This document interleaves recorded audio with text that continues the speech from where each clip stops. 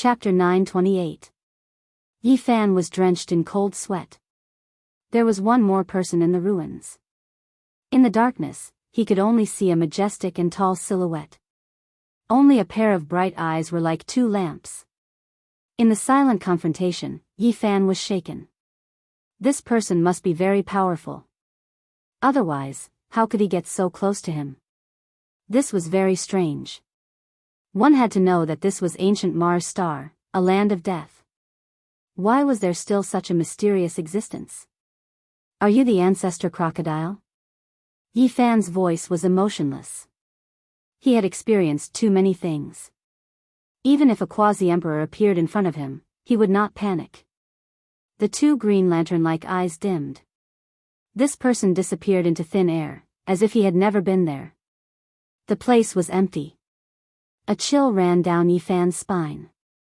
This person was too fast, so fast that he did not even notice how he disappeared. It was as if he had evaporated from the face of the earth. He suddenly turned around and felt a chill run down his spine. In the darkness, there was a vague majestic silhouette staring at him. It was still the same person from before. Similarly, not even a moment later, the mysterious demonic shadow disappeared again. There was no sign of life at all as it appeared in another place. How could it be so fast? Yi Fan was truly shocked. If this person attacked, how could he block it? It was horrifying. Was it the ancestor crocodile? He was not sure. He could not see its true body, nor could he see its appearance. He could not even capture its aura. Just what was this thing? If it was the ancestor crocodile, it would have crushed him to death with a finger. Why didn't it attack? Yi Fan activated the Rho formula and turned into a beam of light. He left the Thunderclap Temple ruins and stopped several miles away to listen to the sounds of heaven and earth. Everything was extremely quiet. There was no storm at this time. The entire ancient Mars star was silent except for his own heartbeat. The stars in the sky flickered with faint specks of light. In the darkness, the Thunderclap Temple ruins were like a dormant beast. What's going on? Why didn't that demonic shadow follow me? Yi Fan was astonished. That majestic figure moved left and right at that place, which made him feel scared. Why didn't it follow him? It's a little strange. Yi Fan wandered around the ruins of the Big Layin Temple. He circled around it and observed, but nothing unusual happened. This puzzled him. Don't tell me that thing was born from the ruins of the ancient temple? Thinking of this possibility, he calmed down a lot and walked forward step by step, slowly approaching the ruins that had been abandoned for many years. Sure enough, as soon as he got closer, a tall and sturdy figure silently appeared in the same place, constantly changing his position like a ghost king. Moreover, when Yi Fan tried to walk to the other end of the ruins, an even more terrifying scene appeared. A great ancient demon devoured the heaven and earth, appearing and disappearing indistinctly. It exuded a frightening baleful aura that was completely different from the demonic figure from before. Yi Fan was not afraid when he saw this scene. Instead, he was completely relieved. He had spent a lot of time with people like Duanda and the Black Emperor in the Big Dipper star region. It was impossible for him not to know many strange things. He had been influenced by what he saw and heard, and he had almost become half an authority. This was the temple's guardian demon god. All of this must have originated from the foundation. After so many years, the crocodile ancestor broke free and destroyed the foundation, allowing Gautama Buddha's backup plan to appear in the world. There was a kind of underground sealing method in the world. It was very magical and cruel. The foundation was cast with the blood of a powerful demon saint, and the dead could manifest all kinds of Dharma images from when they were alive. Below the Big Layin Temple was the demonic land with 18 levels of hell. It must have been painstakingly built with sufficient preparation. Otherwise, the entire ancient temple would most likely be overturned by the demons below. Yi Fan carefully cleaned up and pushed the rubble of the Big Layin Temple to the side, revealing a dense foundation. This is the paradise of Buddhism, but this is the scene below. In order to suppress the demon, Gautama Buddha was also ruthless. The foundation looked extraordinary at first glance. Every piece of stone was engraved with mysterious runes. They were black and red in color and had been soaked in demon blood. It was a horrifying sight. In the center of the underground foundation, there was a huge black hole. After clearing away the rubble, a terrifying demonic aura emerged from below. This is the 18 levels of hell. Back then, the crocodile ancestor escaped from here. There were 18 levels of hell under the Big Lain Temple. If news of this were to spread to the mortal world, not even the Buddhists would believe it. Back then, the crocodile ancestor had escaped, and his divine consciousness had also rushed out. It was unknown whether the more powerful gods from the outer realms had also escaped. This place isn't far from Earth.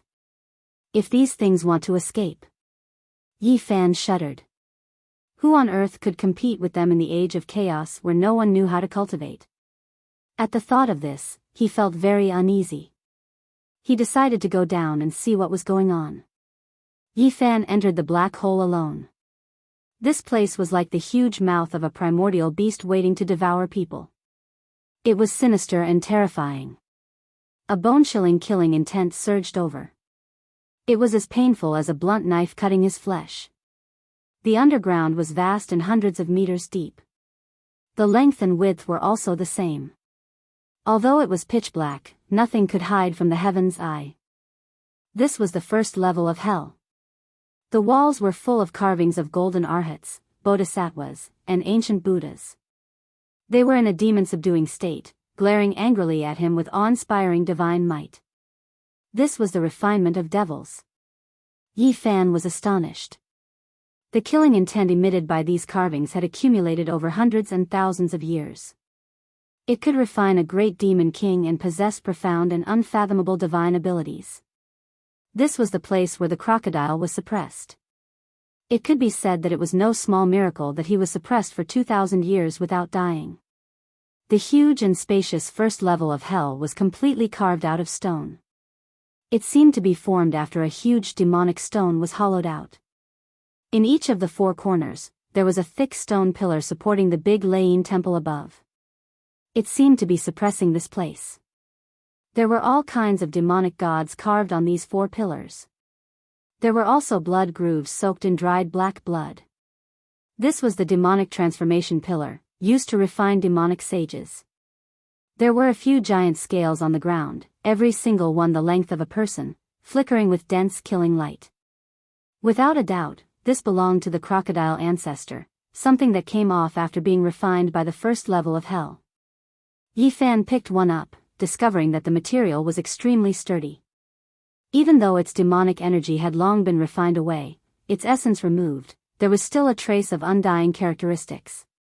Worthy of being a demonic sage, even a completely ruined scale is still so terrifying. Yi Fan clenched his teeth. He was full of hatred towards the crocodile ancestor, wishing to pull out its tendons and pull out its bones. In a corner, there was a large black hole that led even deeper underground. That was the entrance to the second level of hell, the place where the great completion malicious spirits were suppressed. Yi Fan leapt inside. He wanted to see how many levels of hell had been broken through. The underground world was pitch black, becoming even more murky. At the same time, energy attacked his body, his skin feeling as if it was being pierced by needles. Suddenly, his expression became sluggish, his entire body going rigid. It was because there was a ghost lamp in this level of hell that released a lush green light, a chilly aura assaulting his face. Moreover, there was a stone coffin right in front of that ghost lamp, and a shriveled little old man was squatting on top of it, smiling strangely at him. Yi Fan's hair stood on end as he staggered backward. There was actually a living creature in this second level of hell.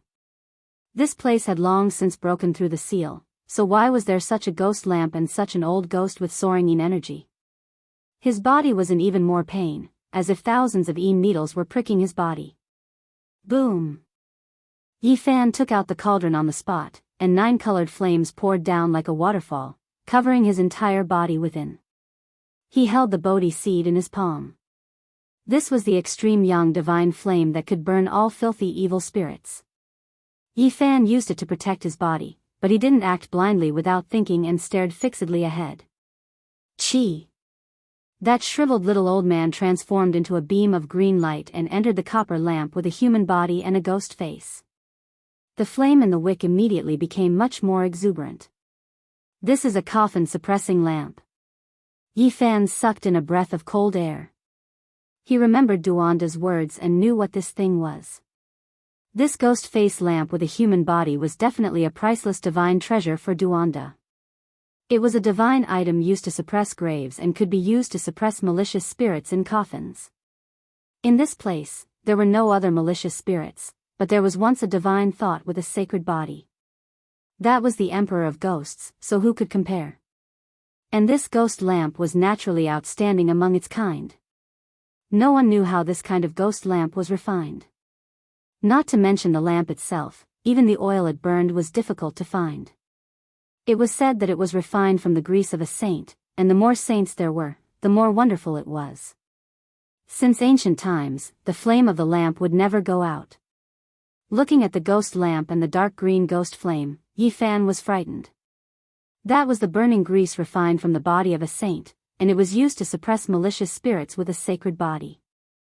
The grease was definitely even more rare and terrifying. This kind of thing was not a magical treasure, so it could not be used to attack the enemy.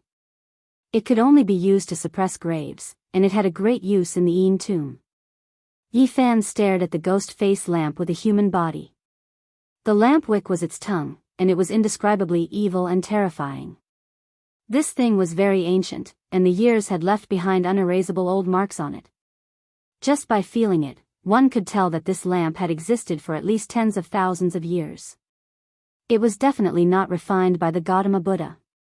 He must have found it from somewhere else and used it to suppress malicious spirits with a sacred body. This ghost lamp was most likely a divine item. If Duanda was here, he would definitely be drooling and pouncing over. However, Yi Fan was very disgusted and was unwilling to put it away. Apart from dealing with the Yin tomb and ancient tomb, this lamp really did not have much use. Yi Fan looked at the burning human oil and the lamp wick and felt a wave of disgust. Although the ancient great sage was divine, this kind of thing left behind really made people uncomfortable. Even though it is not very clean, it is still precious. Once I enter the ancient cave tomb of gods, this lamp is equivalent to a divine treasure. It has strange and indescribable power.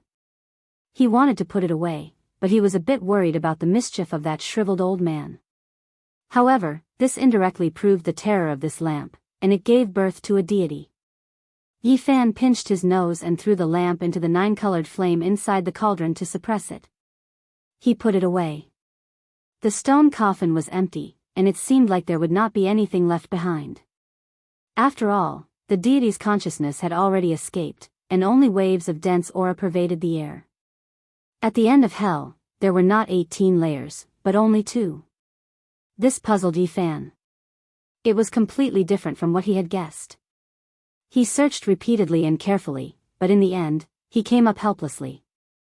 He searched the Great Thunderclap Temple ruins again and finally found a secret. A stone tablet was buried beside the foundation stone. The words carved on it were not in Sanskrit or cauldron characters, but in the divine language commonly used by the 10,000 ancient races. Now, even though Yi Fan could not understand them all, he was almost there. He could mostly distinguish the meaning. There were only 2 layers of the yin-yang hell, and they mutually restrained each other, using the power of yin and yang to seal each other. This was the general idea of the first line, and there was a passage below. Yi Fan instantly understood that the 18 layers of hell were separated into groups of 2. They were divided into 9 ancient stars, and a total of 18 terrifying ancient existences were suppressed there, each more powerful than the last. It is fortunate that this is the case.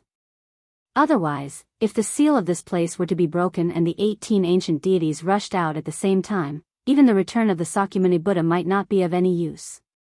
Suddenly, the deafening sound of waves traveled over. At first, Yi Fan thought it was an illusion, but when he listened carefully, he simply could not believe his ears. It was real. Moreover, at this time, he saw a vast black ocean surging over from the horizon. He had read reports before that in the distant past, there might have been great rivers on Mars' star, and even great lakes and oceans. But now, the era had long changed, so how could they still exist? Boom! The raging waves beat against the shore, and rocks flew through the air. In that black ocean, there were actually a few ghost ships sailing, flickering with green ghostly flames. It was indescribably strange. Chapter 929. Mars was known as Mars in ancient times. Its entire body was reddish-brown, mainly due to the abundance of hematite. 20 years ago, before Yi Fan had left Earth, he had already read some relevant reports. This was a boundless dead star. However, there was only a pitch-black swamp before him. Raging waves were raging, and the sound of tsunamis could be heard as the waves reached the sky. This was a terrifying scene that was inconceivable and incomprehensible. There should have been water on Mars in the past, but it had already dried up tens of thousands of years ago. Yi Fan was flabbergasted as he watched all of this. The black waves rushed in front of him and almost drowned him. The salty water was definitely not an illusion, it was real. He soared into the air and was almost petrified. Where did the water come from? What had happened? Was the fading era of myths about to reappear? He was incomparably vigilant as he gazed at the ghost ships. Although they were very far away, he could already feel the eerie aura coming from them. The Black Sea soon submerged this place. What entered his eyes were huge black waves that slammed into the air, sweeping up thousands of layers of incomparably majestic waves. Everything happened too quickly. The scarlet land disappeared in the blink of an eye, and the boundless swamp became the only scene. Even the five-colored sacrificial altar and the ruins of the Great Thunderclap Monastery were submerged. Is this still Mars? Yi Fan muttered to himself. Everything was beyond his understanding. In the distance, the ghost ships were sailing on the waves. They were very stable and didn't capsize at all. The faint green ghostly flames made the scene even more bizarre. Moreover, a dense fog had appeared on the surface of the sea, blurring everything and making it difficult to see clearly. It had only been a short time, but the environment had changed completely. If Yi Fan were to land on Mars now, it would be difficult to recognize him. He would most likely treat it as an unknown starry land. The fog was very dense, but the ghost ships were also becoming more and more hazy. If not for the flickering green ghostly light, he wouldn't be able to see them at all and would soon disappear into the Black Sea. His previous understanding had been overturned. Yi Fan pondered seriously and stared fixedly at the ghost ships. It seemed that if he wanted to understand the situation, he would have to start from them. He stepped on the water and quickly pressed forward, leaving behind a waterline. His clothes and hair fluttered in the wind as he approached a slightly smaller ghost ship. It had an ancient design and a long body. It could easily accommodate a few hundred people. The pitch-black hull was shrouded in a sinister and bone-chilling mist. The sea became lifeless and even the waves stopped surging. It was as quiet as death without a single sound. Up until now, Yi Fan had fought no less than 1,000 battles and was full of experience. He was naturally unafraid. It could even be said that he was a bold and skilled person. He landed on the ship. The fog became thicker and thicker, so much that even the heavenly eye was affected. This was a misty sea. Yi Fan had the myriad chi cauldron above his head and the deity striking whip in his hand. He moved forward on the ancient ship and searched in the darkness. The ship was empty and there was only a bronze lamp hanging at the bow of the ship that flickered with ghost fire. He walked deeper and saw corpses. They were all wearing armor and the iron clothes were almost rotting. He used the myriad chi cauldron to lightly touch them. Rustling metal pieces fell to the ground, and the flesh turned to ash. A white skeleton was scattered on the ground. As he walked deeper, he saw corpses after corpses. They were all wearing armor, and their iron clothes were almost rotten. He used the deity striking whip to lightly touch them, and with a crash, the rotten iron pieces fell to the ground. Flesh and blood turned to ash, and a set of white skeletons scattered on the ground. Not long after, he came to the deepest part of the cabin. There was actually a pool of blood made of black jade. The blood inside had long dried up, and there were a few humanoid creatures wrapped in blood. Not long after, he arrived at the innermost depths of the ship. There was actually a pool of blood made from black jade. The blood inside had long dried up, and there were a few humanoid creatures wrapped in blood. Soon, he came to the deepest part of the cabin. There was actually a pool of blood made of black jade. The blood inside had long dried up, and there were a few humanoid creatures wrapped in blood. One of the corpses actually revived. It possessed extraordinary strength and didn't drag him down. Instead, it bounced up like an ape, its hands grabbing towards his neck. Like a corpse coming back to life, it was a vivid scene of a malicious spirit locking people down. Even Yi Fan, who had been on the battlefield for a long time, was shocked. His hair stood on end and he quickly retreated. Then, he swung the deity-striking whip and smashed it forward. Boom! His strength was so great that even a Tao-severing monarch would be destroyed in both body and soul. There were not many people in the world who could compete with him in terms of physical strength. Sizzle, the tattered iron clothes shattered on the spot, and the bones turned into fine powder. This strange corpse was smashed into pieces, and could no longer cause trouble. Bang! In the dried-up blood pond, the 5 corpses that were wrapped by the blood lumps all struggled free. They let out mournful howls, jumped up high, and pounced towards Yi Fan. Yi Fan's left hand's 5 fingers opened up, and immediately, 5 dragon-shaped pillars of light shot out and penetrated forward. This type of destructive power was enough to kill a sect's main force. However, 5 light sounds rang out. Even though these 5 blood corpses were penetrated, they still rushed forward murderously, not affected in the slightest. Yi Fan shivered inwardly. These corpses were definitely extremely powerful when they were alive, definitely severing the Tao. Now, only by shattering them could they end their painful nightmare. Hong! He lightly shook the cauldron, and all life source energy descended. Every strand was as heavy as a mountain, crushing those ancient corpses into fine powder on the spot, turning them into ashes. This place is truly strange. Who knows how many tens of thousands of years ago these things were left behind, yet they still haven't decayed and can still cause trouble. Yi Fan was astonished. Woo-woo. Suddenly, a sorrowful sobbing sound rang through the air. In this quiet black sea of death, it was especially terrifying, making one's scalp go numb. Yi Fan immediately rushed out of the cabin and arrived on the deck. He stared at the source of the sound. It was the bronze ghost lamp hanging at the bow of the ship. He smashed over with a fist, and with a pu sound, the ghost flame was extinguished. The ancient lamp turned into ashes. However, the sobbing sound had already spread through the Black Sea. Its voice was especially distant. The ghost ships nearby quickly rushed over, and there were several corpses on the deck. It was an incomparably strange sight. Just a few ancient corpses. They aren't that powerful, so there's nothing to be afraid of. Yi Fan sneered. The 6 Tao reincarnation's fist struck out, and a pair of golden fists immediately stirred up heaven overflowing waves. Endless golden light surged, turning these ghost ships into fine powder, including the ancient corpses. The sea surface calmed down, and not a single sound could be heard. Even the waves calmed down.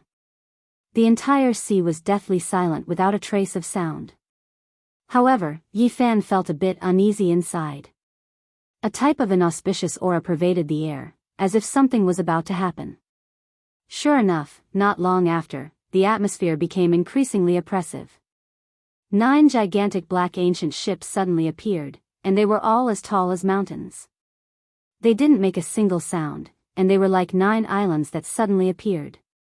They were filled with an oppressive feeling, and only the ghost lamp at the bow of the ship was flickering with a faint light. The deathly silence lasted until the ship was right in front of them. A mournful cry broke the silence, and then a scene that made one's scalp go numb occurred. The 9 black ships were in an uproar, and it was unknown how many ghost claws were waving about. It was almost boiling as ghostly energy soared into the sky. The deafening clamor and ghostly cries were terrifying. Then, like dumplings being put into a pot, tens of thousands of ghost corpses jumped down from the ships and pounced towards Yi Fan. Many of them submerged into the Black Sea, and as they swam over, the ghost claws covered the surface of the sea. This kind of scene made one terrified. It was unheard of and unseen. This strange scene caused Yi Fan's heart to jump violently. He couldn't understand why such a terrifying thing was happening. Boom! Some powerful ghost corpses directly flew over, breathing in and out black clouds as if they could suck the heaven and earth into their mouths. The ghost bodies were incomparably tall, and all of them were covered in rusty iron clothes. Yi Fan was in big trouble. He was submerged by the sea of ghosts. A pair of golden fists shattered everything in their way, but there was no lack of powerful ghosts among them. They were definitely half-saints when they were alive. I understand now. Yi Fan looked at their armor and the boundless sea of ghosts. He knew that these must be the ancient soldiers he saw on the pentacolor altar. They were formed after they died. Presumably, there must be a place of extreme Yin energy on the ancient Mars where countless Yin spirits were buried, allowing their bodies to be preserved until now. Every time the mysterious Black Sea surged, they could also come out to wreak havoc. Yi Fan's battle had sunk into a predicament because there were too many ghost corpses. There were even ghosts transformed from half-saints. Although they didn't have the cultivation of the past, they were still boundlessly terrifying. Just as he was about to summon the nine-colored flame, a dazzling golden light suddenly appeared from the end of the sea. It shook off the endless Yin fog and rapidly approached. This was a large, resplendent ship that emitted boundless divine splendor. It illuminated the entire world and dispersed the thick fog. It let out deafening chanting that shook the vast sky. It was as if they had arrived at Mount Meru. The chanting of Buddhas turned into symbols and rushed into the heavens to suppress these ghost corpses. Divine splendor surged forth violently. Buddhist light shone and many ghost corpses were crushed, vanishing into thin air. Even more retreated into the 9 black ghost ships to confront the resplendent ship. Yi Fan was astonished. The descent of the gods and Buddhas had reversed the situation in an instant, forcing many ghost corpses to retreat. But what was going on with this ship that was filled with divine aura? Suddenly, he was dumbfounded. There were no living people on the seemingly divine and resplendent ship. The hundreds of golden arhats had long since passed away. They were all skin and bones and had lost their lives. All the chanting came from their remnant thoughts and dharma bodies when they were alive. A ship full of dead monks. Yi Fan counted carefully. There were exactly 500 old monks. Every one of them was skin and bones, but there was no aura of death. Their skin was golden and engraved with divine light. Could it be 500 golden arhats? He drew in a breath of cold air. The resplendent ship carried 500 golden arhats who were innately the bane of ghosts. The chanting resounded through the clouds as the 9 black ghost ships sobbed sorrowfully and rushed into the depths of the Black Sea. Boom! Suddenly, huge waves surged and crashed against the shore. The raging waves spanned thousands of miles and were about to split the sky. Both the ghost ships and the Buddhist ships were uncontrollable. They were pulled by a huge force and rushed towards the north. At the same time, Yi Fan discovered that the Black Ocean was receding and the tsunami was retreating towards the North Pole of Mars at an extraordinary speed.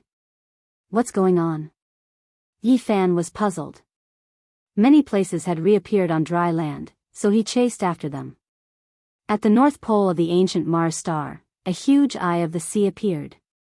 The torrential ocean flowed in, and the 9 ghost ships and the golden Buddha ship were also spinning in it. This sea eye was too big and possessed a demonic nature. It could even swallow the heaven and earth, distorting the surrounding space and causing the void to collapse continuously. It was boundlessly terrifying. Yi Fan's expression immediately changed. This might be the greatest secret of Mars. The ocean that was thought to have evaporated was here. Roar! A loud roar came from the depths of the demonic sea eye. If not for the fact that Yi Fan had a saint physique, he would have exploded and turned into a bloody mist. Brat, you ruined my plans. The demonic sea eye that opens once in 1,000 years has closed just like this. Even eating your flesh and drinking your blood won't be enough to quench my hatred. A wave of majestic blood energy drowned out the heaven and earth. The entire world was about to explode as demonic energy overflowed the heavens. This was definitely an ancient demonic saint. Chapter 930. The reports Fan saw on Earth had come true. There were ancient rivers on Mars, and related researchers even believed that there were great lakes and oceans. Now, it was confirmed. There was a demonic sea at the North Pole here. It was so mystical that even the heaven and earth were collapsing and being swallowed inside. No wonder the Black Sea came and went so suddenly. However, now was not the time to think absent-mindedly. That was because a heaven-overflowing demonic aura rushed over from the Black Sea. Blood energy rolled about, startling the stars and shaking the moon.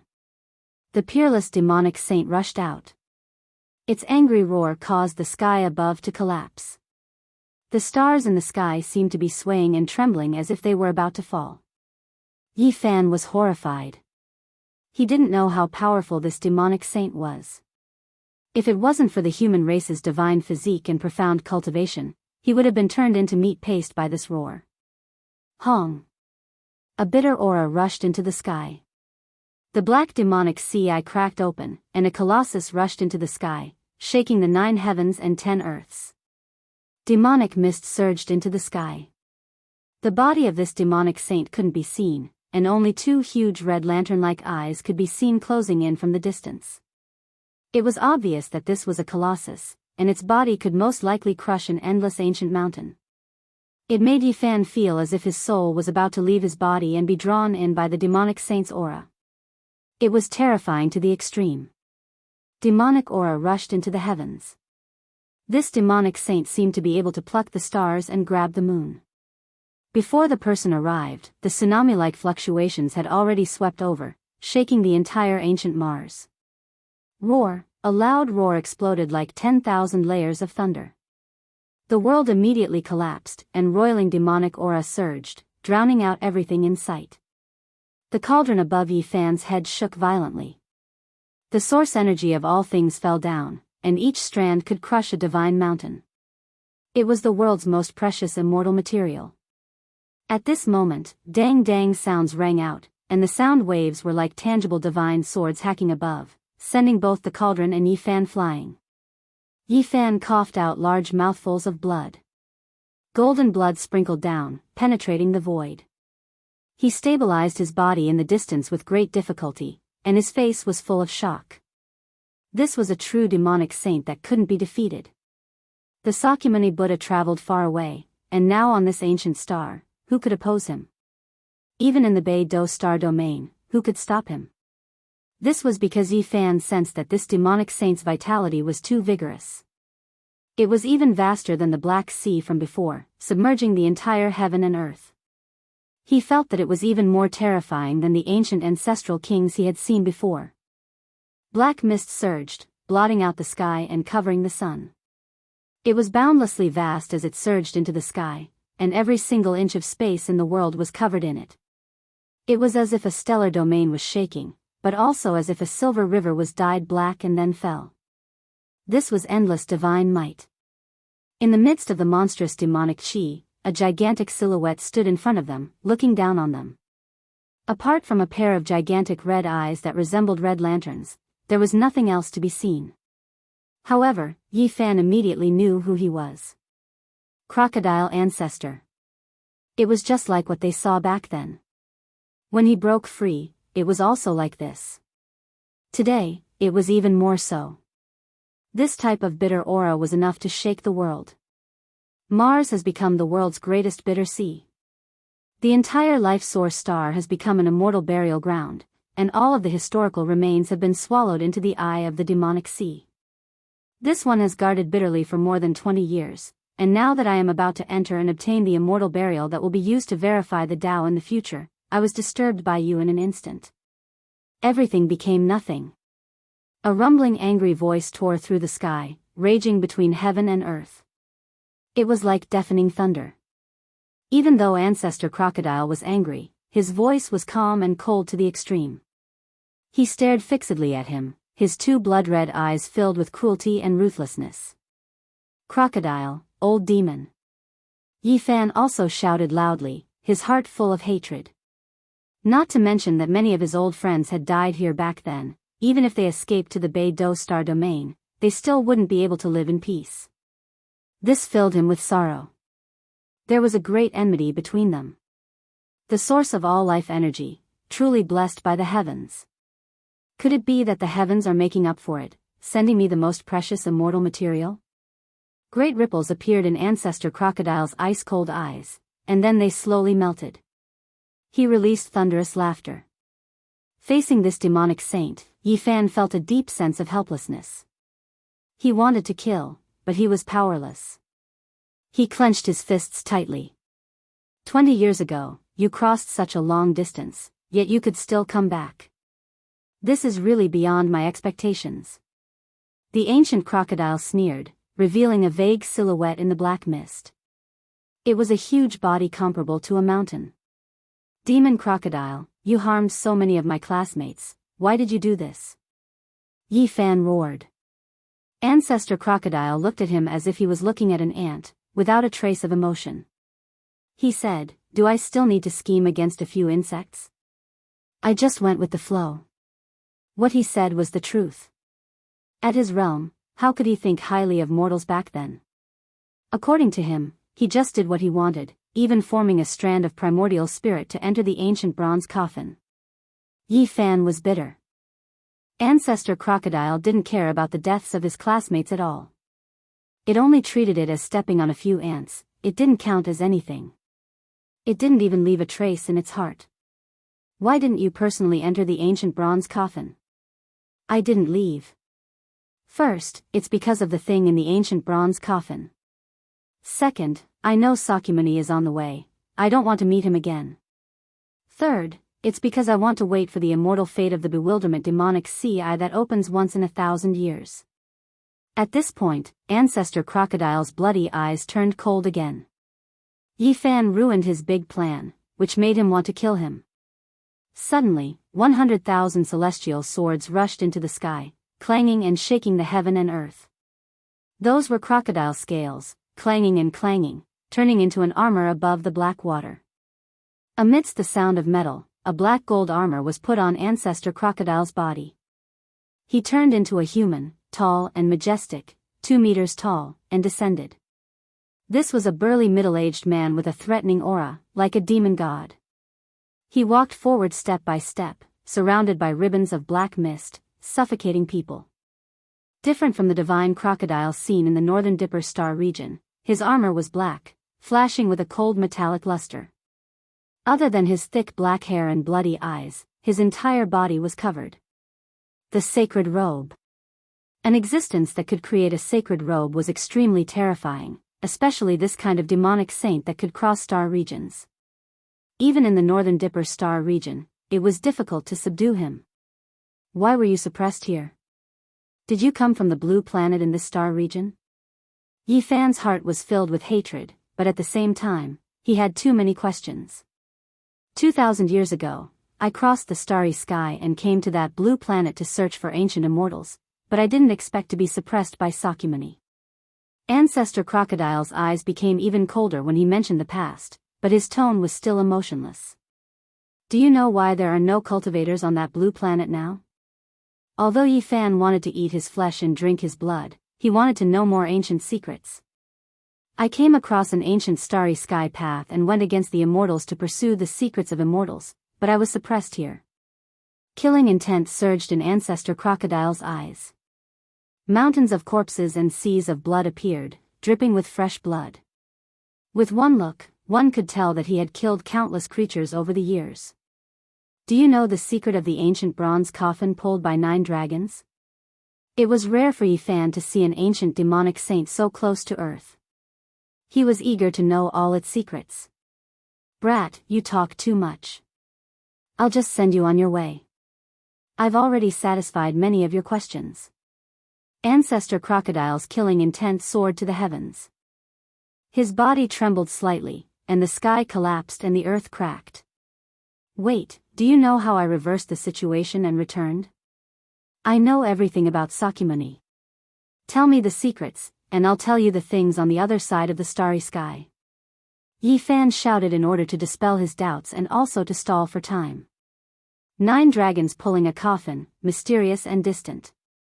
I've seen it twice in my life. The first time was 5,000 years ago on a broken life source star in the depths of the star domain. I thought that I had obtained a great fortune and wanted to open it, but it almost destroyed my cultivation in this life.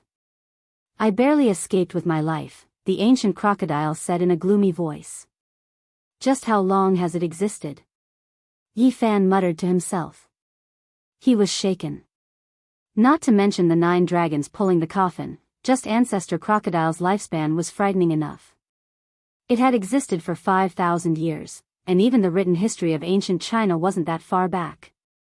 Of course, that period of time didn't count. Now, he knew that there was an era of gods and demons on Earth. Where were you born? How many life source planets are there in the desolate universe? How are they related? Where is the end of the ancient starry sky path? Are there immortals in this world? Yi Fan had too many questions that he wanted to ask clearly. However, Ancestor Crocodile sneered and said, "Brat, you have too many questions. I'll shatter your primordial spirit and extract your memories.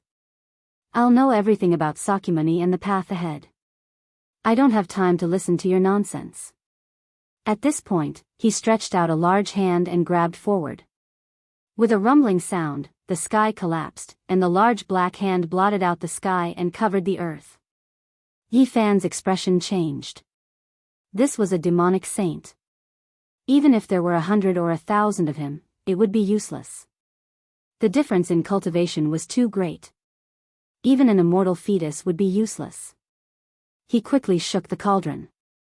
The myriad chi fell down and protected him tightly. At the same time, he was ready to unleash a terrifying attack. The black hand was obviously coming to grab the cauldron. Even ancient emperors would be moved when faced with such peerless immortal materials, let alone Ancestor Crocodile.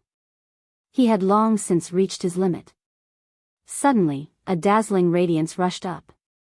9 colored flames filled the sky and enveloped the black hand on the spot, burning it fiercely. A muffled groan could be heard as Ancestor Crocodile's black hand turned into a torch that couldn't be extinguished. It almost evaporated the water in front of the black sea eye. Yi Fan immediately took out the profound jade platform and wanted to cross the void to escape. However, the formation platform shattered on the spot and turned into powder. A puny human actually injured me. Ancestor Crocodile's words were incomparably cold. His hand was badly injured. He continuously used Tao laws and finally managed to extinguish the flames on his hand. You killed so many of my old friends. Today, I'll settle things with you. Yi Fan threw caution to the wind and was ready to take out a trump card. You are just a group of insects in my eyes. I casually set up a backup plan and sent a primordial spirit to Big Dipper. To be honest, I've never treated you as anything. I can kill billions of ants like you with one hand. Ancestor Crocodile had a trace of disdain. One day, you will also be stepped on by others like an ant. Yi Fan said coldly. He wanted to take out his trump card, but it was still night and the sky hadn't brightened yet. He was afraid that he would die because of this. Your physique is very special and you also have an extraordinary fate. You can even find a shocking immortal material like the myriad chi source root that even ancient emperors yearned for. Today, I'll kill you and take away the human Tao foundation of an ant like you.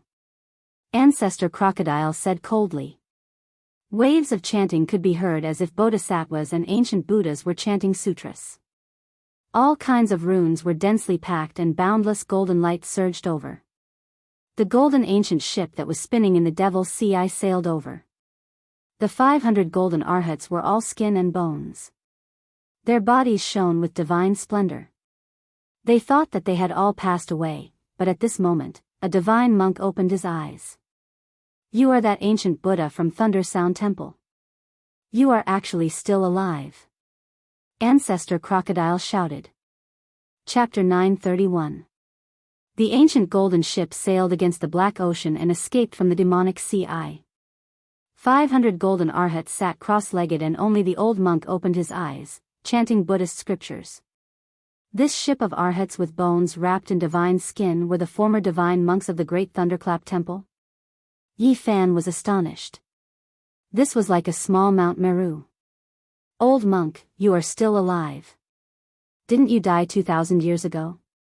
Ancestor Crocodile shouted. The veins on his forehead were throbbing. It was obvious that he had fought with this old monk before. Buddha is merciful, good, good. The old monk opened his mouth.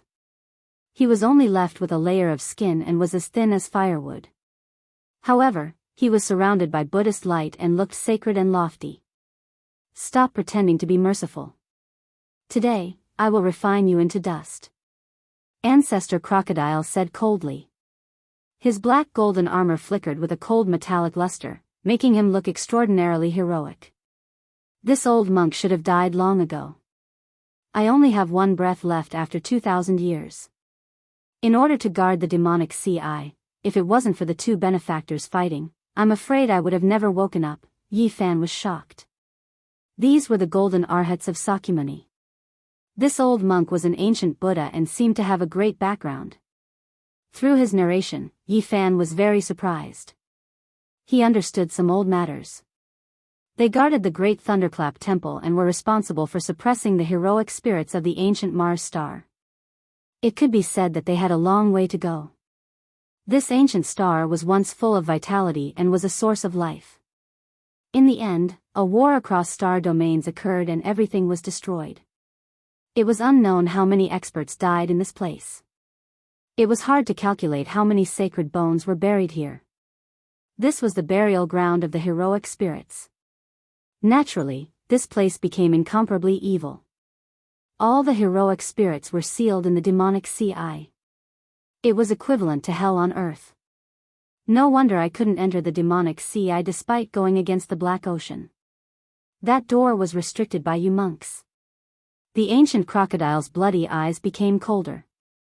Benefactor, don't provoke a disaster. Since you can find the demonic CI, you naturally know how it was formed and what kind of existence is sealed in the deepest part. So many years have passed. Even if there were immortals, they would have long turned into dung. What could be left inside? Ancestor Crocodile said coldly. Yes, things from that era can't live until now. But don't forget what this place is. Demonic CI of the North CI, a land of extreme een. You also saw the appearance of the ghost ship. Many things turned into een spirits, not to mention the existence sealed in the deepest point of extreme een. Now, there are definitely supreme een deities as well as unparalleled heroic spirits. No matter who comes, they won't be able to subdue them. The old monk had a solemn expression on his face. Yi Fan was shocked. It turned out that the remains of the past civilizations and creatures that died in battle were sealed within this devil CI. There were even many ancient secrets and past events that were unknown to others. Old monk, are you going to make a move again? It's been 2,000 years. You really are alive. Even Sakyamuni respects you as teacher. The black golden armor of the ancient crocodile clanged. Its murderous aura was like a sword, slashing in all directions, sweeping out a large ravine on the ground and the sky. Yi Fan was shocked. He looked at the old monk in disbelief.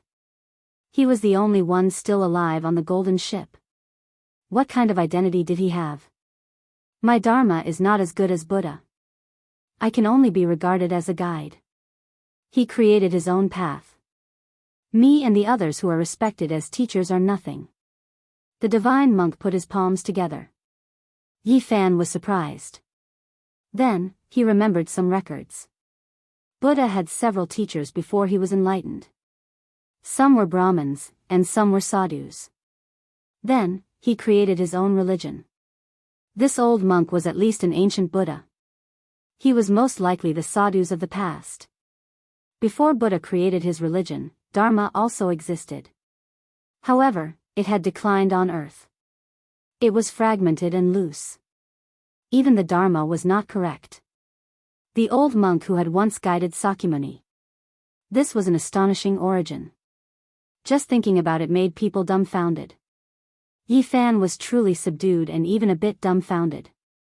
How ancient was this person? He must have been a virtuous Buddha. He must know everything about Earth's ancient times. This was a true living fossil. If he could sit with him for a day, he might be able to solve most of the mysteries in his heart. Yi Fan was incomparably excited at the thought of this. Old monk, who do you think you are? I admit that I'm not Buddha's match, but can't I kill you? Even if you are half a teacher to him. The ancient crocodile was powerful and tyrannical. The black golden armor on its body hummed and emitted millions of sword radiance. It took a step forward and was about to board the golden ship. Namo hi na na dong na yi yi, namo ali yi polujia di, shua bo na yi pu ti sa tu pi yi. The old monk started chanting the demon-subduing scripture. Golden runes jumped out one after another and imprinted in the sky. Each of them was extremely heavy. Clang, clang, ancestor crocodile attacked. Sparks flew in all directions with each strike colliding with the runes. At their level, any random attack was the law of heaven and earth. If it wasn't for the fact that Mars was a special ancient planet, their battle might have shattered half of the ancient planet. That was because the divine chains of order had already rushed up and penetrated the boundless void. This was a fierce battle. Both sides held nothing back and wanted to destroy the other. This was a battle between Buddha and demon. Namo yaina na dong na yi yi. Suddenly, all the golden arhats on the ancient ship began to chant sutras. These were the remnant thoughts and fluctuations from when they were alive. Their chanting resounded throughout Mars. Boundless light blossomed and confronted the ancient crocodile. The entire golden ship burst forth with all kinds of patterns that interweaved under the sky. Chanting. It was as if all the bodhisattvas were shouting in unison, or as if Buddhas were roaring in anger. It seemed to have come from ancient times and possessed boundless and immeasurable divine might. This ancient golden ship was a supreme magic artifact that was at least of the legendary grade. There were formations carved by Buddha himself on it. At this moment, they were all lit up with the intention of purifying all demons in the world. The might of Buddha spread for 80,000 li. The Buddhist Dharma was profound and unfathomable. It could purify all enemies, and at this moment, it displayed astonishing might. The chanting continued without end.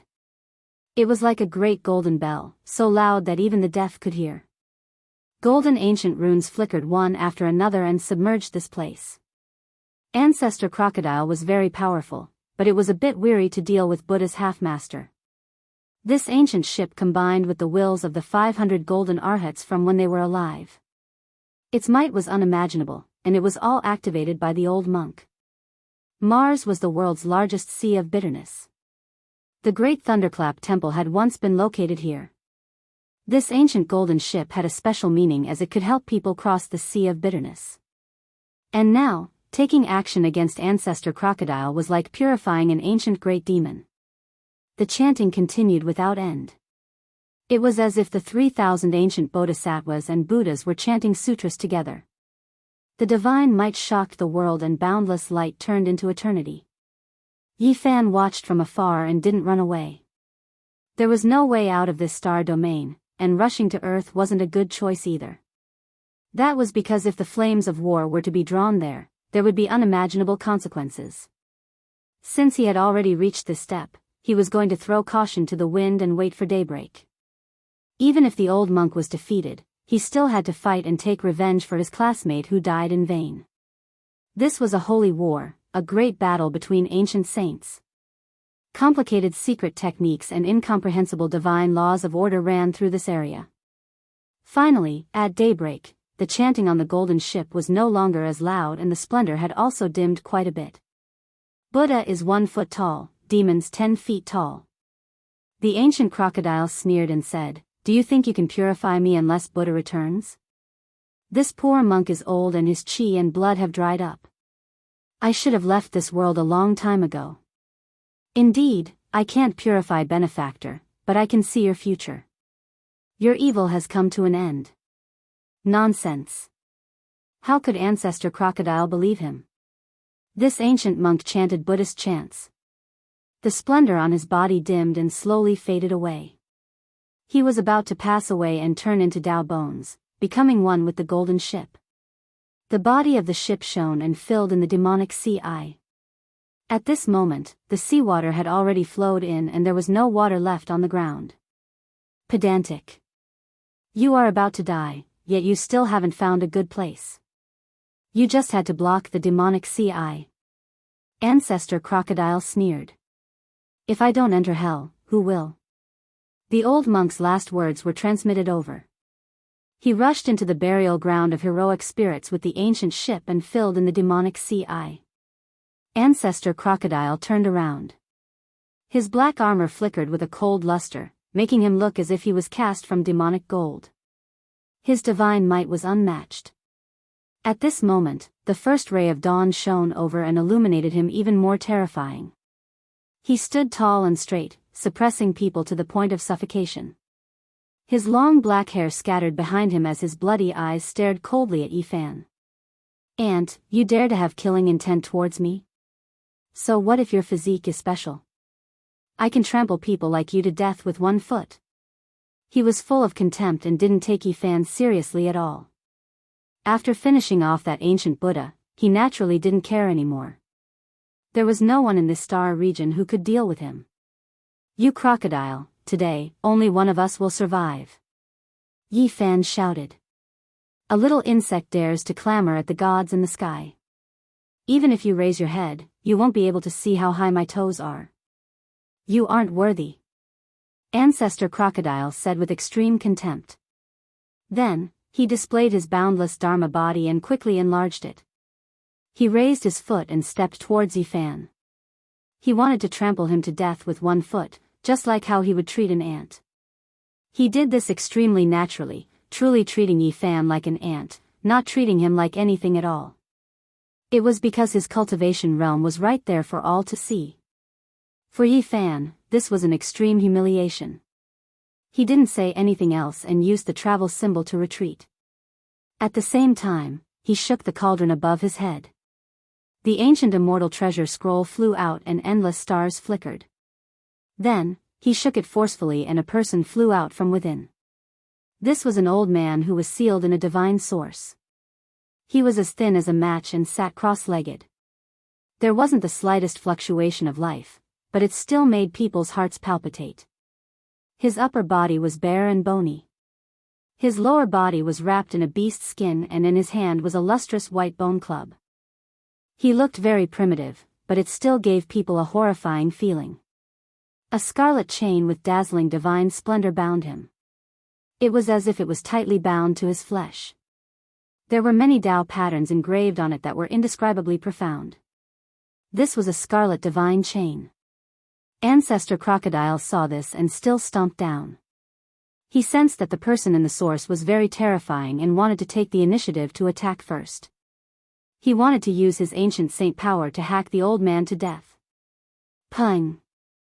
This step couldn't be said to be anything but tyrannical. Even an archaic ancestral king would be smashed to pieces. Without any suspense, Ancestor Crocodile made a vicious move.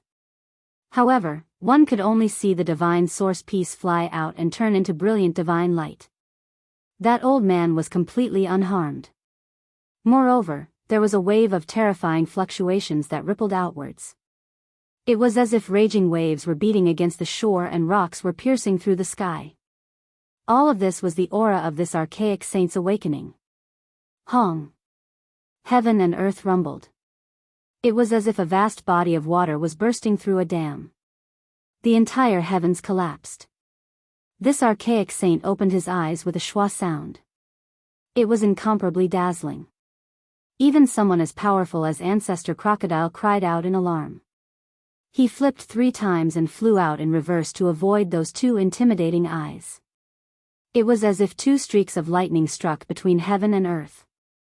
Those were 2 tangible streaks that rushed into the sky dome in an instant, shattering the heavens with a domineering aura. His pair of eyes were too terrifying.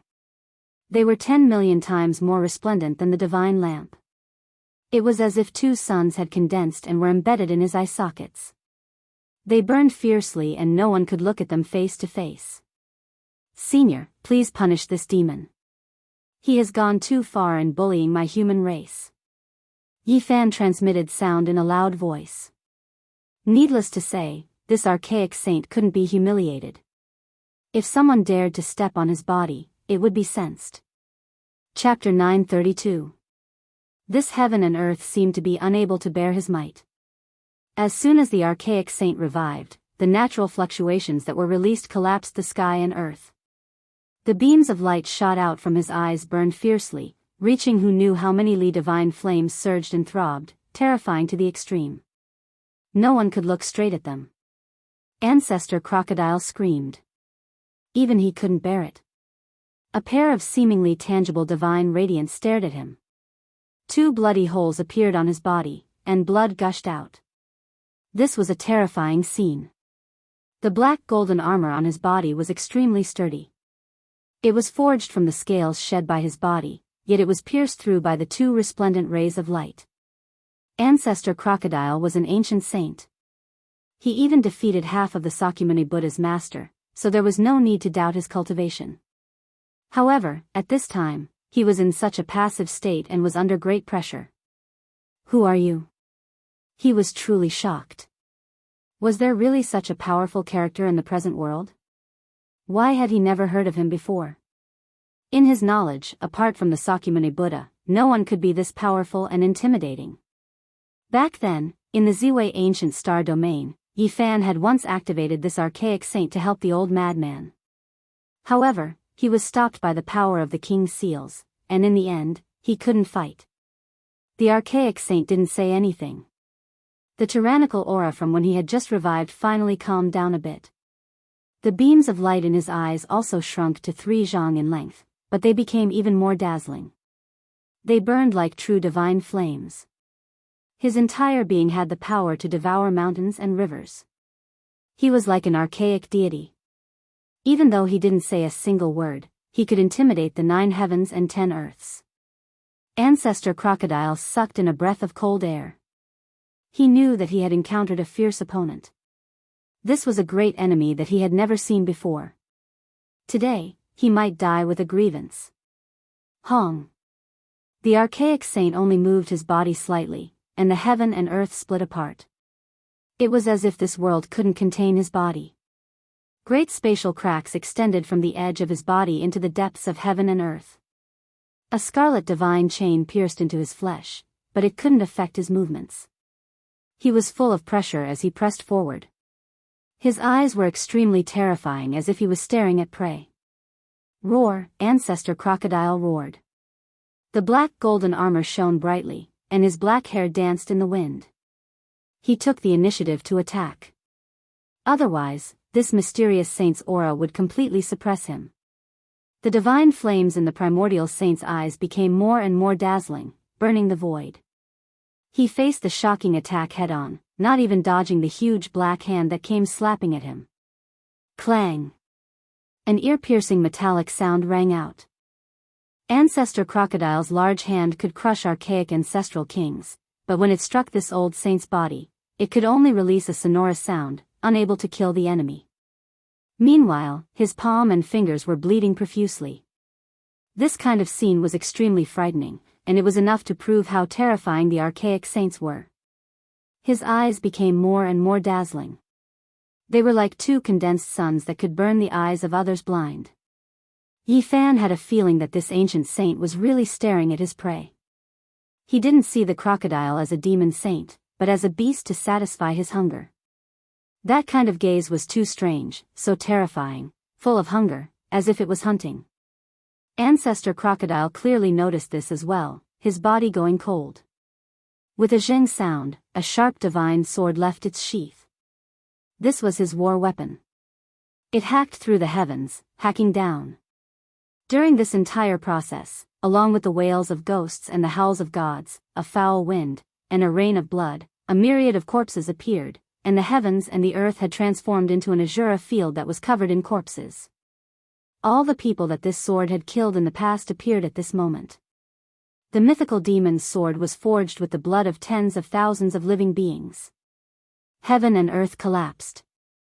If not for Mars being sealed, if it was any other star, the entire ancient star would have been cut in half without any suspense. The sun, moon, and stars in the sky were shaking. It cut through the sky, and nothing could stop this world-shaking sword. Even the rising sun had completely dimmed, and it was far from being comparable to the sword light. In the face of this sword, the primordial saint faced it with his back to him. Instantly, sparks flew everywhere, and divine energy split the sky. Not only was Yi Fan dumbfounded, but even Ancestor Crocodile was stupefied. His fingers were sore, and he couldn't even hold the divine sword in his hand steadily. Clanging sounds rang out, and the world shook. Ancestor Crocodile's demon sword hacked down on the primordial saint's scarlet iron chain. Sparks flew everywhere, and the cold light illuminated the heavens. It was deafening. That was a scarlet divine chain, and it was engraved with many primordial symbols. It possessed a powerful divine power, and it wanted to use this to bind the primordial saint forever. A long time ago, Yi Fan and the Black Emperor had studied it. At that time, Duanda advised him to immediately abandon it, because the primordial saint's power had long seeped into the god's sealing chain and was about to break it. Now, it was hacked down by Ancestor Crocodile's strongest divine sword, and the symbols on it dimmed quite a bit. Not only was Yi Fan scared, but even the primordial saint was horrified. However, this primordial saint didn't care at all. He treated Ancestor Crocodile like an iron pole, and he planned to break the scarlet divine chain. Great Yin and Great Yang, whichever is stronger, Yin and Yang support each other, the Emperor under the heavens. Yi Fan recalled this incantation like ancient saying. This wasn't an ordinary primordial saint. He was extremely terrifying and powerful. During the archaic years when experts were as common as clouds and ancestral kings stood in great numbers, he could move unhindered under the heavens. He had killed quite a few ancestral kings, and one of them was even the great sage. Back then, all the clans attacked him from all sides. When he was in a daze, the matchless father and son from the nest of 10,000 dragons took advantage of this and sealed him. His accomplishments were extremely terrifying. He cultivated the Great Yin and Great Yang scriptures at the same time, and this was the path to prove himself. However, in the end, he went crazy. He was a god during the day and a devil during the night. Everywhere he passed by, there would be a reign of terror. It was full of slaughter, and the archaic era was shaken. At that time, the human race was extremely weak, yet such a supreme expert appeared. It truly triggered a great panic. He was called the human devil, and all the great clans felt uneasy. Since the ancient times, almost all those who cultivated the Great Yin and Great Yang scriptures had failed. No one succeeded. However, this primordial saint cultivated both scriptures and survived. It couldn't be denied that this was a miracle. As a god during the day, he was filled with divine light. At night, he was a devil with murderous intent lingering around his body. He was incomparably crazy. Yi Fan and the others had speculated that this was at least a great sage. Otherwise, how could he dare to cultivate the Great Yin and Great Yang scriptures at the same time? He wanted to prove his Tao. Dusk was when he was at his weakest. His mind wasn't clear, and it was easy for others to take advantage of him. Otherwise, even during the archaic years, when there were many ancestral kings, it would be difficult for anyone to subdue him. Chang, Keng, Ancestor Crocodile was also scared. He did everything he could to attack. He brandished the demon sword, bringing with it heaven overflowing bloody light and tens of thousands of corpses as he slaughtered his way over. His eyes were very vicious. This time, not a single one of the scarlet divine chains hit its target. All of them were aimed at the primordial saint's vital points. Every sword carried strands of the heavenly Tao. The laws were like rain, pouring down in torrents. It was incomparably terrifying. At this moment, some people in the outer space observatory were astonished. After careful observation and comparison, they believed that Mars was experiencing a rare meteor shower. Moreover, it was extremely serious. According to that level of impact, it was enough to destroy Mars. What was strange was that it was actually unharmed. Later on, this encrypted information was sent to several relevant countries and was classified as top secret.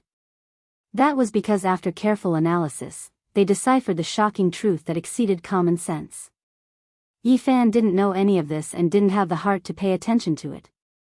He was attracted by the great battle in front of him. Ancestor Crocodile's magical power was heaven overflowing and could definitely cut down Mars' star with a single sword strike. Unfortunately, he was obstructed by the seal here. The primordial saint was even more terrifying. He moved like a ghost and turned into a war god. He didn't take the initiative to attack and kept staring at Ancestor Crocodile. Most of his energy was focused on his own body, wanting to break the scarlet divine chains. Even if there was a sword radiance that hacked at him, it would only produce a string of sparks and produce a bloody scar. It was difficult to injure him to the core. He was like a demonic god. Chi! Ancestor Crocodile rushed into the sky. He was terrified and wanted to escape from Mars. This demonic human was too terrifying. The more he fought, the more terrified he became. If he broke free from the chains, who in this world could subdue him? Xiao. However, the primordial saint didn't give him the chance. He teleported and blocked his path. Within the morning multicolored light, his divine might was awe-inspiring like a heavenly deity descending to the mortal world. Hong. The demonic human opened his mouth and inhaled. It was as if the sun had been swallowed. Endless essence flames covered the sky and earth. It was millions and millions of times more terrifying than a meteor shower. All of Mars was enveloped by it. Kacha. He circulated his magical power and his entire body went taut. In that instant, the sound of chains snapping rang out. Streaks of scarlet light flew in all directions. The scarlet divine chains were broken by him. He was like a demon king who had broken free of his shackles. He let out a long roar that shook the world. The sound waves rushed forward and formed a beam of light, blasting Ancestor Crocodile down. The great ancient crocodile was anxious. It wanted to tear open the void and cross into the starry sky, but it couldn't. This primordial saint stood on Mars' star and locked down the heaven and earth. He couldn't break through it all. Wang. The old saint took the initiative to attack. Although he was as thin as a match, he had the strength to pluck the sun, stars, and moon. His divine might spread out for hundreds of thousands of miles. The white bone club in his hand was as heavy as 1,000,000,000,000 tons. Nothing could stop it and it crushed the heavens and earth. Ancestor Crocodile screamed and fled for his life. He was originally an existence that could kill an ancient king and hack apart the ancient Buddha of the Great Thunderclap Monastery. But now, he was scared out of his wits. Clang! The great ancient crocodile resisted while fleeing. The demon's sword in his hand was smashed apart by the bone club on the spot. It broke into dozens of pieces and fell into the devil's sea eye. Hong! The primordial saint swung the bone club again. The pure white bone weapon contained an undying divinity. It turned into a beam of white light and fell down. The sun, moon, and stars in the sky all trembled. Pfff. A streak of bloody light surged. Ancestor Crocodile cried out. The lower half of his body was forcefully broken, turning into a bloody paste. Meanwhile, the armor on his body shattered inch by inch, turning into powder, unable to protect him at all. The great ancient crocodile's soul almost left his body. He transformed into his true form and fled against the sky. However, he couldn't escape at all. The old saint locked onto him and increased his speed, cutting off his path forward. His lower body was wrapped in beast skin and he held a bone club in his hand. His hair was a mess and he looked like a savage that walked out from a primitive tribe. However, his strength was terrifying. At this moment, he completely treated Ancestor Crocodile as his prey. He acted like he was dealing with a wild beast and attacked ferociously. Not long ago, Ancestor Crocodile was like a god to Yifan. But now, he had fallen into a true crocodile. He was being targeted by a hunter and his life was in danger. Hong! The old saint swung the white bone club and smashed down a few times. Ancestor Crocodile was on the verge of death. He fell to the ground and transformed into his true form. The old saint lifted him up like a dead fish. Yi Fan was dumbfounded. He simply didn't dare to believe his own eyes. Ancestor Crocodile could definitely shatter an ancient star region and was omnipotent. Even the ancient bodhisattvas and Buddhas couldn't do anything to him. But now, he was in such a miserable state. At this moment, the old saint used his cultivation and magic power to start a fire. He then waved his hand at him and actually prepared to cut open this great crocodile's stomach and roast it on the fire. He was inviting him to enjoy the crocodile meat together. Chapter 933. Ancestor Crocodile was dripping with blood. The lower half of his body had turned into meat paste, completely broken by the white bone club. At this moment, he was on the verge of death, no longer as mighty as before. Yi Fan was almost petrified. He really didn't dare to believe this. This was like a fantasy story. Ancestor Crocodile woke up from unconsciousness and saw that he was being held upside down like a dead fish. He struggled violently, but the old saint was very violent. With a swing of the club, the bones all over his body cracked in many places. If not for the flesh, his body and soul would have been destroyed. What was going on? The ancient crocodile couldn't accept this. He couldn't accept this reality. There was actually someone so terrifying in this world that could treat him like this. In the past, he was all-powerful, able to split an ancient star with one strike. Even ancient bodhisattvas and Buddhas weren't his match. He was invincible. But now, he had become a prisoner and his life was in danger. Ancestor Crocodile cried out. This was truly sullen. He was an unrivaled demonic saint. He had never thought that he would lose his dignity like this. It was too useless to die like this. After a long time, Yi Fan finally came back to his senses. He couldn't help but laugh towards the sky. Not long ago, this ancient crocodile was still looking at him like an ant. It was full of disdain and contempt, even wanting to trample him to death with one foot. But now, it had suffered such a disaster. This was truly heaven's justice and retribution. Roar! Ancestor Crocodile's roar shattered mountains and rivers. Countless mountains on ancient Mars star collapsed and collapsed. The entire world was shaking, about to shatter. He really couldn't accept this. He had lived for so long and could look down on ancient star domains one after another. He was regarded as an outer realm deity, but in the end, this was the result. Pa! In response to his roar and struggle, the old saint was very straightforward. The club struck his head, almost splitting open his skull. Flames were already rising, burning more and more vigorously. That was the boiling of Tao and magical power. Otherwise, how could ordinary flames roast an unrivaled demonic saint? Yi Fan silently gazed into the distance, paying his respects to his dead classmates. Back then, on this ancient star, half of his friends had lost their lives. Great crocodile, you deserve this day. He scolded coldly. Ancestor Crocodile was powerless, about to be refined alive. A slight struggle would result in a large club strike. It was extremely weak.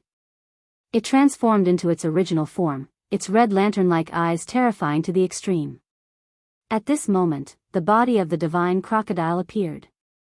It was like a mountain, and its entire body was covered in black gold scales. It had a metallic texture, and when the big stick hit it, it made a clanging sound. Yi Fan couldn't help but sigh. Ancestor Crocodile really had 8 lifetimes of bad luck. It was fine to meet a good-tempered Sakyamuni. At most, it would be suppressed. Encountering the old saint's temper was truly tragic. Not only did he want to kill him, but he also wanted to roast him and eat him. The crocodile ancestor, which was as tall as a mountain, was easily picked up by the old sage like a little chick. Hua! The raging waves shocked the heavens. The archaic saints used their great magical power to forcefully conjure up a wave in the demonic sea. Pure clear water was produced from within and poured down with walala sounds. This was to wash the prey. Ah! Ancestor Crocodile screamed. He had never thought that there would be a day like this. He really was about to become someone else's meal. A dignified and peerless demonic saint of a generation. How could the word tragic describe it? The old saint disliked him for being noisy and slapped down. The giant crocodile's mouth was almost deformed. Blood gushed out on the spot, and the crocodile's teeth flew out. This seat has traveled unhindered all my life. Apart from being defeated by Sakyamuni, I have been invincible and all-powerful. How many ancient heavenly geniuses had their corpses at my feet, but now, they have fallen to such an end. How lamentable. Ancestor Crocodile wanted to kill himself. He really couldn't bear it and couldn't accept such an ending. He had traveled unhindered in the star field for 7,000 to 8,000 years and had visited many ancient star fields. He could be considered an outstanding supreme among demonic beasts. Otherwise, how could he travel in the universe? But in the end, everything was for naught. So what if he had devoured the ancient Buddhas? In front of this old saint who didn't care about meat and vegetables, even the most powerful divine abilities were useless. He had also become food. Bang! Finally, with a light sound, Ancestor Crocodile was freed. The human demon ended his life with a swing of his stick. He crushed his head and even refined his primordial spirit. Chi! The old saint stretched out a finger and turned the useful information he had obtained from Ancestor Crocodile into a beam of light. He imprinted it between his brows and his expression was greatly shaken. That was because he knew how many years had passed. The blue sea had turned into mulberry fields, and millions of years had passed by slowly. It was no longer the ancient era, and the entire world had changed. Pfft! The following scene was a bit bloody. The old saint acted as if he was dealing with a wild beast in the mountains. He personally skinned the divine crocodile of this generation. The flesh was shining and essence energy was overflowing in all directions. It was incomparably threatening. Even though the lower half had been blasted into meat paste, the upper half was still like a small mountain. The old saint tore off a piece of essence meat that weighed 500 kilograms. It flickered with dazzling divine splendor because this was the divine flesh of a demonic saint. It possessed a mighty power that transcended the secular world. The old saint used the clear water that evaporated from the sea to wash this piece of meat clean. He roasted it with Tao flames. The flesh was enshrouded in mist and multicolored light. A refreshing fragrance wafted out, making one drool with desire. After a long time, the fragrance of the roasted meat wafted out for several kilometers. The old saint waved his hand again and called Yi Fan over. The divine crocodile meat was ready to be eaten.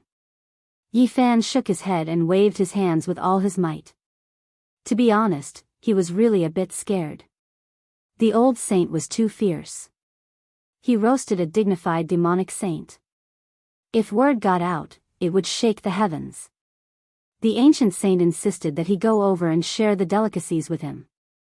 The meat was golden and glossy. From time to time, it would rush out with multicolored divine light.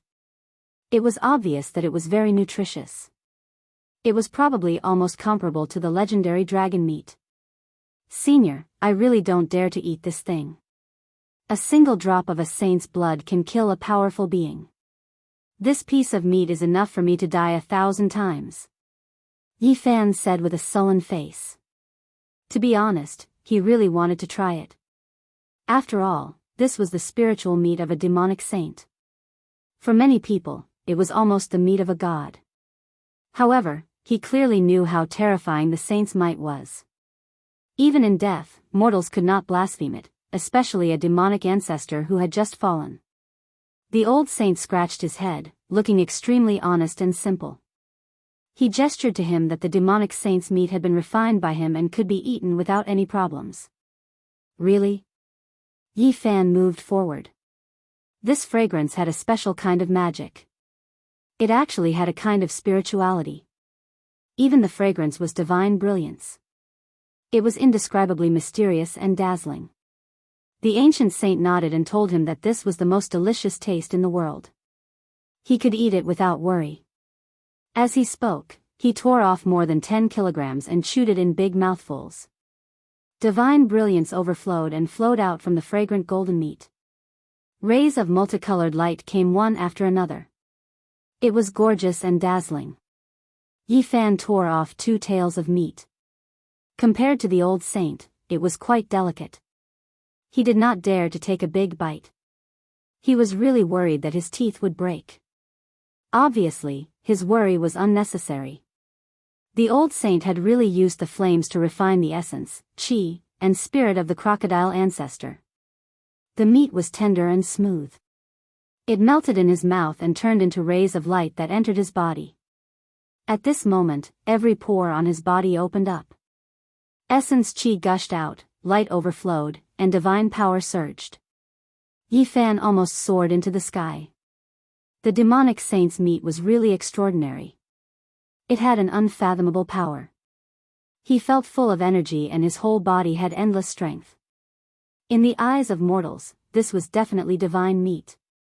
In fact, this was the case. Since ancient times, who could eat the meat of a demonic saint? Especially in his realm, it was impossible to even think about it.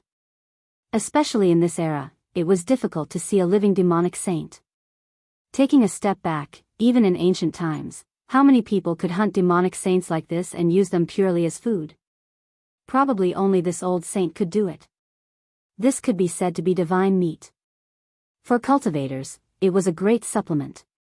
If eaten for a long time, not only could it strengthen the muscles and bones, but it could also be reborn.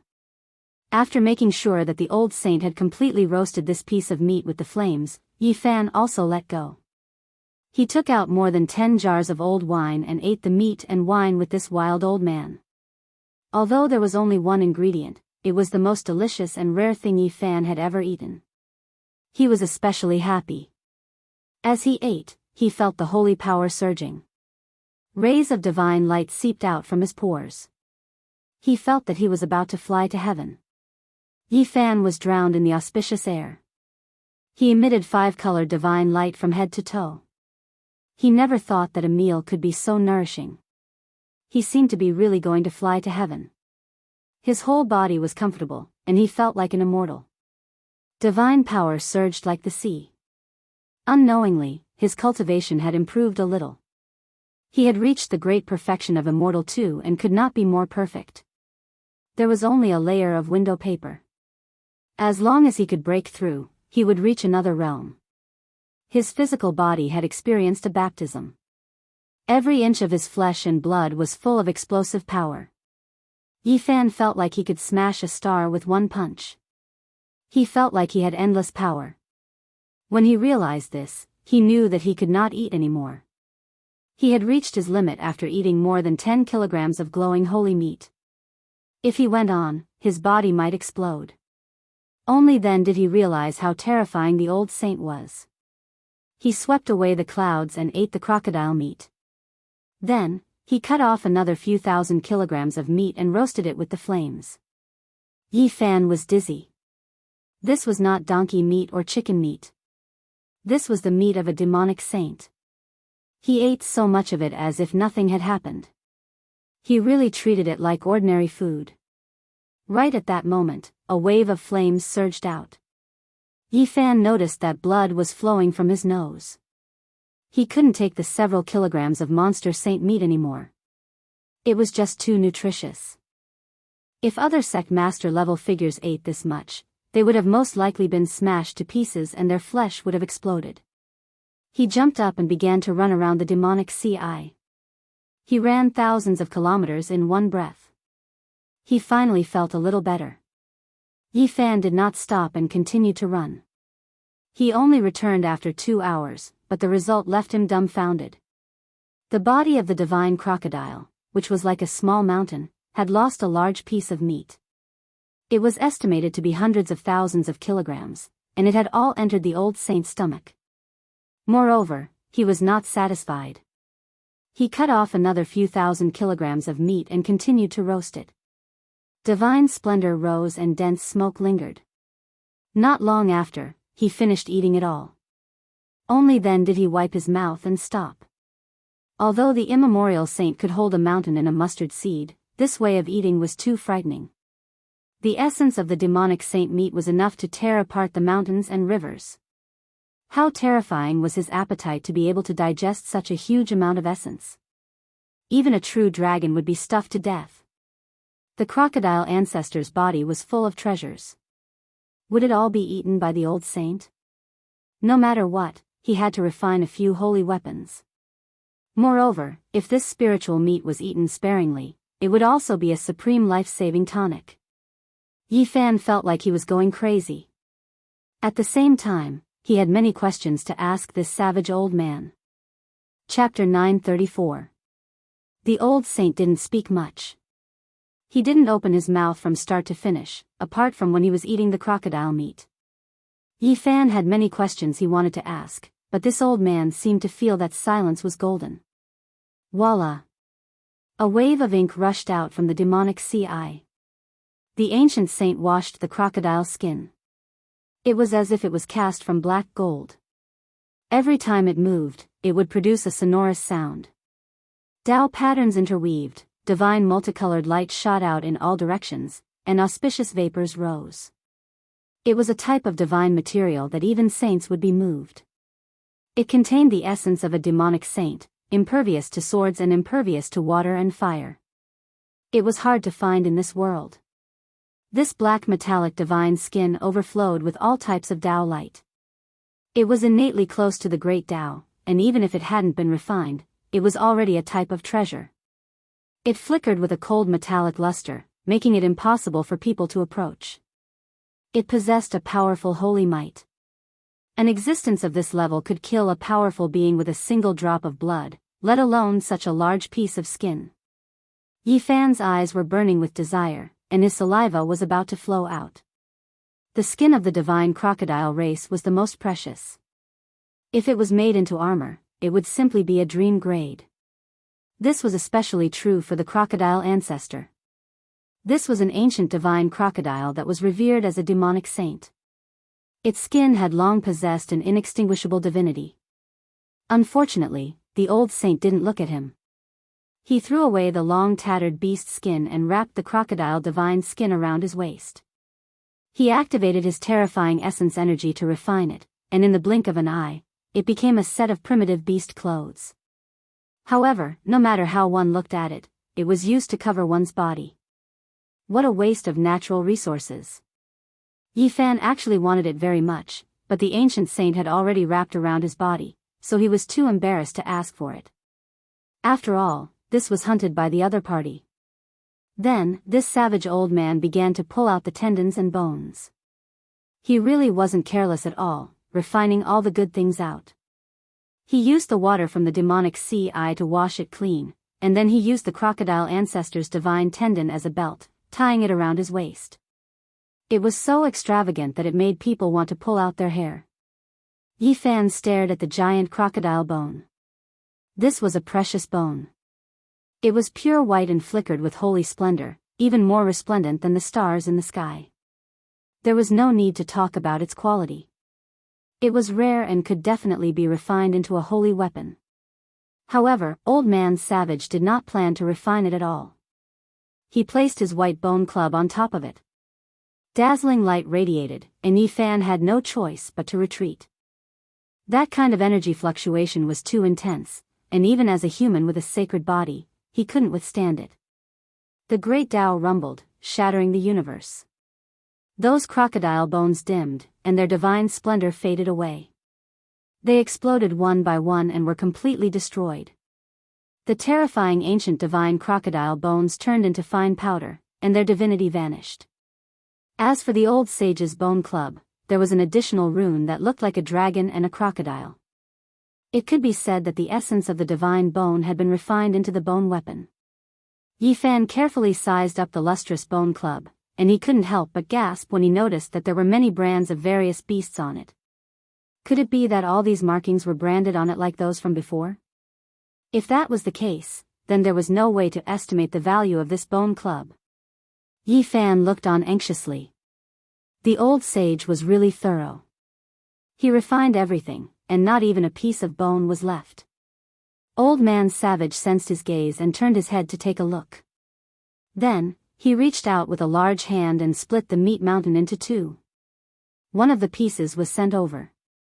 It was at least a few 100,000 pounds. Yi Fan hurriedly retreated. For people of his level, the sage really stood high in the clouds, as powerful as a god. A drop of blood or a bone could kill a powerful being. Such a large piece of divine flesh contained terrifying laws, and it could definitely be considered a great killing weapon. The old sage seemed to have realized this. After thinking for a while, he once again took out the flames of the way and began to roast it. He divided this piece of meat into hundreds and thousands of pieces, and it gave off a fragrance in the flames. Moreover, during this process, Old Man Savage used his great magic power to draw out the essence of the divine crocodile. It turned into a scarlet refinement that gave off waves of dense steam. Yi Fan was horrified. Every piece of such essence blood had terrifying destructive power. If it was really taken out, even the king of the severing path would die with a grievance. The old sage was actually refining medicine. It was very primitive, and he directly extracted the essence from the demonic sage's essence blood. Regardless of whether it was the flesh or the blood that had previously spilled onto the ground, they all flowed into his hands like rivers. Holding a mountain in a mustard seed. The blood was like a small lake, and it all fell into the palm of the old sage. After thousands of refinements, it turned into murderous aura and cut off all the laws, leaving only the brilliance of divinity. Finally, there was a loud crash, and a large amount of dirty blood fell from the old sage's palm like a waterfall. It was a vast expanse, like a sea of blood falling into the demonic sea eye.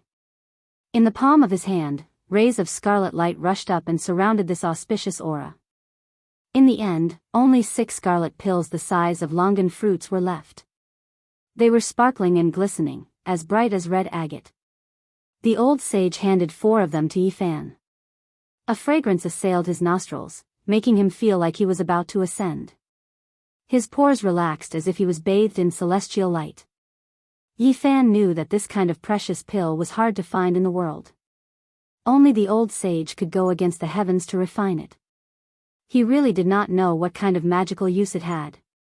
He carefully put it into a jade jar. At this time, the hundreds of thousands of kilograms of divine crocodile meat had been roasted. The murderous aura and laws within it had been completely melted away. The old sage handed it over. Yi Fan felt like he was in a dream. This was a demonic sage, and now it had become his food. If this kind of great supplement were to spread, it would scare people to death.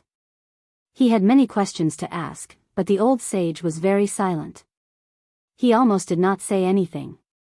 He walked around the demonic sea eye twice, looked up at the sky, and was lost in thought. Seeing him like this, Yi Fan really did not want to disturb him. The other party seemed to be thinking about some important matters. At noon, the old sage finally moved. He actually borrowed his cauldron and used the Tao fire to boil the divine crocodile's heart and liver into a pot of soup. He called him to drink it together. Yi Fan was a little stunned. It was a pity that the ancient divine crocodile had died so miserably. It had really become a delicious soup, and not a single bit was wasted. This old sage really knew how to enjoy life. If the news of him eating these things got out, it would definitely shock everyone and frighten a group of sect masters and almighty people. His cauldron had become a real soup pot. It was really a little different. The source chi of all things flowed, accompanied by the fragrance of the divine soup. Other people would definitely be dumbfounded if they saw it. Should it be said that it was extremely luxurious or too extraordinary? Any cultivator who saw it would probably be speechless. Yi Fan persevered and nagged at the old sage non-stop, wanting to communicate with him. However, the other party still treated his words like gold and almost didn't speak. He would only occasionally look at the sky in a daze. In the end, Yi Fan was helpless. He said what he was most worried about. If night fell, this master would definitely turn from a god to a demon. No one in the world could control him. That would be a great disaster. Yi Fan pointed at the blazing sun in the sky. He felt that he could let the old sage rush towards the sun. Within a suitable distance, it would always be daytime. Perhaps he could slowly melt away his demonic nature. The old sage shook his head and silently pondered. He had not paid much attention to Yifan. Clearly, he had been thinking about his own problem. He was worried that after the sun set, he would go crazy and start a massacre. Yifan immediately understood that the so-called god in the day and demon at night was not related to light, but the problem of his divinity and demonic nature. As a god, as a demon, the times should be the same. People mistakenly thought that it was caused by the alternation of day and night. I'm leaving. The old sage stood up and finally said this.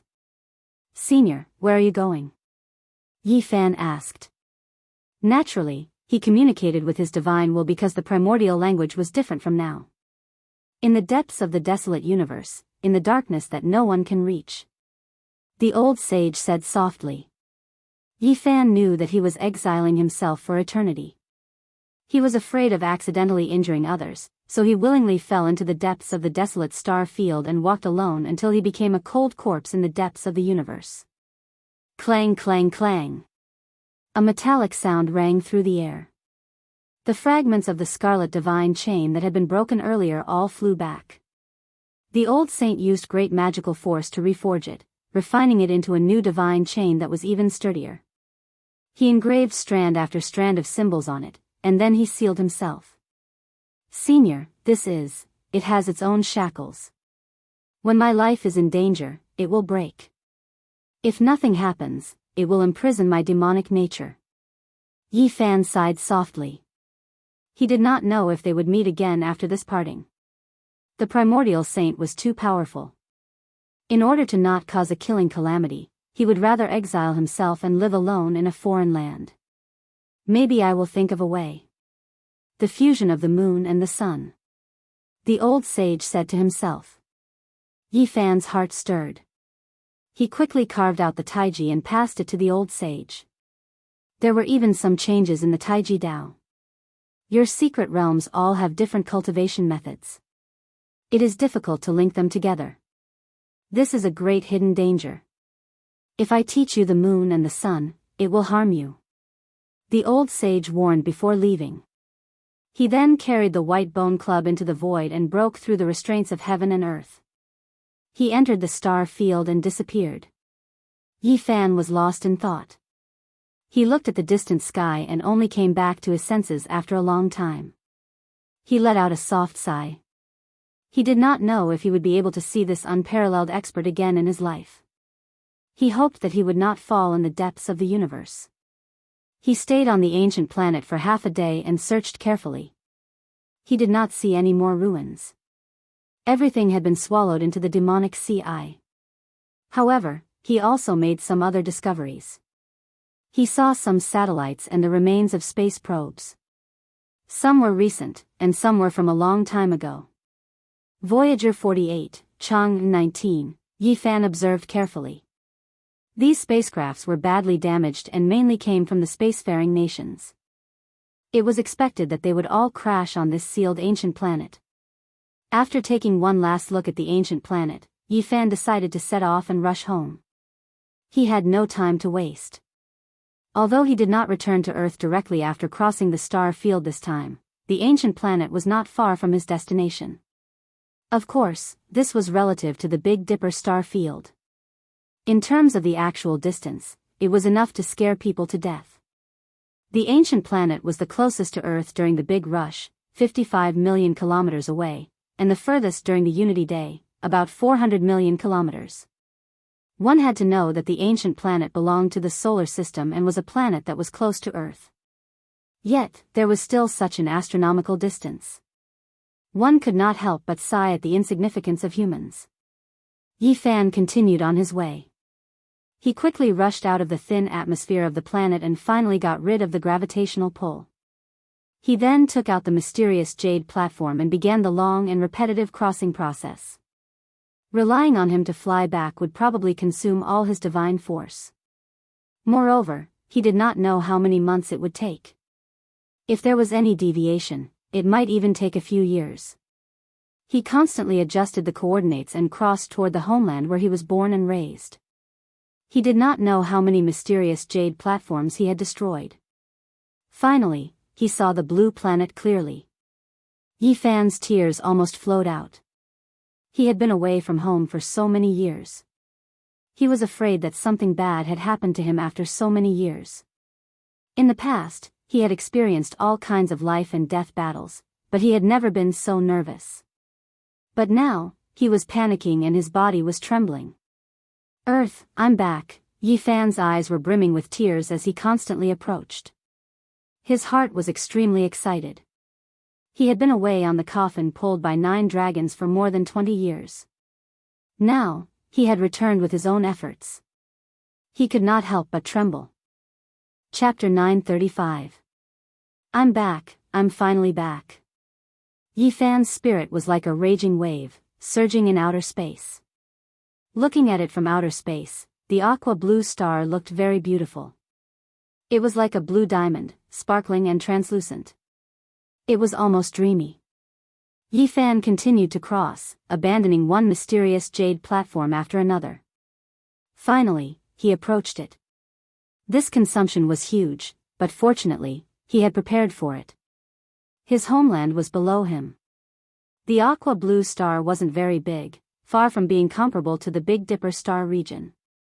It couldn't even be compared to the vital ancient star region of the Ziwei star region, but it had an indescribably vast aura. Relatively speaking, it was very exquisite, but it made people revere it. It was as if there was a living great emperor lying dormant, making people tremble uncontrollably. It's a very strange feeling. Why do I feel like it's many times bigger than what I saw? It's even more vast than the Big Dipper and the Ziwei star. Yi Fan stopped in his tracks, bewildered. He looked at the distant outer space and felt that the earth was far more terrifying than he had imagined. It had a frightening power. He thought about what was on the blue star. After returning, he sensed it carefully. The earth was different from what he had imagined.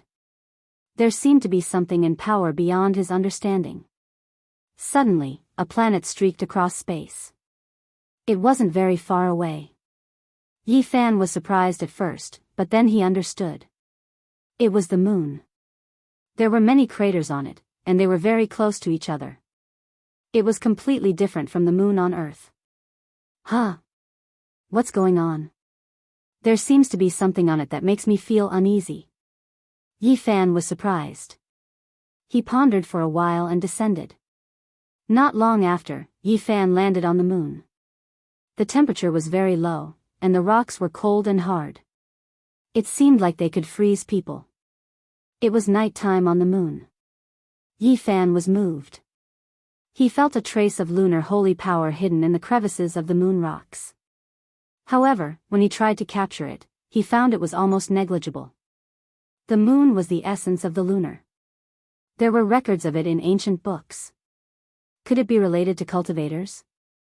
Yi Fan felt a headache coming on. He searched again and again. There was indeed lunar holy power, but there were only a few strands left. It was almost negligible. The moon was known as the moon in ancient times. If you think about it carefully, this place is too particular. Yi Fan felt cold all over. He hadn't really returned to Earth yet, but he had already sensed a few mysteries here. The lost history and the truth of annihilation stirred his heart. Yi Fan used his heart to observe, using his hands to touch every piece of rock, savoring the vicissitudes of time, feeling the lunar holy power. He had a strange illusion. In ancient times, this place seemed to be the source of extreme yin, but countless years ago, it had disappeared for some unknown reason. He walked forward, touching the cold, hard stone with his hands. Earth, there are too many secrets. Yi Fan muttered to himself. He thought of Jing Wei filling the sea, Kuafu chasing the sun, and Hou bending bow, and these were definitely just a small portion of it. The true ancient secrets that had been destroyed were the true foundation. Yi Fan placed his hand on a piece of rock and actually heard the clanging of swords. It sounded like the sounds of ancient battles. The battle intent in his bones and the blood in his body immediately boiled. There was a sword scar on this piece of rock. It couldn't be wrong. He could clearly recognize the vicissitudes of history and the boundless killing intent contained within. An ancient sword scar.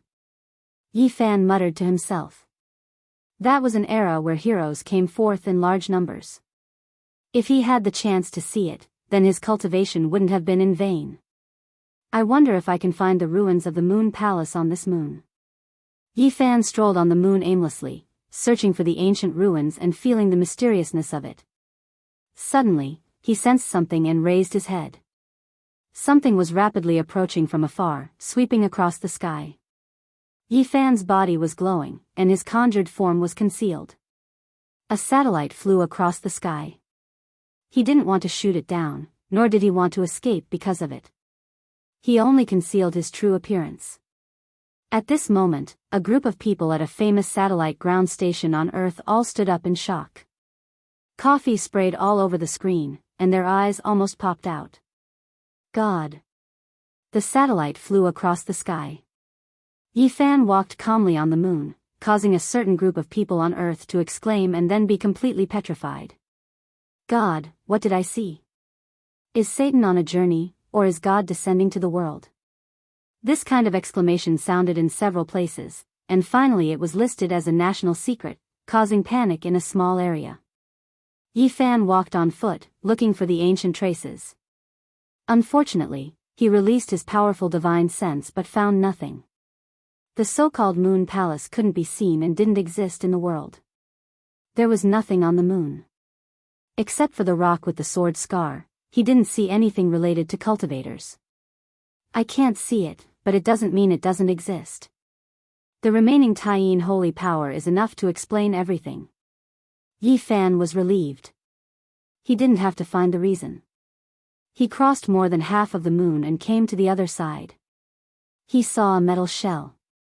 It was a base built on the moon. More than 20 years had passed. With the current technology of human beings, this was no longer a problem. If Mars wasn't so strange, there would have been a human space station long ago. Yifan walked to the front and looked carefully. This metal shell covered a large area, and there was even a piece of green vegetation, which was used for experiments.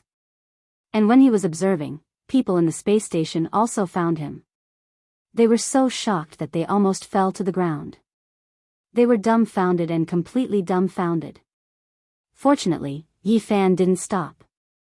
He disappeared in an instant, rushed out of the moon, and crossed to the Earth, leaving only a mysterious jade platform in space. The moon was nearly 400,000 kilometers away from the Earth. Yifan passed through the void and entered the thick atmosphere, revealing his real body and descending by himself. The Earth is really strange. Yifan had a strange feeling at the first moment, and then he was deeply in awe. He sensed something extraordinary. The sound of the wind was like the sound of a knife, cutting people's skin. Yifan went down, overlooking everything on the Earth. The mountains and rivers gradually became clear. The great way of heaven and earth was very special. It was incomparably high and difficult for Yifan to capture, which made him both shocked and afraid. A bad premonition came to his mind. Something extremely terrible must have happened on the Earth. The whole world of the great way of heaven and earth gave people a feeling that it was incomplete. Yifan descended from the expanse of white clouds. The scenery below became clearer and clearer, revealing the magnificent mountains, rivers, and great earth. However, his heart sank more and more. The essence of heaven and earth was so thin that it could almost be ignored. It was difficult to cultivate in such a situation.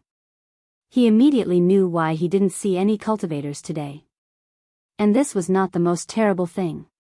What worried him the most was that his own cultivation seemed to be declining rapidly. His magic power was seriously dissipating, and he had the illusion that his Tao was about to disperse. Why was this happening? This was a big event that would make any cultivator horrified. Even Yifan was scared. Should he return to the Earth? Would he become a useless person? He was greatly shocked. No, it's not my own problem. It's the will of the heaven and earth. Yifan's cultivation and magic power seemed to be declining, but they finally balanced out. Luckily, he could still fly. If he continued, he would probably become a free fall. He was the saint physique of the human tribe, and he had one foot in the Tao cutting pass. If he fell to his death like this, it would be a big joke. My cultivation and Tao didn't decrease. It's the suppression of the heaven and earth. This is the legendary age of Dharma ending, where Tao can't be perceived. Yi Fan was shocked after a glimpse. The moment he was suppressed by the heaven and earth, he saw many mountains towering above the clouds. He didn't know how high they were. It was unbelievable. How is this possible? There can't be such mountains on the earth. Before he could finish his sentence, everything disappeared. There were only some low mountains below him. Everything was an illusion. This caused him to be surprised and bewildered. Clang! In his sea of sufferings, the two pieces of green bronze trembled slightly. They sensed something as soon as he arrived on the earth, as if they were foretelling something. Yi Fan steadied himself. He observed the sky for a long time, but he didn't feel the same as before. He saw the row of skyscrapers below him, towering into the sky. He didn't continue to descend. Instead, he began to travel across the sky. He was already near the coast. Not long after, he entered the sky above the ocean. He couldn't help but roar in this uninhabited area to vent his emotions. I'm back. Boom. He brought with him endless light as he freely descended from the sky. He fell into the sea, stirring up huge waves as he rushed into the distance. On this day, the residents of a certain country in this sea area were terrified. They thought there was an earthquake and a tsunami. At the same time, they suspected that the nuclear power plant tragedy from 20 years ago was happening again. This was indeed the age of Dharma ending. In this world, Yi Fan's cultivation level didn't decrease, but the power he could exert was greatly reduced. No wonder, there were no more cultivators in the world after the pre-Qin Qi practitioners. They all fled. What exactly happened on Earth? Yi Fan's heart was filled with endless questions. It was one thing for the vitality to be dried up, but how could cultivators survive if they couldn't even sense the Grand Tao? I wonder if the pre-Qin Qi practitioners and those powerful ancient inheritances left anything behind. Perhaps I can even find some cave abodes. Yi Fan murmured to himself. His heart was burning with passion at the thought of this. There were too many places waiting for him to explore. He walked on the surface of the sea at an extremely fast speed. He was a bit moved as he gazed at the boundless ocean. Was there the Eastern Sea Dragon Palace? However, nothing could compare to his parents. Nothing else was important. He turned into a ray of light and rushed toward the city he used to live in. He had worked hard to cultivate for so many years and didn't want to come back at any time. After experiencing twists and turns and several life and death situations, he finally ascended the five-colored altar. He resolutely abandoned everything about the Big Dipper, but now, he was afraid that it would all be for naught. Yi Fan had been gone for more than 20 years. Now that he had returned, he felt uneasy as he looked at the unfamiliar cities along the way. Time flew by and he had finally returned. However, would he still be able to see his parents? Would all his efforts be for naught? At this moment, he was incomparably apprehensive and afraid. In this world, time was the most terrifying thing. It could erase everything and change everything. Even the ancient emperors couldn't change it. Chapter 936. The wind was very cold. In this season, the temperature in the north was very low, especially in the early morning. The air exhaled was white, and the trees were bare. As the morning glow rose, Yi Fan arrived at B City. This city was even more prosperous. Skyscrapers stood tall in the morning glow, as if they were inlaid with a layer of gold. However, Yi Fan was filled with a sense of unfamiliarity. He could no longer find the familiarity of the past. He had lived here for a long time, but now everything had changed. Where can I find them? Yi Fan was a little worried. He was afraid that he would never see his parents again. He had gone through so many hardships and almost lost his life. It was hard for him to accept that he was gone. He did not go to his residence. He could see it from afar. The place had long been redesigned and changed completely. Yi Fan was very nervous and uneasy. He walked towards the suburbs. His parents did not like the fast pace of the city. They had been rejected when they brought them to live together. This place has changed too, Yi Fan was stunned.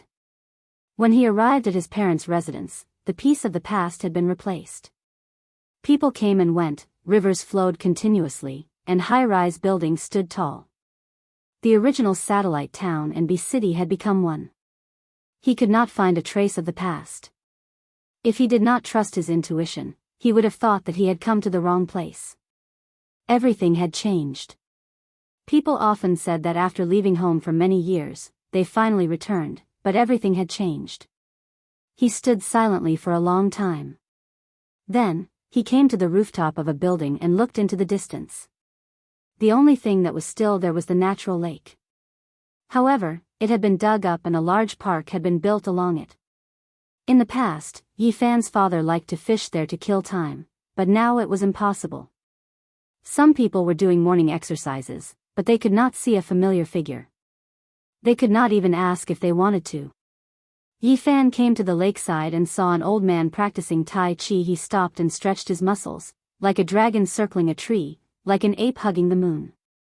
Wow, not bad, young man. You're pretty good at it. You're even more experienced than me, an old man who has been practicing Tai Chi for 40 years. The grandpa who was practicing Tai Chi was amazed.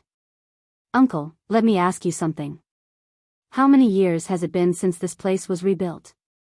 Where did the original people go? Yi Fan asked as he practiced Taiji fist. Young man, you're not a local, right? This has been planned for more than 10 years. To be honest, it's not as good as it used to be. I miss the tranquility of the past, where there were fewer people and trees, and the air was fresh. The old man was very talkative. He and his wife had deliberately come to this place in order to live out their retirement. They wanted to be close to nature and be at peace. But later on, it was connected to the city. There were also tall buildings everywhere, so there was no difference. Sigh, there's nothing we can do.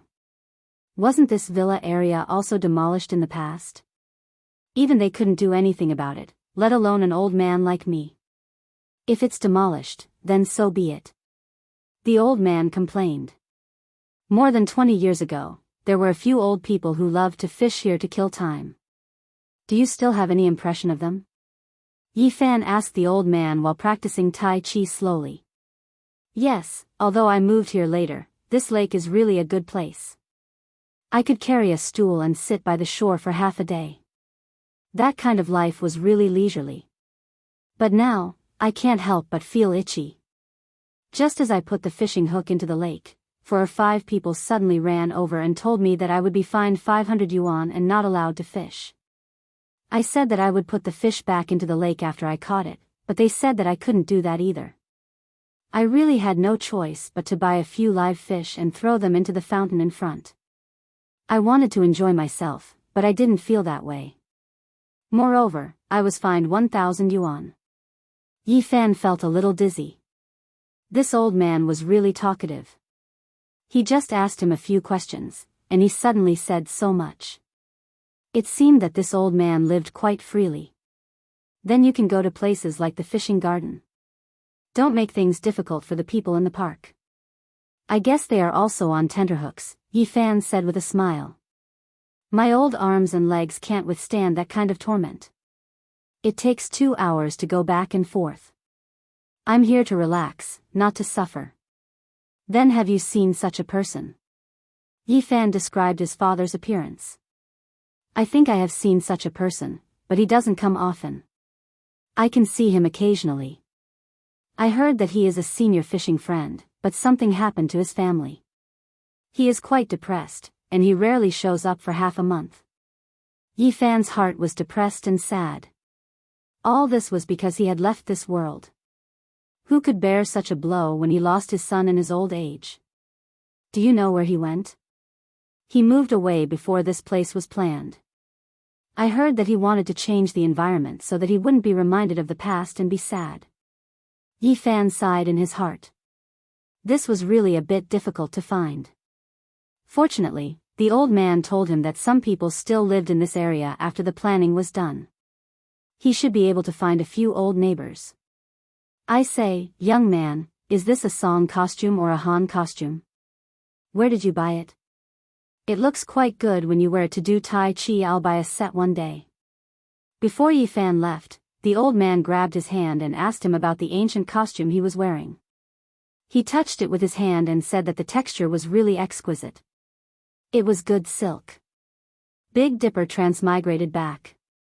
Yi Fan was confused and answered subconsciously. Big Dipper shopping mall? It's really a bit far from here. My old arms and legs are really a bit tired of going there. It's a bit far. Yi Fan almost spilled the beans. This old man was really talkative. He quickly came to his senses and said goodbye. Before leaving, the old man kindly reminded him that his hair was too long. He said that this was an era where individuality was highlighted, but the old man was still not used to it. Yi Fan was speechless. He touched his thick black hair. Fortunately, it was loose and there was no wooden hairpin in it. Otherwise, how would he be pointed out by others? However, more than 20 years had passed. In this era where individuality was highlighted and the atmosphere was very open, no one surrounded him. At most, they looked at him with surprise. Yi Fan went in and out of many small areas. He used his powerful divine sense to sweep through them one by one. He still didn't see any old neighbors. Half a day passed, and he didn't gain anything. It was far more tiring than a life and death battle. This was mental exhaustion. He was worried about gains and losses. He was afraid that it would be a tragedy. He leaned back on a bench by the side of the road. He was physically and mentally exhausted. He stared at the sky in a daze. He couldn't wait any longer. He wanted to rely on his supernatural power to enter the relevant department and retrieve the files. Uncle, where did you buy this ancient costume? A 4 or 5-year-old boy blinked his pitch-black eyes. He didn't seem to be afraid of strangers at all. He ran over and asked. I brought it back from the Spoon Star. Yi Fan said seriously. Liar. The little fellow was very angry. He wrinkled his nose and blinked his eyes, but he was still very hopeful. He said, Can you tell me? I also want my mother to buy it. Jingxian, what are you doing? A young woman came not far away. She called the little boy away and led him to the front of a car. The little fellow was very stubborn. He said unwillingly, Mom, I like that kind of clothes. Don't go home first, okay? It's so old-fashioned. Even the non-mainstream clothes from more than 20 years ago look better than this. The young woman carried the little boy into the car and quickly drove away. Yi Fan was speechless. Back then, some experts called their generation a lost generation. Some people after the 1990s were called non-mainstream. Now that he thought about it, the children after the 2010s, 200s, and even the 30s should have risen.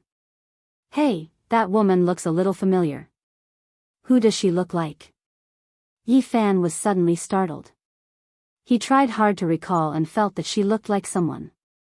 Suddenly, he quickly got up and hid his figure. He shrank the ground to an inch and chased after her. On today's earth, his cultivation was suppressed. It seemed that his cultivation had dropped a lot and was far from what it used to be. But after all, Yi Fan was about to cut the Tao and was still very powerful. After leaving the commercial street, he followed the car into a neighborhood with a decent environment. The young woman carried the little boy down. Mom, I'm not happy. If you don't buy me an ancient costume, I won't be with you anymore. The little boy pouted. Good boy. What will you look like in that kind of clothes? It's very ugly. The young woman coaxed him upstairs. Excuse me, are you Uncle Lu's daughter, Lu Qian? Yi Fan stepped forward. Wow, Uncle, you live here too. Mom, I want this ancient costume, the little boy cried. Who are you? The young woman was very vigilant. An unfamiliar man following her made her feel a little uneasy. Yi Fan immediately confirmed that this was Lu Qian, the daughter of his old neighbor, Uncle Lu. She still vaguely looked like a child. When he had left, this little girl was only 6 or 7 years old. Now that she had grown up, she looked very much like Aunt Lou. Back then, the old couple had a daughter in their later years and treasured her very much. When he had left, the little girl was still bouncing around and extremely lively. Now, she had become a mother. Yi Fan didn't pester her too much. No matter how one looked at him, he didn't look like a simple, young man dressed like this. He consciously left. Before long, he cut off his long hair and went in and out of the mall. He changed into a set of modern clothes and finally seemed to blend into this world. He was used to wearing Big Dipper's armor. Now that he was wearing the clothes of the past, he felt a little uncomfortable. He felt that his hands and feet were restricted and not suitable for battle. When he returned to the neighborhood, nothing unexpected happened. Not long after, he saw an old man coming out for a walk. As expected, it was Uncle Lou. He was almost 80 years old and much older than before. However, his body was still healthy. Yi Fan changed his appearance slightly. Otherwise, it would be too shocking and frighten the old man. He naturally met up with the old man in the small district and started chatting with him. The old neighbors have all left. There are only a few people of this age left. Uncle Lou sighed as he talked about his past. More than 10 years ago, Yi Fan's parents moved away from this place. However, they didn't leave the city. They just moved to another district. Do you still keep in touch? No. I suddenly couldn't contact them 10 years ago. Yi Fan's heart sank. His body couldn't help but tremble. However, he finally calmed down. He had a certain level of mental preparation. After all, he hadn't seen the final result yet. Sigh, back then, I had to believe that there are gods in this world. What are you trying to say? Of course it's Mount Tai. Although the people above kept it a secret, many people saw it with their own eyes. Poor old Ye's son. Such a good young man, but he's gone just like that. However, it's also possible that he became a god and the 9 dragons took him away. The old man was old and long-winded. He talked about many things in the past. Yi Fan was silent. His heart was filled with mixed feelings. In the end, he left this place and went to District P of B City. He found the new address his parents had moved to. It was a suburban area with a good environment. There were mountains and rivers. In the past, this place was very desolate. Now, many people had fled the city and chose such a place to retire. In front of him, there was an old courtyard house from the last century. It was old but very charming. There was a large piece of forest around it and a man-made lake. No matter how he looked at it, it was very similar to where he used to live in the past. Thinking about it, his parents wanted to change to a new environment and were still nostalgic. Yi Fan found the address and descended from the sky. He landed in a courtyard and shouted, "Mom, Dad, I'm back." However, there was only silence. No one responded to him. Yi Fan trembled. Looking at the tightly locked door, his whole body felt cold. He entered the room. It seemed that no one had lived in it for a long time. There was a layer of dust on it. This made him even more afraid. This place lacked people. It had been a long time since someone cleaned it or came in. Finally, he found a notebook in the bedroom. He casually flipped it open and saw a sentence that worried him. "I saw Lil Fan again in a daze. I saw him come back. However, when I woke up, I found nothing. There were only some cold tears on my face, Mom, Dad." Yi Fan shouted, tears flowing out of his eyes. Chapter 937. It's rainy again. My joints hurt a little. I'm really old. It's cold at home. Hearing the cries of the neighbors' children, I'm reminded of Lil Fan when he was young. The old man doesn't say anything, but I know he misses Lil Fan more than I do. I often call his name when I sleep at night. Every time I turn on the lights, I see tears on his face. We're really old. The diary had already turned yellow. Every time Yi Fan turned a page, tears rolled down his cheeks. It was filled with longing for him and their love. Dad, Mom. Yi Fan couldn't help but cry. He had experienced so many hardships in Big Dipper, but he had never cried. Now that he was back, he couldn't hold it in anymore. Tears rolled down his cheeks. The dusty diary felt like it weighed a ton, causing his hands to tremble non-stop. His heart ached. His aged parents, his miserable old age, his dreams were calling his name, but when he woke up, there were only cold tears. It's the new year, and it's still just the two of us. If Lil Fan suddenly came back and appeared by our side, how great would that be? It's the 15th, and the Lantern Festival is here. We should be reunited, but the house is so cold. We went to bed early, but we couldn't sleep until dawn. Our waist and legs hurt, and our bodies can't take it anymore. I don't know how many more years we can wait for Lil Fan. Yi Fan cried and knelt on the ground. He held the diary that was filled with tears and longing. His body was trembling. Every word pierced his heart, making his heart ache. How did the two old people get through all these years? Tears blurred his eyes. The yellowed pages carried too much, heavier than a mountain. The last page of the diary was from 10 years ago. There were only a few sentences. Their bodies couldn't take it anymore, and they were in a trance when they thought about him. The two old people couldn't speak for a few days, and they fell sick from depression. Yi Fan's heart hurt like a knife. He grabbed his hair and knelt on the ground in pain. He wished he could turn back time and go back to that moment, just to see them smile. This was a diary from 10 years ago. What was left of it now? There was only dust. There was no life. Yi Fan's mind rumbled, and he felt as if he had lost his soul. He knew that there were some things that couldn't be changed, but he was still unwilling. He roared like a wild beast, releasing a sorrowful cry of pain. Dad, Mom. He roared towards the sky, tears pouring down like rain. He forcefully grabbed at the void, wanting to redeem something, but he couldn't do anything.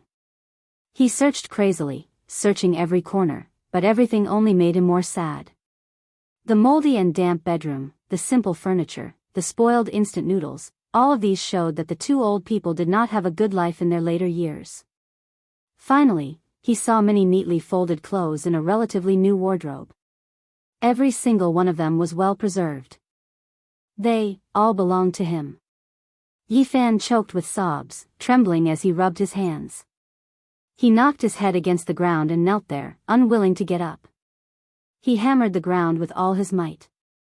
Even though he was doing his best to control it, cracks were still spreading out. This was an unacceptable result, and he wanted to roar out loud. He had disregarded everything and set off from the Bay Do Star region just to reunite with them today and appear by their side. But it was still too late. Yi Fan cried and constantly called for his parents like a child. His tears flowed like a river, and he felt as if he had lost the entire world. If his enemies from the Bay Do Star region knew about this, they would definitely be puzzled. How could such a cold-hearted and ruthless person have such a side to him? After an unknown amount of time, Yi Fan's heart was empty. His eyes were lifeless, and he sat there motionlessly, hugging his knees. After reading the diary and looking at everything in the house, he could already deduce that his parents' bodies couldn't take it anymore 10 years ago. He could guess the ending. Yi Fan was like a wounded child, curled up in a corner and didn't move for a day and night. His eyes were empty as he stared blankly at every item in the house. It wasn't until the next day that he stood up. He wanted to open the last scar in his heart and face the cruel pain of bloodshed. He slowly walked out and looked at the sky. He felt that everything was gray, and even the sun had lost its luster. Everything was so depressing. Looking at the old courtyard house, he was speechless. He had left a lot of money for his parents back then. After Mount Tai disappeared, the house, car, and savings should all belong to his parents. Why didn't they live a good life? Based on the standard of living at that time, what he had left behind was enough for an ordinary person to live comfortably for several lifetimes. Was the price inflation? The purchasing power of $10 in the 100s was similar to that of $1 in the 90s. But even after more than 20 years, the price of goods was outrageous, and the inflation was even more severe. The property should be enough for them to enjoy their old age in peace. Yi Fan shook his head. They were already gone, so there was no point in looking into this. He was almost desperate to face the final result. He wanted to find out where his parents had gone during the last days of the diary. He wanted to see their last moments. For this, he decided to show his magical powers and enter some relevant departments. He didn't care if it would shock the world to read everything. First, he released his powerful divine sense and searched through the memories of some people in this courtyard house. He searched carefully and then erased all traces of his actions. He had never thought that he would actually find an extremely valuable clue. Someone had taken away his parents who were already dying 10 years ago. It was a woman. These people didn't know who the woman was. They only knew that her surname was Sue because his parents had called her Little Sue before they boarded the car. A woman with the surname Sue. Yi Fan's heart moved. In his life, among all the people he knew, she was the only one he had interacted with, and his parents called her that. At the thought of this woman, Yi Fan was stunned. Then, he sighed softly. More than 20 years had passed. What else could he do? Time was so heartless and had changed many things. Su Cheong, a woman who had left a strong color in his life. It had been more than 20 years since they last met. He didn't know what would happen when they met again. After leaving the suburbs, he used his magical powers and entered some relevant departments. He looked through the files and found some important things. He found out where Su Cheong lived. After graduating from university, his relationship with Li Xiaoman also came to an end. More than a year later, he met a woman named Su Cheong and became friends with her for 2 years. From being as plain as water, to knowing each other for 2 years and becoming very good friends. After that, there was no after. It had all ended before it even started. If he didn't have that gathering, if he didn't go to Mount Tai, if he didn't disappear from this world, perhaps there would be many more stories. In this bee city where every inch of land was worth its weight in gold, to be able to own a villa was an impossible dream for many people, especially in this place, West Mountain. West Mountain was the general name of the mountains in the west of Bee City. It had a superior geographical location and beautiful scenery. It was especially famous for its ancient temples. It was adjacent to scenic areas and was known as the Royal Plate. Yi Fan came to a standalone villa and watched quietly. The weather was very cold and the leaves on the trees had already fallen. He could see that this place was very particular. It had a good view and a good place to live. There were no disturbances or accidents. He found Su Cheong's residence very smoothly. It was the standalone villa in front of him. In the distance, a car drove over slowly and a graceful woman got out of the car. She was so familiar that Yi Fan was shocked. It was Su Cheong. She had taken good care of herself. Although she was already past the prime of her youth, there were not many traces of aging. She had an extra sense of maturity and steadiness. Yi Fan was in a daze and thought of many things in the past. The beautiful woman in the past loved to talk and laugh and was very cheerful. Now, her temperament was completely different. The years that had passed and the youth that had passed had changed a lot. If he didn't meet her here, he wouldn't have dared to recognize her. Mom. The door on the other side opened and a girl around 16 or 17 years old got out of the car. She was very lively and beautiful. She looked very much like Su Cheong from 20 years ago. In the distance, Yi Fan was stupefied. So many years had passed, the girl from before already becoming a mother, having such a big daughter. This made him feel all types of emotions, silently standing there. Ah, time. He slowly spat out these 3 words. In the distance, Su Cheong happened to look over. When she saw him, her handbag fell to the ground. Her expression froze as she looked over in shock. Then, she became extremely emotional. She stretched out her hand and pointed at Yi Fan. She muttered, You are, Mom, what's wrong? The girl quickly went around the car and ran over. She hugged her mother's arm and shook it worriedly. Then, she followed her mother's gaze and looked over. After so many years, Yi Fan's appearance hadn't changed. In fact, he was even a few years younger than before. He walked over silently and looked at her. "Is it really you?" Su Qiong asked with a trembling voice. "It's me." Yi Fan nodded. Such a meeting made it hard for them to say many things. The two of them looked at each other silently and their emotions fluctuated. "Let's talk inside," Su Qiong said after calming down. "Mom, who is he?" The girl beside her asked softly. After entering the living room, Su Qiong said, "Suyi, go to your room. I have something to say to this uncle." "What uncle?" "He's only a few years older than me." Suyi wrinkled her nose in dissatisfaction. She playfully and provocatively said, "Hey, brat, who are you?" Her tone was joking, but it did not make people feel disgusted. "Go back to your room." Su Qiong put on a stern face. "Oh, all right." The living room became quiet.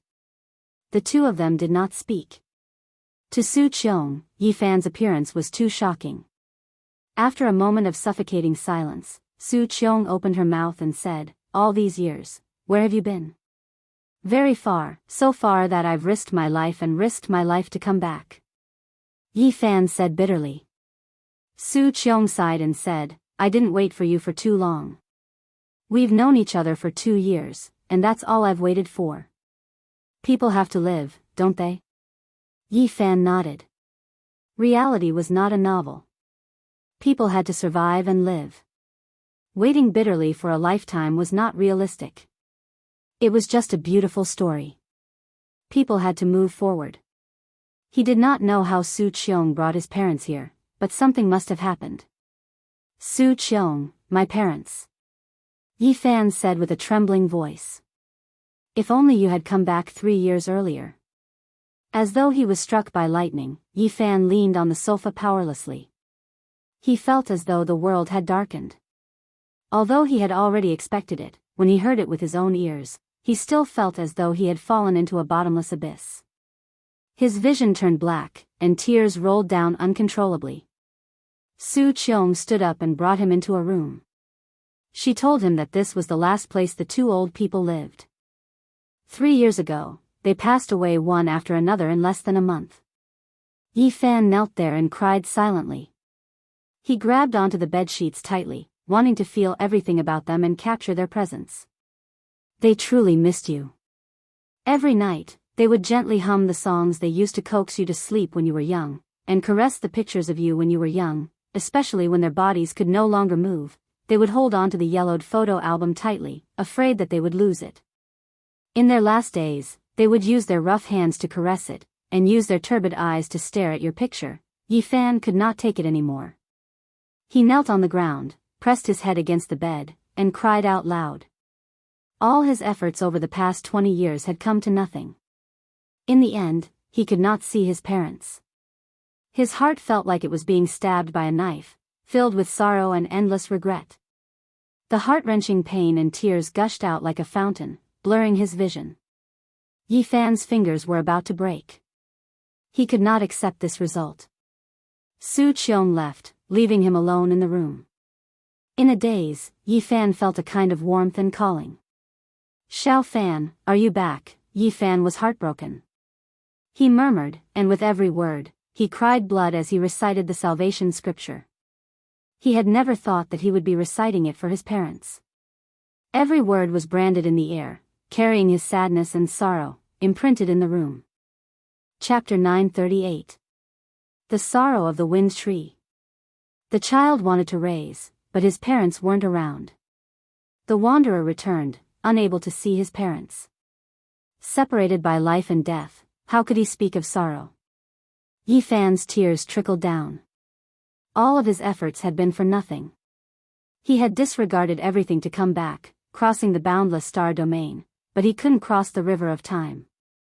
In the end, he was still a step too late. He was gently trembling as he recited the salvation scripture. What kind of pain was this? He tearfully recited the Taoist scriptures for his parents, hoping that they would be reborn. Yifan bit his lips, causing blood to drip down. He softly called out again and again, each word stained with blood. The entire room was covered in symbols, imprinted in the void. For more than 20 years, his goal in life was to come back, to see his parents, to reunite with them, to let smiles reappear on their aged and sorrowful faces. For this, he had risked his life just to return. However, his parents were no longer here. In a single day, he had no goal in life, and his entire world collapsed. "Dad, Mom." Yifan muttered, tears continuously falling down. He trembled as he silently recited the salvation scripture. He had never thought that he would send off his parents like this. The greatest pain in the world couldn't compare to this. He had many things he wanted to say, to tell them of his longing for these 20 years. However, they were no longer here, so what else could he do? He could only choke with sobs, tears continuously rolling down his cheeks.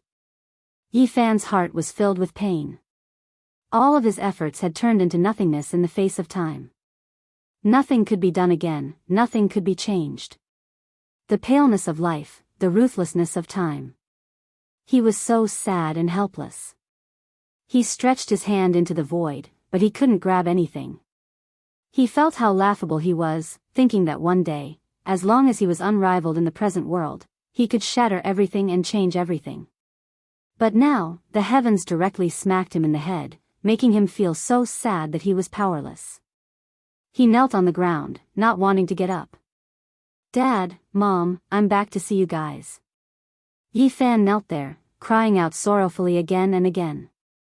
"I really missed you guys, but the road was too long, so long that I risked my life to come back. In the end, it was too late.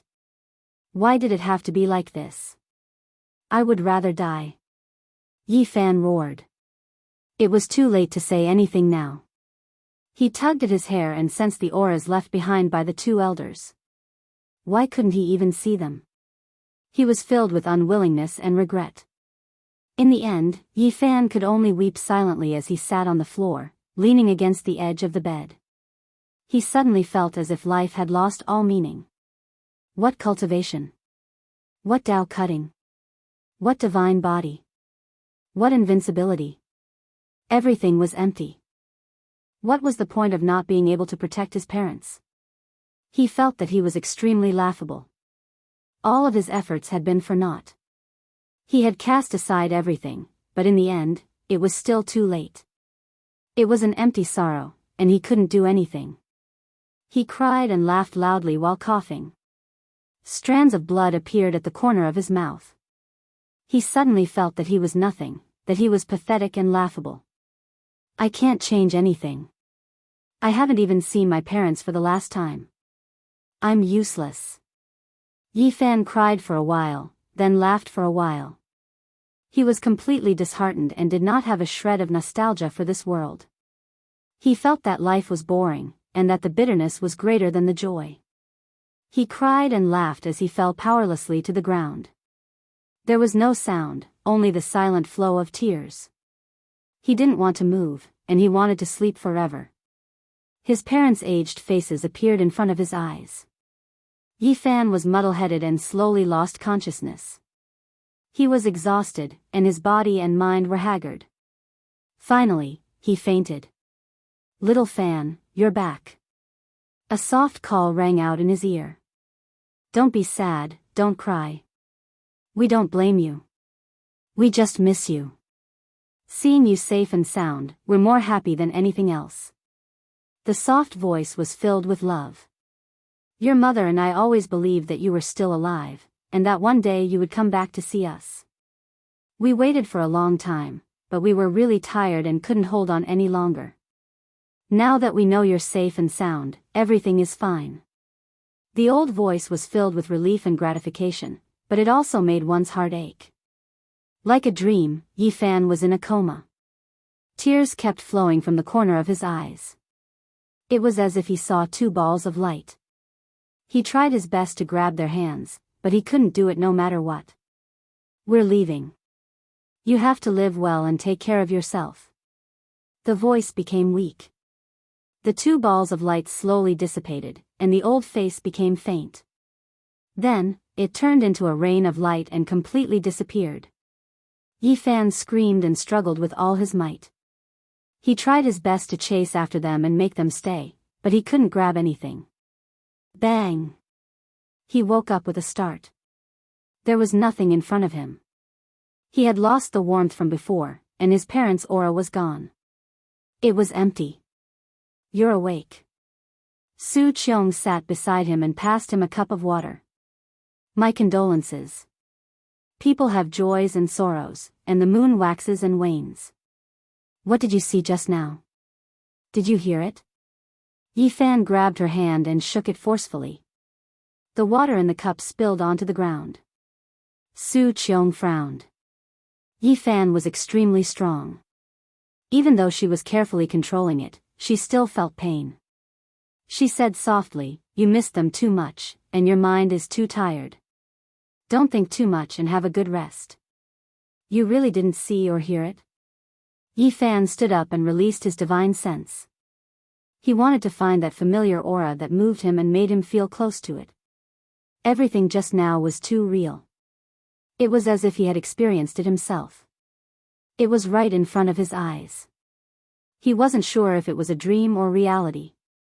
He opened the curtains. The night sky was dark. A meteor shower was fading away and disappearing into the horizon. Yi Fan suddenly trembled. It was like a rain of light that dissipated in a dream. His body couldn't help but tremble. Tears flowed down his cheeks as he stared at the pitch-black sky. Strange, there was no announcement of a meteor shower. On the other window, Sui held her chin and blinked her eyes curiously as she looked at the sky. Yi Fan opened the window and soared into the sky. He quickly chased after it and turned into a ray of golden light that disappeared into the distant sky. In the room, Su Qiong's mouth opened wide in shock. The teacup in her hand fell to the ground and released a crisp cracking sound. The water splashed all over the ground. She couldn't believe it. Even though she was mentally prepared, she still couldn't accept the truth. Yi Fan was like a golden peng that streaked across the sky. Was he still human? Seeing Yi Fan suddenly return, in her knowledge, she thought that it was related to an extraterrestrial civilization. The first thing she thought of was a UFO kidnapping. But now, she was petrified. Was that the god and devil civilization? In the other room, Sui screamed and shouted for her mother. She shouted that a meteor had crashed into her house. The young girl was not afraid of anything. She quickly ran into the room and said, "Mother, did you see that just now? A meteor seemed to have streaked past our house. It's too magical." Su Qiong covered her chest with her hands and stopped trembling. She didn't want to lose her composure in front of her daughter. She tried her best to calm herself down. Everything that had happened was too shocking. Suyi was about 16 or 17 years old. She was very lively and active. She ran to the window and looked out. She kept poking her head out to see where the meteor had landed. "Mom, why is your face a bit pale? Did you get a fright just now?" "Don't be afraid, with your precious daughter here, no matter what kind of demon or ghost comes, I will beat them away." Ha. She made a Tai Chi fist gesture in a lively manner. But when she saw that her mother's expression was still unnatural, she quickly retracted her playfulness and said, "Mother, what's wrong? I'll go get you a cup of water." Where's that uncle? Why is he gone? Where did he go?" Su Qiong calmed herself down and said, "He had something to do, so he left first." At the end of the horizon, Yi Fan stood alone in the night sky in a daze. He couldn't have caught up to anything. The meteor shower had long since disappeared. Why? Was it you guys? Where did you go? He felt that perhaps there really was a mysterious power in the world. Were his parents saying goodbye to him just now? But then, he shook his head. He was a cultivator, especially when he had reached such a powerful realm. He was very sensitive to primordial spirits and knew their nature. What was gone was gone. It was impossible for it to appear again. There was no way for it to be reborn. This was the nature of the world that couldn't be changed. Everyone would die one day, even the ancient emperors were no exception. Maybe it's my own subconscious that's healing my heart. Yi Fan sighed. He used his hand to grab at the night sky, but he couldn't grab anything. He didn't believe in fate or reincarnation. There was no such thing as reincarnation in the human world. But what he had just experienced was both real and illusory. He thought back to when he went to the western desert and the words of the old monk who transformed into the Tao. In the next life, if you believe in it, then it exists. If you don't believe in it, then it doesn't. The years are long and endless. In the end, two identical flowers will appear in the world. After thousands of years, one will wither and the other will bloom. Whether or not they were the same flower, no matter how much later generations thought about it, not even that ancient Buddha could say it clearly. Was it my own subconscious that was lying to me, or were they really saying goodbye to me? Yi Fan's tears silently fell. He would rather believe the latter. After crossing through the star regions and returning, he was still a step too late. He didn't even get to see his parents one last time. Just now, were they trying to make up for his regrets? Yi Fan mumbled. No one could hear what he was saying. He continuously muttered to himself as he stood in the night sky, wanting to stay there forever. He didn't want to continue thinking rationally. That was because if he looked deeper into it, the ancient sages had long written about reincarnation.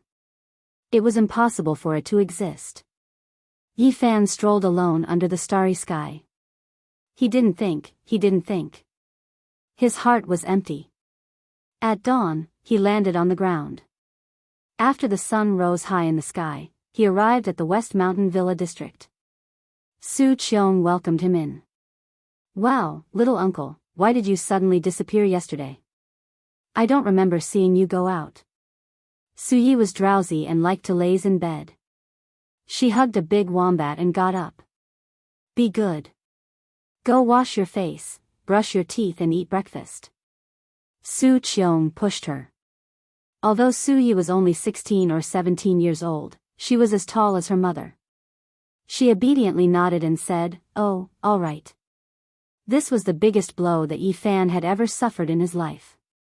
He really wanted to leave this place and avoid this mortal world. Everything that he had seen made him feel sorrow and pain. However, he couldn't just leave like this. He wanted to know the last moments of his parents, and wanted to know everything that had happened in the past. Eat something first. I'll tell you later. Su Qiong combed her long hair and comforted him softly. I can't eat anymore. You go eat. I'll wait for you. After that, bring me to their graveyard. Yi Fan felt his entire body become heavy. He fell onto the sofa and didn't want to move. His eyes were dry, but his tears had already dried up. Su Qiong sighed. She didn't have much of an appetite. She brought Yi Fan out and drove far away. After an hour, they arrived at the graveyard. The graveyard was huge. It was filled with evergreen grass. It was built along a small hill. There were even some green pines and cypresses. It made the place look solemn and dignified. It's here. Suddenly, Su Qiong revealed a strange expression. It was because there was a pure white flower in front of the gravestone. It was swaying in the wind. Its petals rustled and fell, emitting a faint fragrance. Will anyone else visit the graveyard? Yi Fan asked. I don't think anyone else knows. It's strange. Su Qiong was bewildered. Chapter 939. Spring hadn't arrived yet, and it was still the end of winter. It was still extremely cold in the north, and the cold wind felt like knives cutting at one's face. In front of the grave, a pure white flower swayed in the wind. The petals were blown away, and the names of 2 elders were carved on the grave. 3 years had already passed, and Yi Fan was powerless to defy the heavens. He silently knelt down. His lips trembled, and his hoarse words couldn't be heard clearly in the northern wind. He couldn't shed tears, and he could only mutter softly. Su Qiong walked to the side, giving him some time to be alone. She asked the cemetery manager who had just placed the pure white flowers here. Unfortunately, there were no results. There were quite a few people coming and going here every day, and no one would pay special attention to who it was. Yi Fan knelt in front of the grave. He wanted to accompany this place forever, never to rise again. He had lost his life's goal, and his heart was empty. His world was a leaden gray. "Dad, this is a type of divine wine I brought back from Big Dipper. It's very difficult for the great sect masters to drink it. It's a pot of essence extracted from a 1,000-year-old wine cellar." Yi Fan opened a mutton fat jade gourd and poured out the wine. The refreshing fragrance filled the graveyard. Su Qiong was shocked. She turned around, and she just happened to see this scene. The wine fragrance was shockingly strong, and even someone like her who didn't drink white wine was moved by the fragrance. The cemetery manager saw this and quickly walked over, informing him that he had violated the rules. He had to put away the wine bottle, and he had to pay a fine. Su Qiong walked up, took out a stack of money, and handed it over. She didn't let him come closer out of fear of causing trouble. She knew that the current Yi Fan couldn't be measured as an immortal. "Mom, these are some small ornaments I brought back from Big Dipper." Some strange ornaments appeared in Yi Fan's hands. There was a long pearl necklace that had been washed clean, and there was also a protective talisman carved from a heavenly evil relic. They were all things that could prolong one's life. Every one of them was sparkling and glistening, and they released strands of essence energy. Even ordinary people could see that they were extraordinary, and they could relax all their pores, as if they were bathing in a spring breeze. Chi! Strand after strand of flames surged from Yi Fan's hands, igniting all of these items and the 1,000-year-old divine brew. They turned into brilliant light, turning into ashes that fell in front of the tomb. The caretaker of the cemetery was anxious and said that Yi Fan had seriously violated the rules. This place was not allowed to burn anything. When he saw the flame jump out of Yi Fan's palm, he stared blankly. "I say, what is that thing you're burning? Why is it even brighter than a magic lamp? It's shooting out rays of light as though it's some kind of treasure. Oh my, what kind of wine is this? It's so fragrant that I can't help but want to take a sip. Just smelling it makes me drunk." As soon as he got close, he fell to the ground with a thud and fainted. Su Qiong retreated in shock, afraid that she would be intoxicated by the wine. She had seen a lot of things and had long realized that the things in Yi Fan's hands were not ordinary and could not be judged by common sense. Not to mention those beads that were radiating divine splendor, even that wine gourd was a flawless white jade. If it was auctioned, it would definitely cause a commotion and fetch a sky-high price. When the caretaker of the cemetery woke up again, he discovered that everything in front of him was pitch black and that a pile of things had been burned. He immediately jumped up and was flustered and exasperated. "Hey, what's wrong with you? Did you burn a truck full of things? How are you going to clean this up?" His eyes were wide open. With such a pile of things, not to mention burning them, it would be troublesome just to transport them over. Su Qiong hurried forward and handed over a thick stack of money again. No matter when, this situation had never changed. Once the money was in place, it could even turn the millstone upside down. In life, there are too many helpless things. We are powerless to resist. My condolences. Uncle and Auntie won't blame you. As long as you return safely, it will be the greatest consolation for them. Because before they pass away, the only thing they care about is your safety, Su Qiong consoled. "I know. I want to be alone for a while. You should go back first." Yi Fan sat there with his back facing her and said. The red sun set in the west. In the blink of an eye, a day had passed. Finally, the sky was filled with stars. He sat there silently without moving. The caretaker of the cemetery was scared, but he didn't dare to bother him. Before leaving, Su Qiong stuffed a lot of money into his hands. Early in the morning, the sun shone down and rose high. Yi Fan was still there, not moving at all. He sat there for a day and a night, silently recalling everything from when he was young to when he grew up. Every scene of his parents floated up in his mind, and it was difficult for him to walk out of his heart. The happy, the sad, the unforgettable, the unforgettable, the unforgettable, the past was like smoke, occupying his heart. He really wanted to sleep here. At noon, he sighed softly and stood up to leave. His back view was bleak as he walked out of the cemetery. Although he didn't return for a day and a night, Su Qiong wasn't worried. She saw with her own eyes that he could soar into the sky. She believed that no one in this world could hurt him. Perhaps only he could.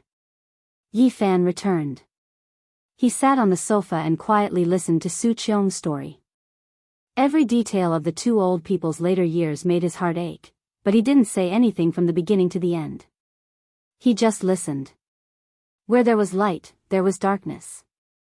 Everyone would have happiness and sadness. There were happy memories, but there would also be unhappy memories. Su Qiong waited for him for 2 years, and then she got married. Just as she said, people had to live, right? And life was colorful. There would be wind and rain. 10 years ago, her life fell to the bottom.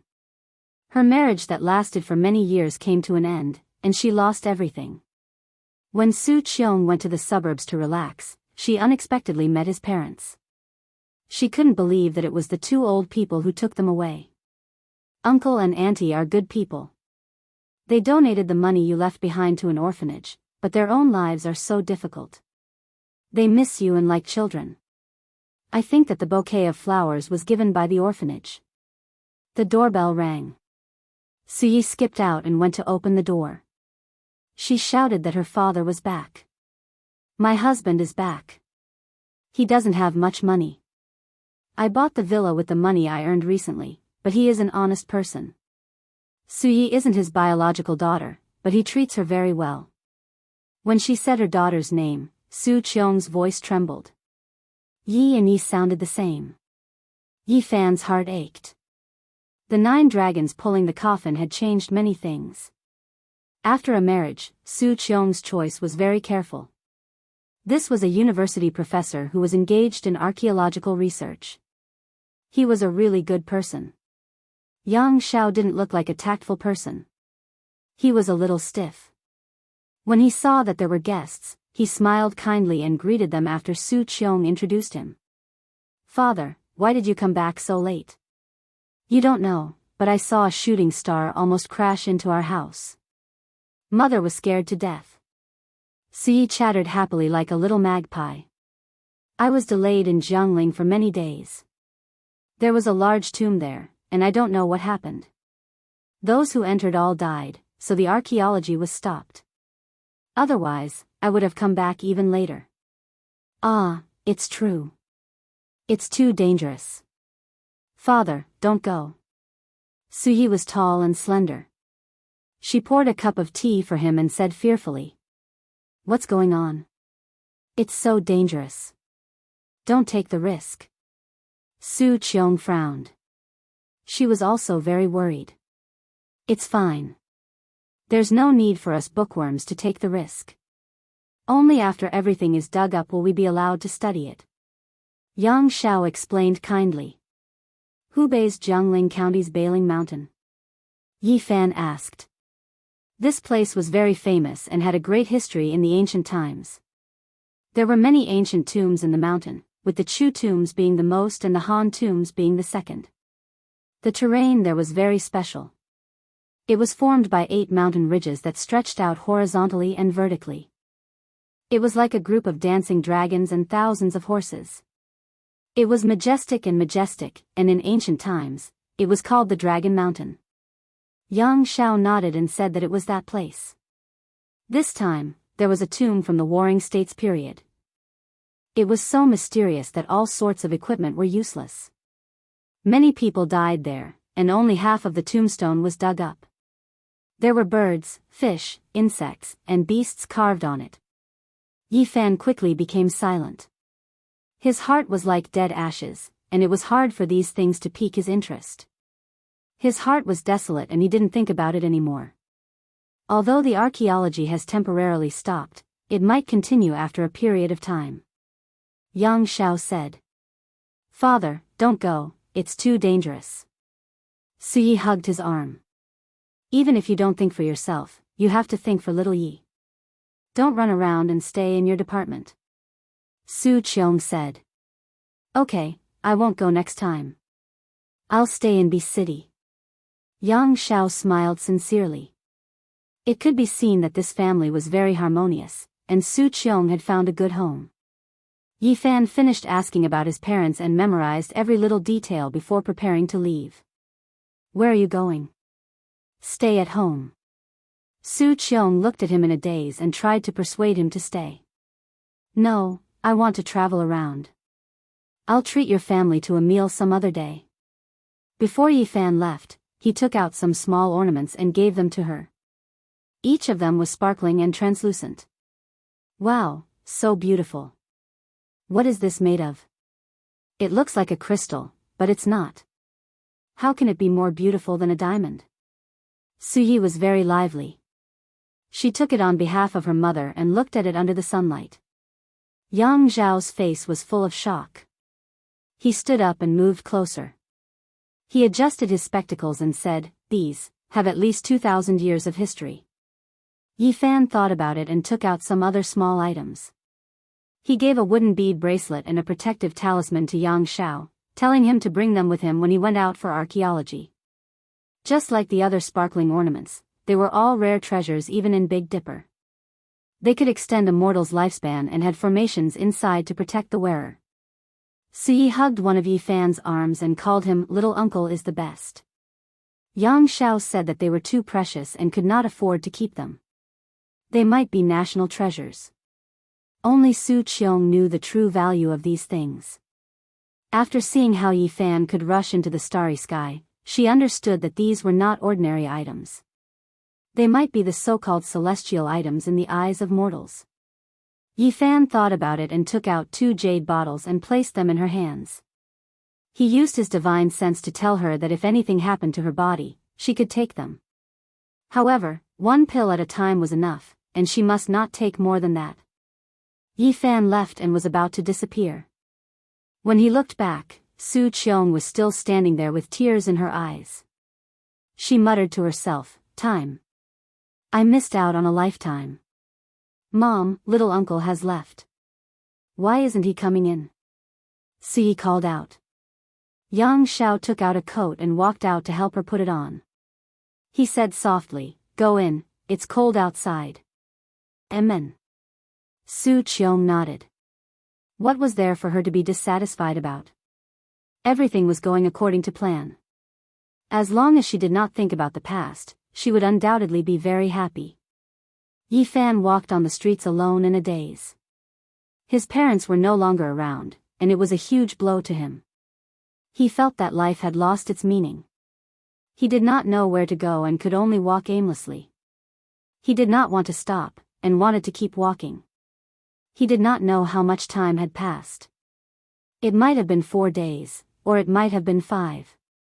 He stopped in front of a park bench and sat there. He was seriously thinking about where he should go next. In his right palm, a huge Sarira appeared. This was left behind by the Western Desert ancient Buddha who had transformed into the Tao. He was loyal and brought it to this side of the starry sky. In his left palm, a palm-sized stone coffin appeared.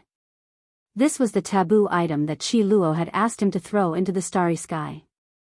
It was very likely that it was the ancient coffin of a divine being that was buried in the 9 heavens during the mythological era.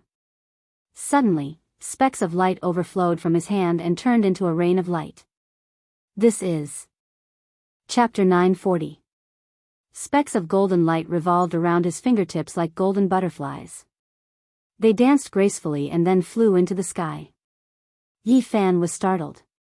The infant fist-sized Sarira became smaller and smaller, turning into a rain of light that scattered in all directions.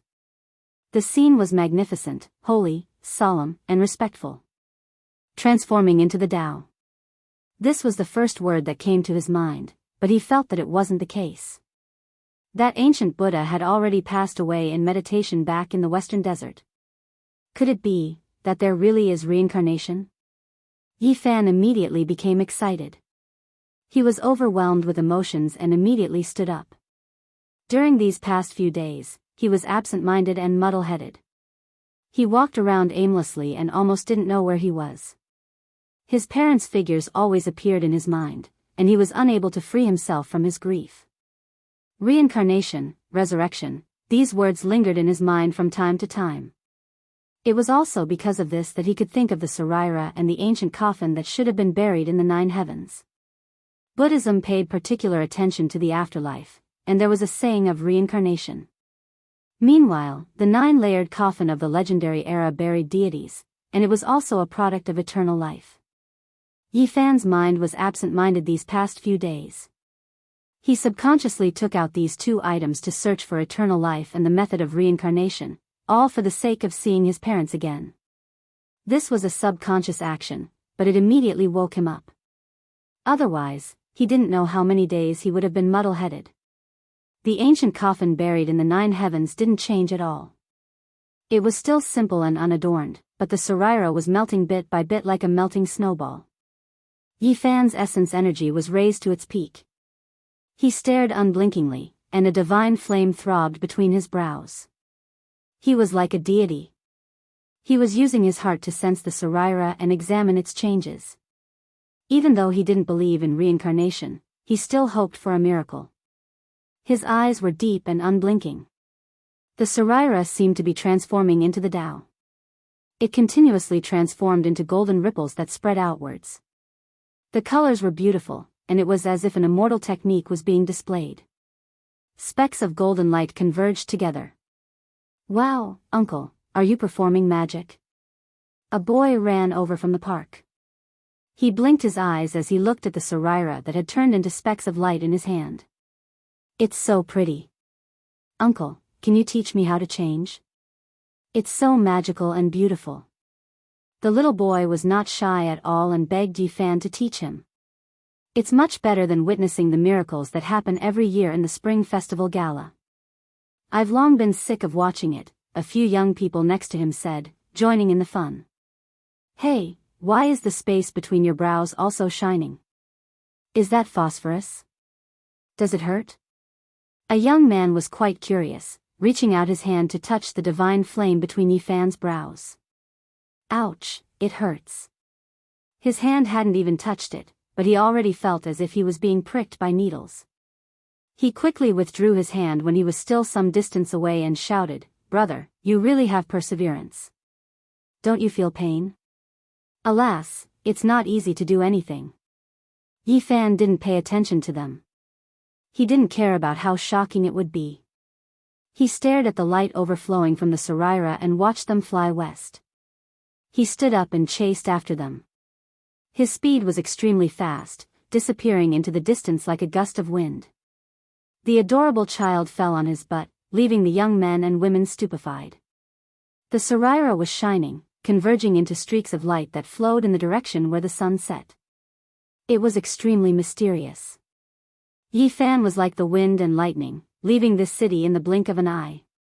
These specks of light were like golden butterflies. They didn't fly that fast, but they fluttered about as if they were alive. Yi Fan had enough time to catch up to them, and he even had time to experience them. There aren't any divine fluctuations, so it isn't a primordial spirit. There aren't any life imprints either, just a type of pure energy. He frowned slightly. Yi Fan was extremely focused. He reached out his divine will and displayed his cultivation to observe every speck of light. He wanted to understand its source and know what it was exactly. However, he was disappointed. This type of thing had nothing to do with reincarnation, and it didn't have any life imprints. It was just a type of pure energy and nothing else. No wonder even the ancient Buddha himself said that those who believe in it will have it, and those who don't, won't have it. Those who have reached his level of cultivation must have known that death is ultimately in vain. The only thing Yi Fan didn't understand was why the old monk who had transformed into Tao wanted him to bring his Saraira back to earth. What was the meaning of this? This was because he had already discovered that after a period of time, some of the specks of light would dim. They would either dissipate or sink into the mountains, rocks, and vegetation. Occasionally, some of the specks of light would be absorbed by some lucky people. Perhaps he saw a similar flower before he passed away, and even though he knew it wasn't him, he still wanted to get close to it. Yi Fan was disappointed, but he still chased after it, wanting to see the final result. The speed at which these specks of light moved wasn't very fast for him. He only arrived in the west after a few days. In front of him, the sea level was getting higher and higher. The vault of heaven seemed to have been washed by water. It was incomparably blue and sparkling like a sapphire. Occasionally, white clouds drifted by, clean and flawless. They were right above his head, as if he could touch them with his hand. It wasn't easy to find such a natural place in the modern era where tall buildings stood in great numbers. The Tibetan area was sparsely populated, and there were many areas that humans hadn't set foot in yet. However, just as he approached this high-altitude area, the Sarira in Yi Fan's hand was also exhausted. The last speck of light flew out and completely disappeared. Yi Fan watched this last rain of light and saw that it didn't fly very far. In the end, it fell into the mountains, sank into the vegetation, and turned into nothingness. He let out a long sigh. Although he knew that reincarnation was empty and impossible to exist, he still couldn't help but feel sad and disappointed. He had extinguished the last glimmer of hope in his heart. The ancient saints of the western desert had completely disappeared from the world. Buddhas were nothing more than this, let alone mortals. In the end, they couldn't leave any traces behind. Yi Fan knew that it was impossible for him to see his parents again. They were truly separated forever. Thinking of this, he was dejected and couldn't control himself. He stood there motionless, almost petrified. What should he do? His mind was in chaos. He had no direction and felt that everything he did was meaningless. After standing there for an unknown period of time, Yi Fan suddenly raised his head.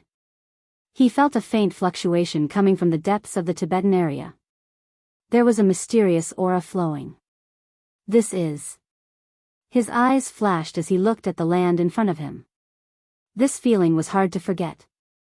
He had experienced it before in the western desert. This mysterious fluctuation was almost the same as the fluctuation of Mount Meru. Yi Fan turned into a beam of light and rushed forward. He entered the depths of the plateau's uninhabited area. At this moment, he felt a boundless fluctuation as if a vast body of water had burst its banks and rushed in all directions. Yi Fan was shocked. This uninhabited area was too mysterious. Compared to what he had experienced in the western desert, the fluctuation wasn't much weaker. He almost thought that he was looking at Mount Meru from afar again. However, it left as quickly as it came. The mysterious fluctuation was like a flood that was cut off by a sluice gate. In the blink of an eye, it stopped and disappeared completely. He couldn't sense it anymore. Where did it originate from? Yi Fan's powerful divine sense swept through the mountains and rivers, but he couldn't sense anything. This was a very strange experience. The Tibetan area had always been mysterious.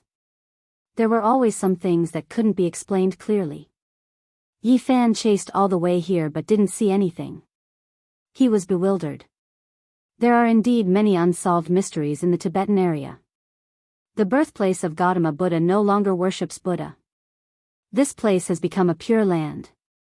Could it be that something is hidden here? Yi Fan stood on a majestic mountain and looked down at the vast and mysterious ancient land.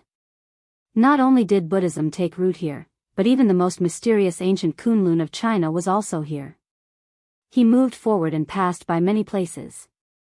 He passed through a large uninhabited area and finally arrived at a barrier between Tibet and the Darim Basin, a section of the Kunlun mountain range. Kunlun was the mountain of 10,000 ancestors.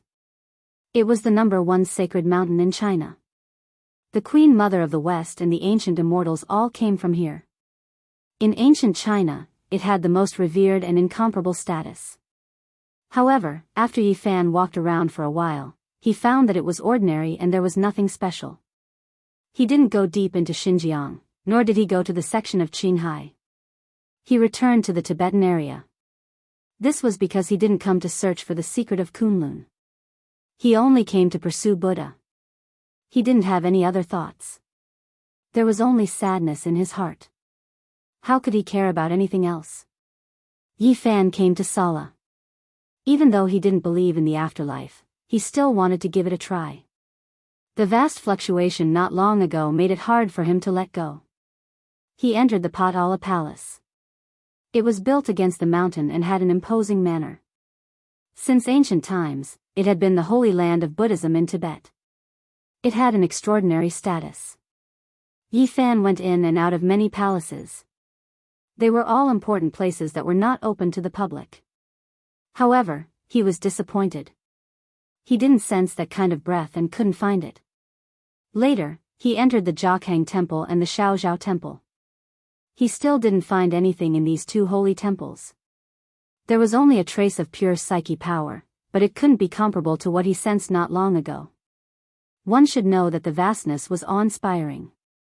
It was really comparable to Mount Meru. It was like a boundless ocean surging. Not long after, he entered Siji Temple, Yeba Temple, Sasang Temple, Sanji Temple, and other places. They were all the most famous ancient temples and holy temples. However, he still didn't find anything. Yi Fan found that even today, there were people who worshipped Buddha. They had devout faith. They didn't burn incense, worship Buddha, or pray for peace. Unfortunately, he didn't see a single cultivator. Maybe there were some unknown ancient temples, but he didn't have the mood to look for them. Yi Fan walked through the vast uninhabited area and revealed a strange expression. He occasionally saw some devout Tibetans. They were all very excited and said that Buddha was coming to the world. He was very puzzled and asked around. Some said that the pure land of Buddha was opened and he sensed the Buddha's power. Some said that the Buddha was revived in the Saha world. Some said that the Buddhism was opened and the Dharma was revealed to the world. Yi Fan shook his head and turned to leave. Although he was still very sad, he walked out of his inner world. He knew that there were still things waiting for him to do. He walked through a large area of the uninhabited area and saw some dilapidated ancient temples. They had long become ruins. He didn't expect to feel such strong waves in these places. Something's not right. Yi Fan suddenly felt that when he was sad like a mortal, he didn't feel anything. However, when he became a little more clear-headed and sensed carefully, there was something different in this land. It was actually suffocating him. It was targeting cultivators. He couldn't help but look up at the sky and muttered to himself, "Is it Spirited Mountain or Kunlun Mountain? I'll have to find out in the future." However, when he thought about how he couldn't even protect his parents after cultivating to this level, he became disheartened. Even if he could find the secret land, what use would it be? The path to immortality was rugged. Whether it was to cut the Tao or to prove the Tao, he had to give up too much. However, in the end, he couldn't even protect his family. In the end, it really seemed meaningless. Yi Fan walked back and was about to leave the Tibet area. When he passed by a stone mountain, he saw the ruins of an ancient temple. He suddenly felt that something was spying on him. He turned around and walked towards the ruins of the ancient temple. He stared at a stone Buddha and approached it step by step. He felt that it was a bit inconceivable. In this age of Dharma, he encountered a creature with Tao. Whoosh! Behind the stone Buddha, a purple light rushed out and entered the stone mountain. Yi Fan raised his head and climbed up the stone mountain that was over 100 meters in one step. He stared at a stone cave that was the size of a bowl. There was a palm-sized stone Buddha that blocked half of the cave entrance. Chapter 941. The cave was extremely dry and smooth. Animals often entered and exited, all of them polished until they shone. The small stone Buddha was placed at the side of the cave entrance, able to block out the wind and rain. Rumble. One could see a pair of large bright eyes in the cave. They were a bit scared, but also a bit curious as they moved about. This was a small creature. For it to have such extraordinary cultivation in this cultivationless age, it truly exceeded Yi Fan's expectations. It couldn't be helped but be called a miracle. "Come out, I won't harm you." Yi Fan released a strand of his divine consciousness. The little thing in the cave had extraordinary cultivation, so it naturally developed intelligence and understood the intent of his divine consciousness.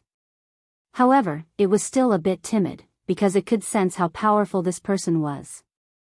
He could actually stay in the air for a long time. This was something it couldn't do. In the end, it still stuck its head out, almost as if it was trying to curry favor. It blinked its large eyes and extended a pair of small claws, carefully standing at the cave entrance. What kind of race was this little creature? Yi Fan was astonished. He actually didn't recognize it at first.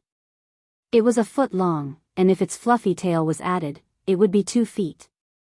Its entire body flickered with purple light like satin.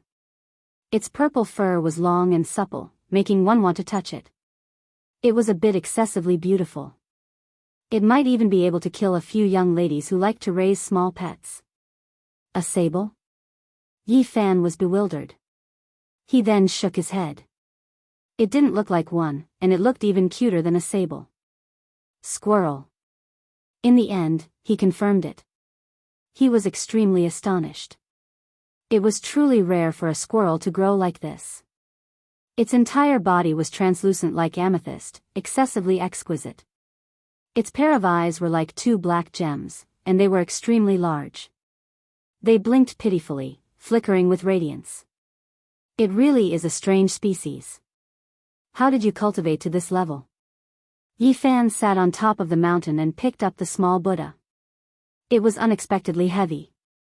He was quite astonished. The seemingly crude little Buddha was only the height of a palm, yet it weighed 1,000 jin. It was impossible for a normal person to pick it up. He knew that he made an error in judgment. This was definitely a treasure, or else how could it be so heavy? On the ground, the mystical Komatsu mouse stood upright and looked at the stone Buddha with some reluctance, as if it had lost its most beloved treasure. However, it did not dare to resist and looked down at its little paws. For the first time in many days, Yi Fan smiled faintly and said, "Do you think I would steal your treasure?" When the little thing heard this, it immediately became spirited. It blinked its big eyes in a flattering manner and bowed with its pair of small claws, as if it was bowing. There were almost no squirrels on Earth that were purple, except for a few mutated ones that had a light color. However, this one was sparkling like an amethyst, and every soft hair on its body was shining with purple light. Since it was so special, if it was sold as a pet, it would definitely attract everyone's attention. Just how powerful are you? Show me. Yi Fan sat on the stone mountain. This little thing's big eyes were sparkling like a child showing off a treasure. It worked hard and waited for him to praise it. Whoosh! It turned into a beam of purple light and rushed into the sky, about 100 meters away. Then, it wobbled and took a dozen steps in the air before it could not hold on any longer and quickly fell down. The first secret plane of the human body was the Sea of Reincarnation. There were 4 small planes, namely the Bitter Sea, Life River, Divine Bridge, and Prometha. As long as one reached the Life River stage, they would be able to fly. In comparison, although the demon clan was different, there was not much difference in comparison. This little thing wobbled around. It was obvious that it had just entered Taoism. Compared to the saints of the demon race, it was like heaven and earth. However, to be able to do this on earth was already not bad. The great path could not be sensed. To be able to cultivate to this level, it could be said to be a shocking anomaly. Moreover, Yi Fan looked at it seriously. This little thing was far more mystical than he had imagined. It was far beyond the Life River stage and had already broken through the Sea of Reincarnation to enter the second secret plane of the palace. Of course, this was according to the human classification system. Earth is really scary. Even the cultivators of the palace are suppressed to the point that they cannot fly for long distances. They can only rush out 100 meters before they can't hold on any longer. At the same time, he could not help but be surprised. This purple squirrel was extraordinary. This was a heaven-defying little demon that had grown up in a situation where the great path did not allow it. Yi Fan tried to sense the essence of heaven and earth, but in a very large area, he could only capture a few strands. It was too thin. To be able to cultivate to this level under such circumstances, was it the son of the demon emperor? He immediately revealed a strange expression, wanting to see through this little thing. The purple Komatsu squirrel was immediately afraid. It held up the stone Buddha with its little paws and with a pitiful expression, it handed it over to him, trying to please him. "I will not steal your things. I just want to know, how do you cultivate?" The purple squirrel shook its fluffy tail and put down the stone Buddha. It pointed at the head of the Buddha and then at the sky. This puzzled Yifan. He had already seen the stone Buddha. Other than its sturdiness and weight, he did not find anything else. Not long after, the sky darkened and stars dotted the sky. A silver plate appeared. At this time, something strange happened to the stone Buddha. A halo of Buddha light appeared behind its head, formed by the essence of the moon. "I see, you rely on it to cultivate." Yifan nodded. The purple Komatsu squirrel breathed in and out to the moon. After being transformed by the halo behind the head of the stone Buddha, its essence was filled with mysterious marks of the Tao. This was the reason why it could be close to the Great Path. The moonlight was originally very scattered, but after being guided by the stone Buddha, the light spots in this area multiplied countless times and were all absorbed by this little thing. This is really a strange treasure. I can't believe I couldn't see through it. Although the Qi practitioners have all left Earth, they still left behind some mysterious things. In the latter half of the night, this little thing pulled on the corner of Yifan's hair and timidly invited him to go with it, as if it wanted to do something. Yifan was surprised. He followed it down the mountain and arrived in front of the ruins of the ancient temple. There was a huge crack in the foundation that led underground. The Komatsu squirrel jumped down with Yifan following behind. After a few turns and tens of meters, he was immediately shocked. He actually saw a huge dragon head that looked exactly like a real dragon. This made him incomparably shocked. How could such a thing appear? Even in the Big Dipper star region, ancestral veins that stretched for millions of miles might not be born. It was even more impossible for Earth to have such a large territory. This was an ancestral root under the earth. It had turned into the shape of a dragon and revealed a stone dragon head. However, it was already dead, which meant that this vein had lost its spirituality. Earth was in the degenerate age, so it was normal to have no spirituality. However, there shouldn't be a lifelike stone dragon. In such a limited territory, it was absolutely impossible for such a lifelike stone dragon to be born. Yifan used his powerful divine sense to explore and was shocked to find that this dead stone dragon only belonged to this area and didn't extend far. What's going on? Could it be that Earth in ancient times was much vaster than it is now? In front of the dragon's mouth, there was a small broken earthen jar. There was a small amount of sparkling and translucent liquid inside, and wisps of refreshing fragrance wafted out. The little purple creature ran forward and carefully lifted it up. It raised it for Yifan to drink, but it didn't live up to his expectations and swallowed a mouthful of saliva. It was obvious that it was also very hopeful. Yifan picked up the small earthen jar and sniffed it. A strange expression appeared on his face. This was the spiritual milk of the earth. It was too rare to find such a thing on Earth today, but it was useless to him. This was the liquid that dripped from the dragon's mouth. It would take about half a month to accumulate half a bowl. He let out a light sigh. This dragon was completely dead, and this was the last of its dragon saliva. Yifan returned the earthen jar to it. The little creature was a little confused, but then it blinked its large black gem-like eyes and still sincerely offered it to him to drink. During this process, it secretly swallowed a mouthful of saliva. It was obvious that this was very precious to it. I don't need it. Yifan communicated with it with his divine will and asked if there were any other beast species that knew how to cultivate. He felt that it was pure and kind, so he didn't invade its soul with his divine will. This purple Komatsu couldn't speak, but its divine will was still able to communicate fairly clearly. It had never left this area and had never seen a creature with cultivation. At the same time, Yifan also learned of its origin. This thing pointed to a cave not far away, and there was a small skeleton that belonged to a squirrel. To be exact, it was its mother. Scenes appeared in Yifan's mind. A vicious bird swooped down, and the squirrel protected its cub and fled with all its might. In the end, it still suffered heavy injuries and could only pick up one cub with its mouth and escape into a crack in the ground, arriving here. Not long after, the injured squirrel died, and the cub crawled about wildly. It grew up licking the dripping spiritual milk under the dragon's head. Yi Fan sighed softly. This little thing wasn't human, but just a small creature. However, it still made him sigh because he had just been separated from his parents forever. However, the purple little thing pointed to the cave where its mother's remains were buried. It was carefree and didn't know what sorrow was, and it had an innocent look on its face. Yi Fan took out a piece of divine source, and suddenly, essence energy overflowed in all directions, illuminating the entire cave. The purple squirrel was almost scared stiff. It put down the small earthen jar and timidly took a few steps back. "Don't be afraid, this is for you." Yi Fan handed it over.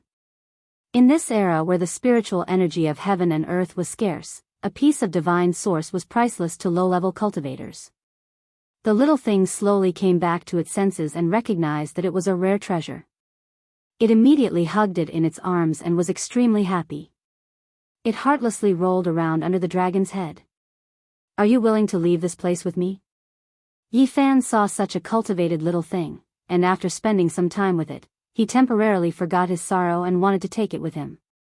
This purple crystal-like squirrel was startled.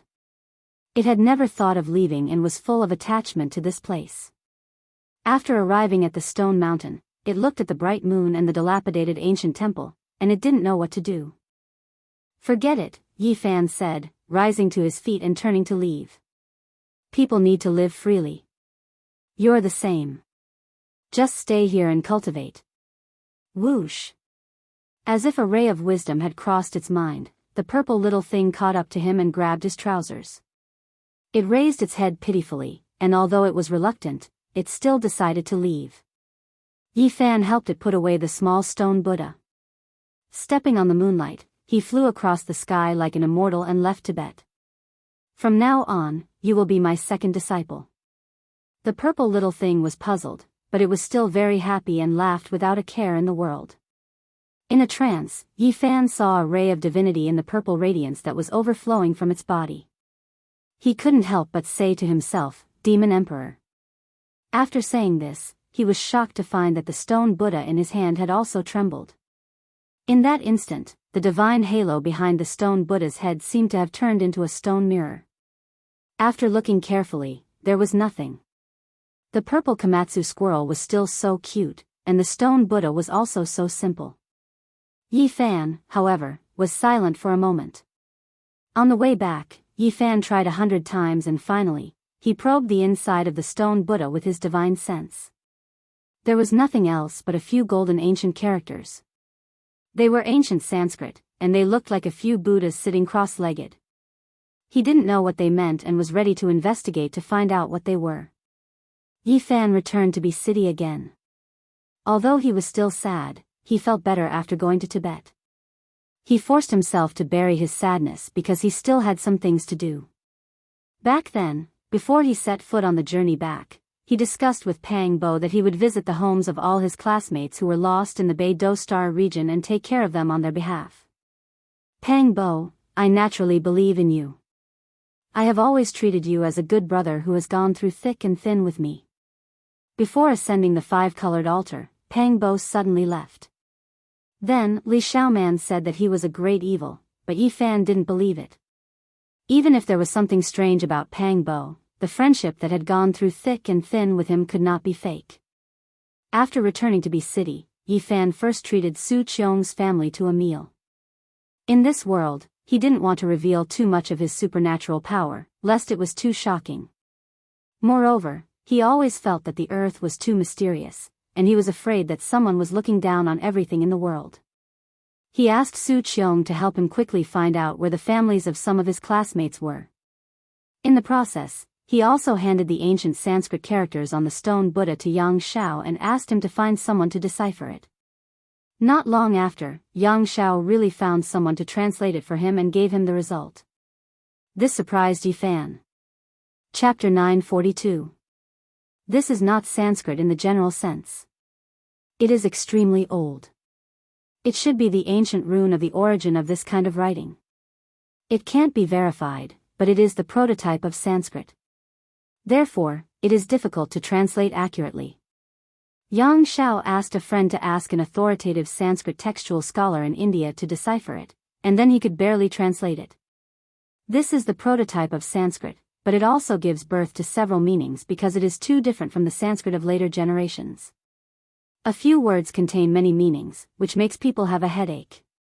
Consummation of enlightenment and movement was one of the translations. The gate of wisdom is the second possible meaning. The sacred object that opens the way of heaven and earth is the third translation, which is the most peculiar and puzzling.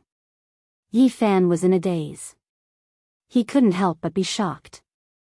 This unremarkable little stone Buddha seemed to have a great background, and it was beyond his imagination. The first meaning, perfect enlightenment, obviously refers to Buddha. Self-awareness, other awareness, and enlightenment are three realms. Mortals have no three realms. Bodhisattva reaches the second realm, self-awakening and enlightening all living beings. Only when Buddha reaches perfection, he can cut off all worldly thoughts and ignorance. The second meaning, gate of wisdom, this is a general statement, and there is a line of translation annotation, but it is really to open a door. It is suspected to lead to Spirited Mountain. This annotation is more surprising than the original translation. Yi Fan is moved. He just came back from Tibet, and for a moment, he felt a vast wave, no weaker than Mount Meru. From the whirling world to Spirited Mountain, this is a kind of annotation that makes people shudder. It is very mysterious. Can this little stone Buddha really lead to a secret place? It is thought-provoking. The third meaning, the sacred object that opens the way of heaven and earth. This is a very mysterious statement, just a vague translation, and even the translator himself is not sure, so there is not much elaboration. Yi Fan is surprised. He did not expect this little stone Buddha to be so mysterious. Why was it left in an uninhabited area, like an abandoned thing? Yang Shao looks strange. Ordinary Sanskrit is fine, but this kind of ancient rune is rarely seen in India. Only one or two national treasures are engraved with it. He asks him how he got it, and reminds him kindly and carefully that the country is very strict with the supervision of cultural relics. Yi Fan was helpless. Since he gave out a few small gifts, Yang Shao judged that it had a history of more than 2,000 years. He probably regarded him as a reseller of cultural relics. Su Qiong gave Yi Fan a phone and helped him save her number. After so many years, Yi Fan was in a daze when he held this communication tool again. He was not used to it. Living in the mortal world was naturally inseparable from money. No matter what one did, money was needed. The things he had on him were too shocking, and any one of them could cause a lot of trouble. Left with no choice, he took out a white jade bottle, wiped away the Tao marks and divinity on it, crushed it into dozens of pieces, and handed them to Su Qiong, asking her to use her connections to help auction them. Although Su Qiong was already mentally prepared, she was still shocked to see such a flawless psychic jade destroyed just like that. When she entrusted it to be auctioned off, during the appraisal process, the old master beat his chest and stamped his feet. He was incomparably pained, and said that this was a sin. Such a precious treasure was actually broken, and this was an immeasurable loss for the jade shop. This was a crime. Su Qiong was numb. She had seen Yi Fan burn a pile of treasures even more mysterious than this in the cemetery. It was almost like a dream. And the few ornaments she wore on her body were even more bizarre. Her flesh, blood, organs, and bones seemed to be undergoing a baptism every day. Yi Fan put away his sorrow and went to do some things that he should do. He visited the families of his former classmates, and if they needed help, he would definitely lend a hand. Half of his classmates had been buried on Mars star more than 20 years ago, and the rest were lost in the Big Dipper star region. After so many years, he was the only one who came back alive. Parents in the world were pitiful. It was a great sorrow when the old sent the young off. Even after so many years, some families still could not walk out of the shadow. In that era, most families only had one child, and losing a child was equivalent to losing everything. Yi Fan sighed softly. The tragedy was not only in his family, but in the 11 families he found. Several elderly people had already passed away. More than 20 years had passed, and most of these elderly people were in their 70s or 80s. In this era, medical science had made considerable progress, so this could not be considered a long life. There was no other reason for this. Back in Big Dipper, Yi Fan and Lu Yunji were mortal enemies, but this matter concerned his family. After returning, he also went to visit Lu Yunji, Wang Yan, and Li Changqing's families. If they needed care, he would not stand by and watch. Most of the families had decent living conditions, and only a few had some difficulties. What really troubled them was the scar in their hearts, especially in their later years. But Yi Fan could not help them. He had no way to resurrect those people, and he had no way to bring back the few who were still alive. All he could do was secretly put spirit medicine in their food and drink to strengthen their muscles and bones, cleanse their flesh, and extend their lifespan. Then, he would think of a way to change their living conditions. However, he did not know if this was the right thing to do. Even if their lifespans had increased, there was no joy in their hearts. Was this good or bad?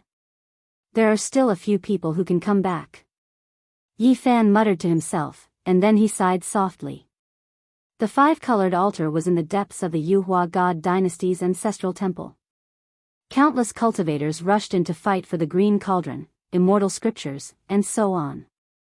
It could be said to be extremely dangerous. At that time, even he was not sure that he could return. All he did was try his best. At that time, he and Pang Bo did not bring Zhang Wenchang and Lu Yi with them. They wanted to make sure that there was no danger before making a decision, so that the two of them would not take the risk with them. In fact, they found the coordinates of Earth in the ancestral temple and immediately handed them to the Black Emperor and the others. When the time came, they could hand them over to Lu Yi and Zhang Wenchang and cross back to Earth. Many years later, there will still be people who will return. However, Yi Fan did not know that after he left, Desolate appeared. The only divine array that led to the altar was destroyed by him. Without that teleportation array, it was almost impossible to rely on one's own strength to enter the ancient desolate forbidden land and ascend the 5-colored altar. Crossing the sky had become a legend. To Yi Fan, why Pang Bo suddenly left was still a mystery. He still did not understand, but he believed that there must be an irreversible reason. The families of more than half of his classmates were found. He did everything he could, even at the expense of shocking the world, to cure those who were in critical condition and reverse the situation and revive them. When Yi Fan went to look for Zhang Wenchang's family, he had mixed feelings. He still remembered the sorrow of Zhang Wenchang on the other side of the starry sky. He was in his 20s, but he looked like an old man in his 60s or 70s. His aptitude was not good, and he was often bullied by his fellow disciples. He was called a half-crippled old man. In the end, he was even forced to open a small tavern to make a living. He was quiet all day long, as if he had no soul. Even when he was bullied by others, he silently endured it. Back then, Yi Fan killed 10 people in a fit of anger, and finally sent him to the Taishian Clumsy Peak, which finally changed his fate. However, he knew that Zhang Wenchang could not be happy. He was depressed, and he missed his parents all the time. He still remembered one time when he was drunk and cried bitterly on the table. When I left, my wife was already pregnant, and our child was about to be born. When she needed me most, I disappeared and came here. Those sad words were still ringing in his ears. Yi Fan shook his head hard. More than 20 years had passed, and Yi Fan saw Zhang Wenchang's son. The two looked very similar, which made Yi Fan lose his mind. If only Zhang Wenchang was here. The child that he thought about day and night had already been born. Because of the nature of father and son, this young man did not like to talk much, but he had a sharp mind. When he saw Yi Fan, he immediately called out his name. I have seen you. There is a photo of you in the relics left by my father. You. Is my father still alive? He was shocked and could not wait to ask. Yi Fan nodded. He was happy for Zhang Wenchang, but also sad for him. His wife loved him very much.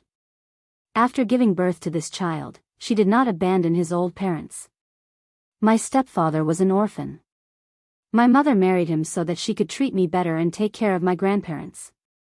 Hearing this, Yi Fan had mixed feelings. He was happy for Zhang Wenchang, but also sad for him. My father disappeared, but I know that my mother must have had a good relationship with him. She could not forget him for so many years, and sometimes she would be alone in a daze. There were too many helplessness in this world. Life could not be chosen again. Zhang Wenchang had left this world. These could only make people feel sorry and helpless. My stepfather was a good person. He treated me, my grandparents, and me very well. Our family could be considered happy. Zhang Yi cried, but he was very rational. He did not cry or scream. He asked about every detail of his father in that world again and again. When Zhang Yi heard Yi Fan talk about how his father was unhappy and how he cried after getting drunk, saying that he missed his wife and son and felt that he had let them down, Zhang Yi cried and choked. Although he didn't raise me, I don't blame him because he couldn't do it himself. He didn't abandon us on purpose. Actually, I also miss him very much. Because my mother said that he was really good. What was wrong was only the starry sky, only fate. Yi Fan patted his shoulder and did not say anything. All he could do was to tell the truth. Are you an immortal? Can you bring me to see him? Zhang Yi asked hopefully. Yi Fan shook his head and said, I can't even go back myself. Today, I have said too much. Your life is very good now, and I should not disturb your peace. In a while, I will erase some of your memories. Happiness, peace, and happiness, I think this is what your father wanted to see the most. No, you can't do this. A middle-aged woman walked over agitatedly. This was Zhang Wenchang's wife. Yi Fan raised his head. He had already sensed her arrival, so he was not surprised. You have no right to erase our right to know. No matter what happens in the future, no matter what the result is, this will always be a precious memory in our hearts. Zhang Wenchang's wife said with tears in her eyes. Yi Fan had seen her several times in the past and had even attended their wedding banquet. In the blink of an eye, more than 20 years had passed, but the people had changed. Yi Fan, you and Wenchang are good friends. Can you really be so heartless to let us be ignorant and erase everything? You must know that these are precious memories to us. Zhang Wenchang's wife cried. Yes, these will not disturb our lives.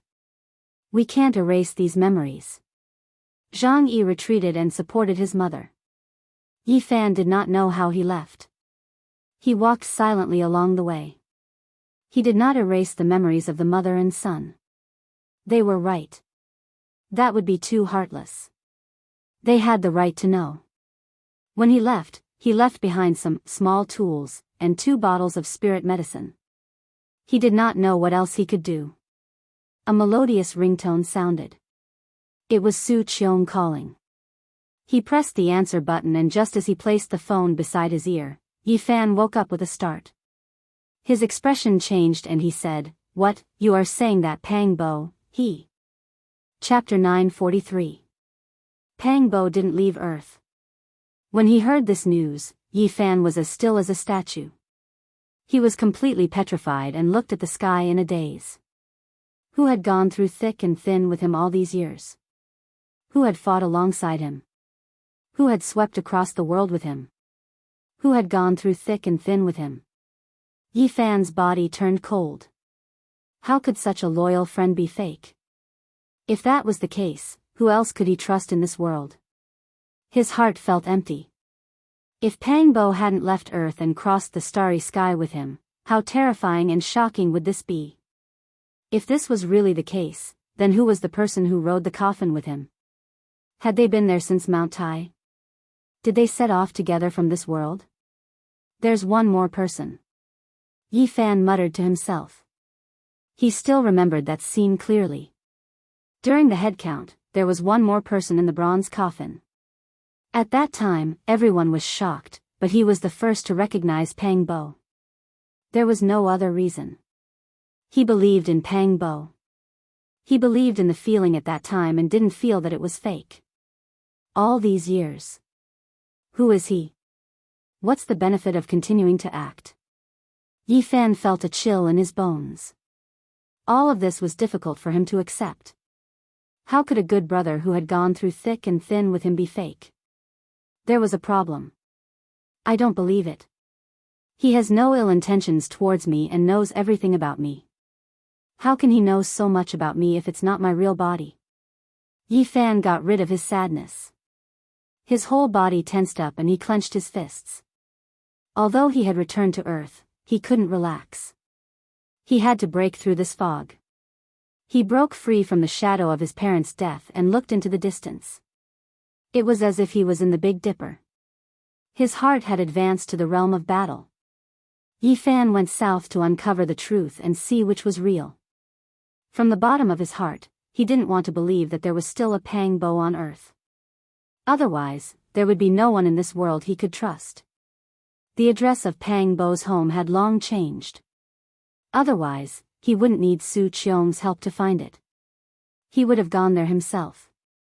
Many things had changed in the past 20 years. They had moved away from their original city.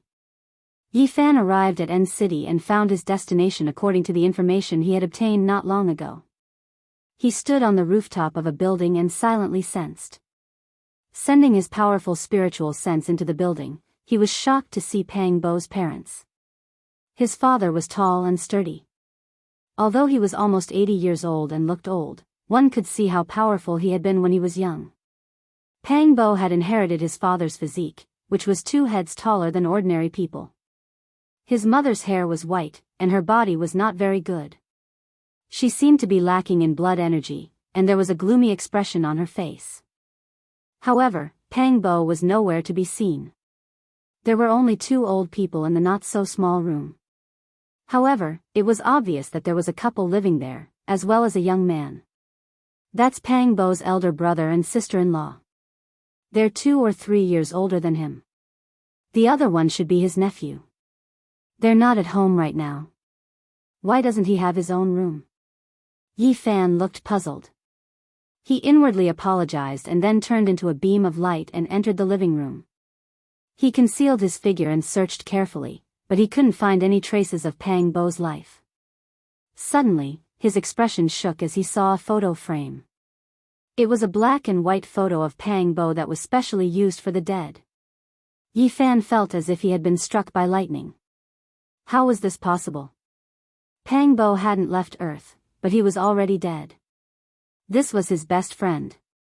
No matter where he was, he didn't want anything to happen to him. All of a sudden, he was stunned on the spot and couldn't accept this fact. His body was trembling. His parents had passed away, and even his best friend had passed away. Little Bo's death anniversary is coming soon. How fast? 10 years have passed in the blink of an eye. Pang Bo's father sighed. Yi Fan was dumbfounded. Pang Bo had been dead for 10 years. How did he die? He couldn't believe it. One had to know that the 2 of them had the best physiques when they were in school. How could they die so young? 20 years ago, Little Bo didn't go to Mount Sheng and escape this calamity. But who would have thought that the heavens had made up their minds and couldn't avoid it? Sigh. His mother wiped away her tears and walked over to wipe the frame of her glasses. The 10 years of death anniversary was coming soon. This brat. Pang Bo's father said softly. Then, he didn't say anything else and sat there smoking in silence. Sorry for the offense, Yi Fan said softly. He extended his divine sense into the 2 old men's sea of consciousness to investigate everything. After a quarter of an hour, he left and stood on the rooftop of the building absent-mindedly. He couldn't believe everything. Pang Bo's death was very strange. He was actually killed by lightning in the wilderness. No wonder his mother was lamenting. Even if he had escaped the calamity of Mount Sheng, the heavens wouldn't let him go. Yi Fan was completely dumbfounded. Everything had exceeded his expectations. He muttered to himself, "Heavens, what's wrong with you?" Even if Pang Bo's real body is on Earth and he didn't ride the coffin, you can't be so cruel. He didn't know how he left this place. Before he knew it, he had arrived at the cemetery area of N City. Looking at the rows of tombstones, he felt that his feet were very heavy. Now, he was really afraid to enter such a place. The most painful thing in this world was to be separated by life and death. It had only been a few days, and he had encountered it again. In a place with verdant pines and cypresses, Yi Fan found Pang Bo's tombstone. He stood there silently for a long time before putting down the large bouquet of white flowers in his hand. I really can't believe you left. Yi Fan sat on the ground, took out a bottle of wine, and poured it all on the ground. Then, he lit a few cigarettes and took a puff before putting them in front of the tombstone. How could this be? Everything is like a dream. I often wonder if everything in the Big Dipper star region is real. Now that I've woken up, it's so cruel. Yi Fan sat in front of the tombstone and lit a cigarette for himself. After leaving Earth for so long, after more than 20 years, he once again experienced the emptiness that lingered in the smoke. He was very silent and sat there for a long time. After smoking an entire pack of cigarettes, he said to himself, "To be honest, I can't believe you're dead." Then, there was another period of silence. He was thinking very seriously. As if he had suddenly thought it through, he suddenly stood up and threw a cigarette but on the ground. "To be exact, I don't believe that you're the real Pang Bo. My friend is still alive and hasn't returned."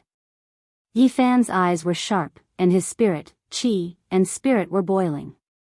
It was as if he was preparing for a big battle. He was showing off his abilities, which was a world of difference from his decadent self these days. "This is a battle, and I'll drag you out." Putting aside the true nature of that Pang Bo from the Big Dipper star region and how they treated each other with sincerity, Chu Feng could see a few suspicious points from what he had seen in his parents' minds. First, his death was too strange. How could he have been struck by lightning? Moreover, his face was ferocious when he died, and he was completely out of shape. 10 years ago, it scared many people. Second, his temperament was different. According to what he had seen in his parents' minds, this Pang Bo's behavior was somewhat strange. Even the two old men had been confused. Third, why did he quit his job and go to ancient sites and mountains all year round, yet he had an endless supply of money? Fourth, why was he so persistent, asking the two old men about their blood relatives and visiting them one by one? Even though they hadn't contacted each other for many years, he still visited them. In short, many of his words and actions made the two old men suspicious. They didn't understand why. They only remembered that he seemed to be drunk once and said that their family had demonic god blood in their bodies. Of course, that time, the old man slapped him and woke him up, scolding him for spouting nonsense. Earth is far more complicated than I thought. Yi Fan returned to Pang Bo's home and sensed carefully. As expected, he found that this tall and sturdy old man's vitality was very vigorous, surpassing that of ordinary people. No wonder Pang Bo is so tall and strong. His arms are thicker than other people's legs. Could it be that he really has ancient demonic blood in his body? No wonder the descendants of the Qing Arch wanted to take over his body. Yi Fan muttered to himself. Pang Bo's father and brother's vitality was a little strong, but it wasn't enough to surprise him. It seemed that this also depended on the person. Perhaps only a few people could return to their ancestors. Pang Bo can cultivate the Qing Thearch as ancient scripture. Could it be that the blood in his body has recovered? Yi Fan stayed in N City for a few days and understood enough about the situation. He helped Pang Bo's parents improve their physique and washed their flesh and bones with spirit medicine many times, but he didn't show himself. This time, he didn't collect enough evidence and couldn't be 100% sure that the person who died was a fake Pang Bo. Hence, after leaving, he began to use all his power to investigate. Did he go to Mount Tai back then? It was undoubtedly impossible to go to Mount Tai to verify it. After so many years, who could remember? He investigated and found the company where Pang Bo had worked in back then. He wanted to find some of his colleagues back then and ask for some clues. Unfortunately, the relevant people had already left. It had to be said that if an ordinary person couldn't find it at all, it would be like looking for a needle in a haystack. However, Yi Fan wasn't an ordinary person. Although it took a lot of effort, he finally found it. He secretly looked through their dusty memories and finally found out that Pang Bo went to Mount Tai back then. It was a colleague who helped him book the plane ticket. Back then, something happened to Pang Bo's family. The real and fake Pang Bo had said so. However, the dead Pang Bo returned home on the day of the incident and said that he didn't go. However, the colleague who helped Pang Bo book the plane ticket had a different memory. When Pang Bo got off the plane and took a long-distance bus to the foot of Mount Tai, he had called him to express his gratitude. Yi Fan smiled. Although it took a lot of effort and the process was very troublesome and complicated, he finally found out that the dead Pang Bo was most likely fake. This was very meaningful to him. It was great news. Is there an ancient demon clan in this world? I want to see what you guys are up to. Not long after Yi Fan returned to B City, he received a call from Yang Xiao. He said something over there, and it turned out to be related to the small stone Buddha. According to him, the ancient runes shocked the authority of ancient Sanskrit last time, and he specially consulted his teacher. As a result, he didn't know how he alarmed a few mysterious gurus. They came to B City, and they want to see you no matter what. I really can't refuse them. Yang Xiao was in a difficult position. Isn't it just a few ancient Sanskrit characters? Is it necessary to lead them here from India? Yi Fan said. It was a few old monks who came. The people who accompanied them treated them like living Buddhas. They almost knelt there and worshipped them. It seemed that they had manifested some kind of miracle. But what era is this? Even if they have faith, it shouldn't be like this. Yang Xiao was a learned person, so he naturally didn't believe in this. A thought came to Yi Fan's mind. Hinduism was respected on the other side of Mount Tai, and Buddhism had long declined in the land of origin. How could there still be gurus coming from thousands of miles away? Could it be that there were still people in the world who could cultivate? This was all so good. He was about to investigate everything about the fake Pang Bo. If he was really a hidden master, he could just follow the clues and understand everything on Earth today. Chapter 944. Yi Fan readily agreed and arranged a place to meet in 2 days. He wanted to see what kind of person this so-called master was and whether he could really manifest a miracle. B City had a long history. There were some historical sites in the city, but there was no lack of modern vitality.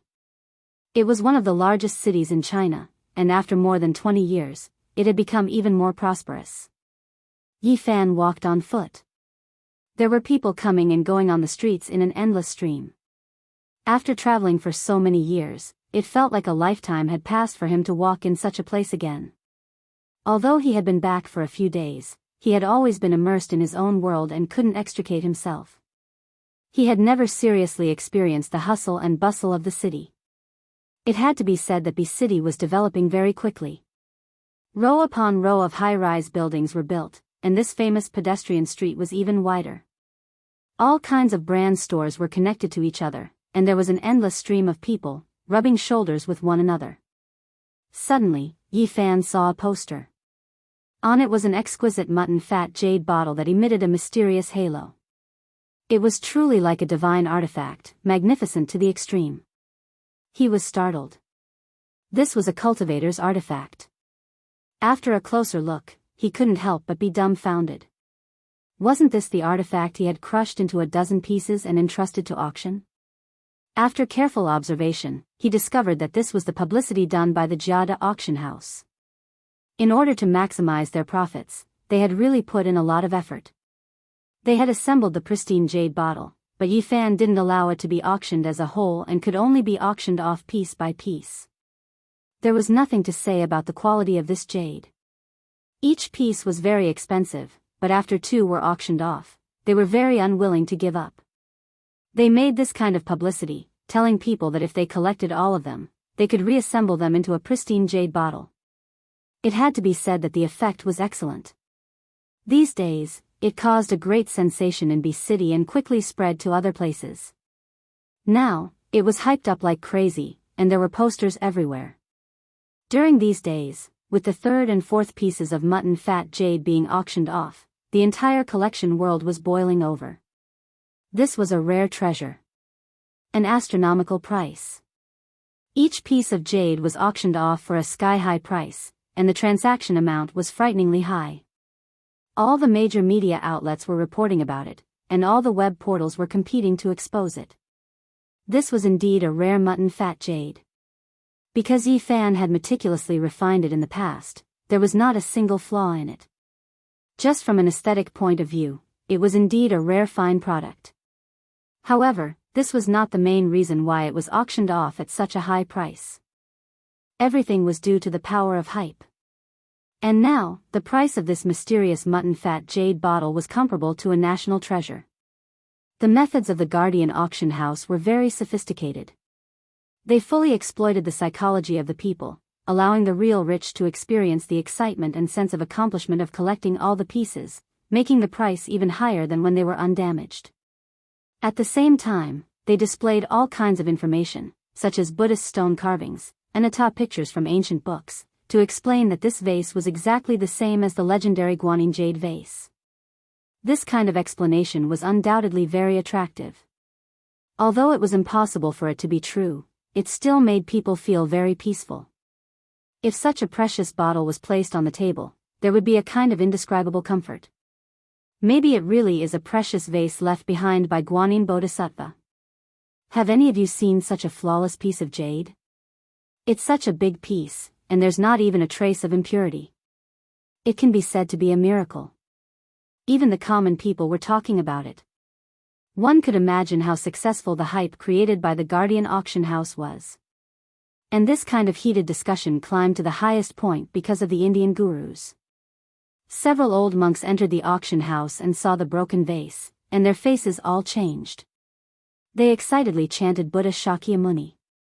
This scene was taken by someone and posted on the internet. Naturally, it caused an uproar. Some people recognized that one of the old monks was an Indian guru. Nowadays, although Buddhism was declining in India, and the number of believers was less than 1% of the population, it still had a certain base number. The precious vase left behind by Guanyin Bodhisattva in the human world was a new topic of hype. The price of the fragments of the mutton fat jade bottle kept rising. Yi Fan was stunned and speechless. This was not his original intention, otherwise he wouldn't have crushed it. He didn't think that things would develop to this point, so he could only shake his head. 2 days later, Yi Fan met the 4 gurus in an antique tea house, accompanied by a group of people. This was the first time they met, and Yi Fan was a little dazed. He found that one of the Indian gurus was proficiently using a mobile phone to talk to someone. It was very difficult to communicate with a cultivator. The translator explained that the gurus had encountered an extraordinary event and was urging India to send a large sum of money. They were going to bid for a jade bottle. Yi Fan was petrified. Even the things he created were international. This was really unexpected. After a little probing, he could tell that the 4 gurus could barely be considered cultivators. They had already opened the sea of bitterness, and only one of them had stepped into the life spring realm. He shook his head. They were already so old, and it was impossible for them to break through the first secret realm of the human body, the sea of reincarnation. Regarding this, he did not look down on them. On the contrary, he respected them. Because in this age of chaos, it was really not easy to walk the path of cultivation. It was amazing to have such achievements. If it was in the Big Dipper star region, these people would most likely have great achievements. They would be gurus in name and be respected by the people. Gurus, why are you interested in the jade bottle? Yi Fan asked casually. That is an enchanted item. Even though it is damaged and the technique is no longer there, it still makes us yearn for it, an old monk answered, and someone translated from the side. Yi Fan nodded. Even though these people's cultivation was not high enough, they still had the knowledge to recognize that it was an enchanted item. It seemed that the jade bottle might cause some trouble because of this. These old monks were already over 100 years old, especially the gurus who had stepped into the life spring realm. He was already 120 years old, but they were all hale and hearty. They were naturally different from the ordinary people. These people were very humble. They were monks in name and in reality.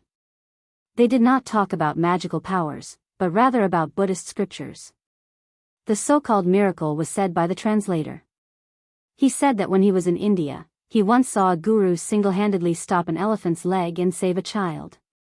He also saw an old monk sitting cross-legged in the air, not moving at all, even though it was only for a short moment. Other than that, he once saw an old monk's mouth and nose emitting white light that penetrated a steel plate. Yi Fan nodded and did not say anything. The age of chaos was a sorrowful one for cultivators. These people could be said to be a few ascetic cultivators among millions of people. They had reached this step completely through great perseverance. He sighed lightly. It seemed that it was too difficult to find a true cultivator on earth. Not long after, the old monks directly talked about the ancient Sanskrit words. Their expressions were solemn and serious, and there was even a hint of piety. The authority of ancient Sanskrit also came. He turned out to be a disciple of a guru. He was very famous in the field of ancient literature, but he was very respectful in front of the gurus. The gurus verified and asked Yi Fan where he obtained the ancient Sanskrit words. This was of great significance to them. You guys recognize these words, what do they mean? Yi Fan asked. The gurus did not speak, remembering that monks did not lie. They did not want to deceive Yi Fan, but they felt that this matter was of great importance and did not dare to say too much. In the end, a guru asked the group of followers to leave, leaving only the authority of ancient language behind. He was also proficient in Chinese and could act as an interpreter. My teacher said that their true meaning is that they can open the road to Spirited Mountain. The Spirited Mountain where the ancient bodhisattvas and Buddhas lived. Yi Fan's eyes lit up. Yes. The old monks nodded. Do you believe that such a place exists? Yi Fan asked seriously. Yes, it is in the Western land, but after the last bodhisattvas and Buddhas passed away, that place could not be opened. A guru said that this was a secret passed down by the senior monks of the past generations. Is it the primitive Taoist field of Buddhism? It seems that there may really be a mysterious place, vast and not inferior to Mount Meru. I felt it last time in Tibet. Yi Fan thought to himself. The old monks begged bitterly, wanting to see the sacred object inscribed with the ancient words. Yi Fan sighed. Even if he took out the small stone Buddha, they did not have a strong spiritual sense to examine it. Even he had to expend a great deal of effort to enter the Buddha's body. He did not agree immediately, but asked a few questions. He wanted to know if there were any ancient cultivation sects on earth today. However, the gurus were confused and shook their heads. They did not know. Have you not come into contact with such people? They are those who have cultivation and are like gods in the eyes of mortals. Yi Fan did not give up. They immediately nodded, saying that there were such people. The guru who had reached the life spring realm said that his teacher might know something because he himself was almost like that kind of person. According to him, the old monk had already lived for more than 190 years. His cultivation was much higher than his and he had seen many mysteries in his life. My teacher said that there is Buddha in the West and demons in the Middle Earth. Yi Fan heard this and immediately laughed. Could it be that he was saying that Taoism in the Middle Earth was a demon? The gurus hurriedly put their palms together and shook their heads. They did not have any prejudice against Taoism. What they were talking about was a real demon, but they had never seen one before. They had long realized that Yi Fan was not an ordinary person. Otherwise, he would not have told them so many secrets. My teacher came to China during the Second World War. He did not find any demons, but he did see a demon god. An old monk who was more than 190 years old was frighteningly old. He had lived for 3 centuries and had experienced the Second World War. However, this monk did not have any interaction with the demon god of the Middle Earth. He stayed far away and only saw the monstrous blood of the demon god. Do you remember where you saw it? Yi Fan asked. You need to ask my teacher. Speaking of the existence of demigods and demigods, another old monk told him a story that he had experienced personally. When he was young, he once saw a strange man with disheveled hair in a primitive rainforest in India. The man flew in the air and disappeared into the mountains. My granduncle said that there is a real powerful person in Jerusalem, another guru said. Another guru opened his mouth. His granduncle did not pass away until he was 230 years old. He once went to the West alone and encountered demigods when he was alive. Yi Fan thought of something. Jerusalem was the holy city of the West and had endless legends. It was the center of ancient religious activities. Every year, countless people from Christianity, Judaism, and Islam would go there on a pilgrimage. There might really be something there that would be worth a visit in the future. The old monks begged again, wanting to see the sacred object inscribed with Sanskrit characters. Yi Fan took out the small stone Buddha, which shocked the gurus. They were even more convinced that this young man was most likely a demigod. No matter how hard they tried, they could not see the secret inside the small stone Buddha. In the end, Yi Fan took out a stone slab and used his finger as a knife to carve the ancient words on it. At the same time, he branded the marks of Taoism. Yi Fan handed over the stone slab and said, "Take it back to India and show it to your Shifu. Ask him to come here, or invite a few real Taoist masters to come to the Central Earth to discuss the little stone Buddha." The masters did not dare to hesitate. They solemnly put away the stone slab, bowed deeply, and then left. At the same time, in the Jada auction house, a demonic young man stared at the fragment of the mutton-fat jade vase. Then, he sneered. Chapter 945. When it saw Yi Fan again, the amethyst-like Komatsu mouse's eyes were brimming with tears, its large eyes blinking. It rushed over with a whoosh and hung onto Yi Fan's body, then quickly hid behind him, only revealing half of its little head to glance forward timidly. Suyi was a very lively girl. She rushed over like a little lunatic, baring her fangs and brandishing her claws, giggling non-stop as she grabbed the purple Komatsu mouse. For the past few days, Yi Fan had been constantly on the move, heading south for Pang Bo's matter. He did not leave the Komatsu mouse by his side, leaving it at Su Qiong's house in B City. Without a doubt, no matter where this little fellow was placed, it would attract all eyes. Its fur was like silk, sparkling and translucent, flowing with purple splendor, directly captivating this little girl Suyi. Whether it was eating or sleeping, she would hug this amethyst-like little thing, not taking a single step away from it. This kind of passion really scared the little fellow. Before Yi Fan left, he had warned it repeatedly not to reveal any divine abilities, not to reveal any of its cultivation. Thus the little purple thing did not escape the devil's clutches. It was in pain but also happy. It was not used to being hugged by others. It had always been alone under the moonlight, facing the ancient Buddha, inhaling and exhaling clear splendor. It had always been ignorant and pure. These days, the only thing that made it happy was that it ate a lot of delicious food, better than anything it had ever tasted before. If not for that, the little fellow might have already escaped without a trace. This was also the reason why its eyes were brimming with tears when it saw Yi Fan. It was truly afraid of that little demoness, hiding behind his back, only leaving one of its large eyes to sneak a peek, peek and peek.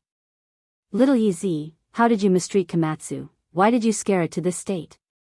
Yi Fan said. Komatsu was the name he gave the little purple thing. "I treat Komatsu so well, but it doesn't appreciate it. It really pisses me off." This little girl was not considered young, 16 or 17 years old. Her body was slender, almost taller than her mother, but she was still extremely lively, jumping around to catch Komatsu. To Komatsu, this delicate and beautiful face was no different from a horned demon. It felt wronged and asked Yi Fan if he could let it return to its little nest in the mountain. Seeing the little fellow so wronged, Yi Fan hurriedly comforted it, saying that he would not abandon it in the future. The jade vase fragment was a hot topic in the collection world. The Jiada auction house managed it as a rare treasure, and every auction would attract a lot of attention. After Yi Fan received a portion of the money, he asked Su Qiong to help him buy a somewhat old villa in a quiet area. Now that he had returned, he naturally wanted to live, and he needed an environment where he would not be disturbed. Today, he needed to buy some daily necessities, so Yi volunteered to follow her parents to help Yi Fan pick things. Yi Fan brought Xiao Song out, but not long after, he was stopped several times. Many people asked him what the little thing on his shoulder that was glowing with purple light was, which annoyed him greatly. Some people even said that they wanted to report him, saying that he was secretly raising an endangered animal. Such a rare treasure should be reported to the country and carefully protected. After a day, Yi Fan was really tired of dealing with it. There were really people who were overflowing with sympathy, calling the police, requesting to save the endangered species. Everything finally calmed down. Yi Fan carved a formation in the old villa, took out a dust-repelling pearl, and made it bright and clean. And Komatsu was finally free. But it was still a little afraid of Yi Fan, looking at him timidly, carefully peeling a hazelnut, using a pair of small claws to lift the nut, raising its head and fawning, handing it to him. Its big eyes like black jewels were very pure. You don't have to be afraid of me, people have to live freely, don't put shackles on themselves. If you feel uncomfortable, I can send you back to Tibet, you can continue to live a carefree life. Yi Fan patted its head. He did not know why, but sometimes he felt that the little guy was very pitiful. Its innocence, ignorance, and timidity were the reflection of something in the deepest part of its heart. It was full of reverence for fate. Komatsu did not understand, but it finally relaxed a little, sneaking glances at Yi Fan while sitting there obediently peeling the hazelnuts, placing them on a small porcelain plate. You are still the same as before, don't be afraid, here, this is for you. Yi Fan took out a scarlet moon fruit, shaped like a crescent moon. Its whole body was red and crystal clear, its fragrance wafting into the nose. Rumble, the purple little thing's big eyes immediately lit up, turning non-stop. It carefully asked, "Is this really for me?" "Of course, don't be reserved in the future, I am your master, you can treat me as family," comforted Yi Fan. The uneasiness in the depths of its heart finally disappeared. It suddenly became lively, hugging the scarlet moon fruit and rolling around, laughing foolishly, its innocent appearance somewhat making people feel sorry for it. Clang! Yi Fan chopped off a small piece of Daluo's silver essence, hammered it over and over again, using his own cultivation to forge it, finally casting it into a silver bell. It was not large in size, shaped like a small bell. The only difference was that there was something hanging inside, used to make the sound. He was very attentive, using the Daluo's silver essence to make the silver bell wall, only the size of a knuckle. Then he shrunk the small stone Buddha, refining it into a pendulum, and placed it inside. The purple little thing had accompanied the small stone Buddha since it was young. It had long developed feelings for it. Now that Yi Fan had refined such a treasure for it and taught it how to put it into its body, it was naturally very happy. Not to mention Earth, even in the northern Dipper star region, this treasure was a world-shocking divine treasure. Using the Daluo's silver essence to forge the bell, and the mysterious small stone Buddha as the clang, it was unparalleled in the world. Moonlight sprinkled down like water. The Komatsu spat out the treasure and stood in front of the window, borrowing the Buddha's light from the bell to guide the moonlight to cultivate. It was very intelligent, although simple, but it knew the benefits of this kind of cultivation. It was very persistent, not wasting time every night. Yi Fan did not spoil it by pulling it up. With his current cultivation, it was not difficult to make it advance by leaps and bounds, but he did not do so. The path of cultivation needed to be walked step by step. The foundation must be solid. This was the foundation, otherwise, there would be big problems in the later stages. A 10,000-meter tall building might collapse overnight because of its foundation. All he could do was guide the way and pass on the method. The cultivation still depended on the little fellow itself. Tonight, I will pass on to you a section of the demon monarch's ancient scriptures. Yi Fan had once discussed with Pang Bo, comparing ancient scriptures, so he knew a lot about the Qing Emperor's scriptures. He combined the Tao scriptures and the demon monarch scriptures to create a targeted method for the little fellow. It could be said that once the method was completed, it immediately triggered the sound of thunder. The great Tao felt it. This method is not weaker than any demon scriptures. The starting point is very high, the future depends on you. It had to be said that the little purple thing was extremely intelligent. It firmly remembered the method in its heart, and soon it was able to use this method to mobilize its own cultivation. Soon, there was news from India. A few masters went back to report in detail. The 190-year-old old monk was moved, and 2 other people of the same generation agreed to come east together. The bidding for the mutton-fat jade vase reached a climax. The Indian master won 2 pieces, and then the 3 fragments were won by a young man. Naturally, the mutton-fat jade vase became even more mysterious. Many collectors didn't have such extravagant thoughts. It was simply impossible to collect all of them, it was too expensive, it was difficult to form a perfect vase, and now they were proud to have one. Fine, I'll try with the vase fragments, see if I can draw out some people, Yi Fan said to himself. Time could make everything fade away. So many days had passed, Yi Fan's heart was still sad, but he was not as immersed in it as before, unable to extricate himself. These days, he would often make a cup of green tea, recite Huangting when he was free, and read Nanhua when he was lonely.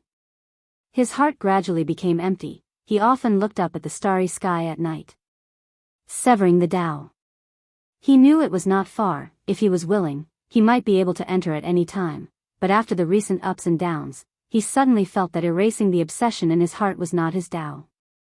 Regardless of whether it is on this side of the starry sky or on the other side, I will not sever it, not even for a period of time. Although he had returned, his parents were no longer here, and the obsession in his heart was even stronger. And on the other side of the starry sky, there were so many old friends, so many past events, they were also unforgettable, but he could not return. If I sever any one of them, I can immediately enter the third immortal, but I will not do that. Yi Fan shook his head, he had too many obsessions, it was easy to sever the Tao, he only needed to choose one, resolutely sever it, and step onto his own Tao. It was difficult to sever the Tao, but that was because he did not want to do it, he wanted to resolve everything, to calm his mind, but doing this was equivalent to erasing himself. I will remember all of them. His gaze was resolute, he knew what he would encounter at this stage, it would be different from anyone else. The heavens severed the Tao, but he had to go against it, resist it, he wanted to sever the Tao that was blocking him, this was a path that defied the world. I am not waiting for you to sever me, but rather for me to sever you. Yi Fan was very calm, there were no fluctuations in his emotions when he said these words, he was not impassioned, he read Nanhua in loneliness, and when he was idle, he recited Huangting. Recently, his heart was calm. He was well aware of the consequences of doing this, if he succeeded, his Tao would be incomparably broad, surpassing others, if he failed, then the one severed would be himself. Sever the Tao, perhaps doing this is the true way to sever the Tao, not sever the Tao that is blocking one's path, how can it be worthy of this name? It was difficult to sense the Tao on earth, it was originally a difficult place to cultivate, even more difficult than the Big Dipper before the heaven and earth changed. However, there was one advantage, once one's Tao improved, then it would definitely be astonishing, just like how the Big Dipper's saint was incomparably powerful, it made the ancient kings who survived in the archaic era tremble. And now, Yi Fan chose this different path, it was fine if he did not break through, but once he did, under such difficult conditions, he would be able to sever the Tao, it would definitely shock the past and present. One had to walk the road himself, perhaps he would become ashes overnight, but if he could charge through, perhaps he would see scenery that had never been seen before. A cup of green tea with a faint fragrance wafted through the air. Yi Fan stood in front of the window, looking into the distance. During these days, he did not cultivate, but his heart became more and more tranquil. Brewing a cup of fragrant tea and reading the Taoist canon made his mind incomparably clear.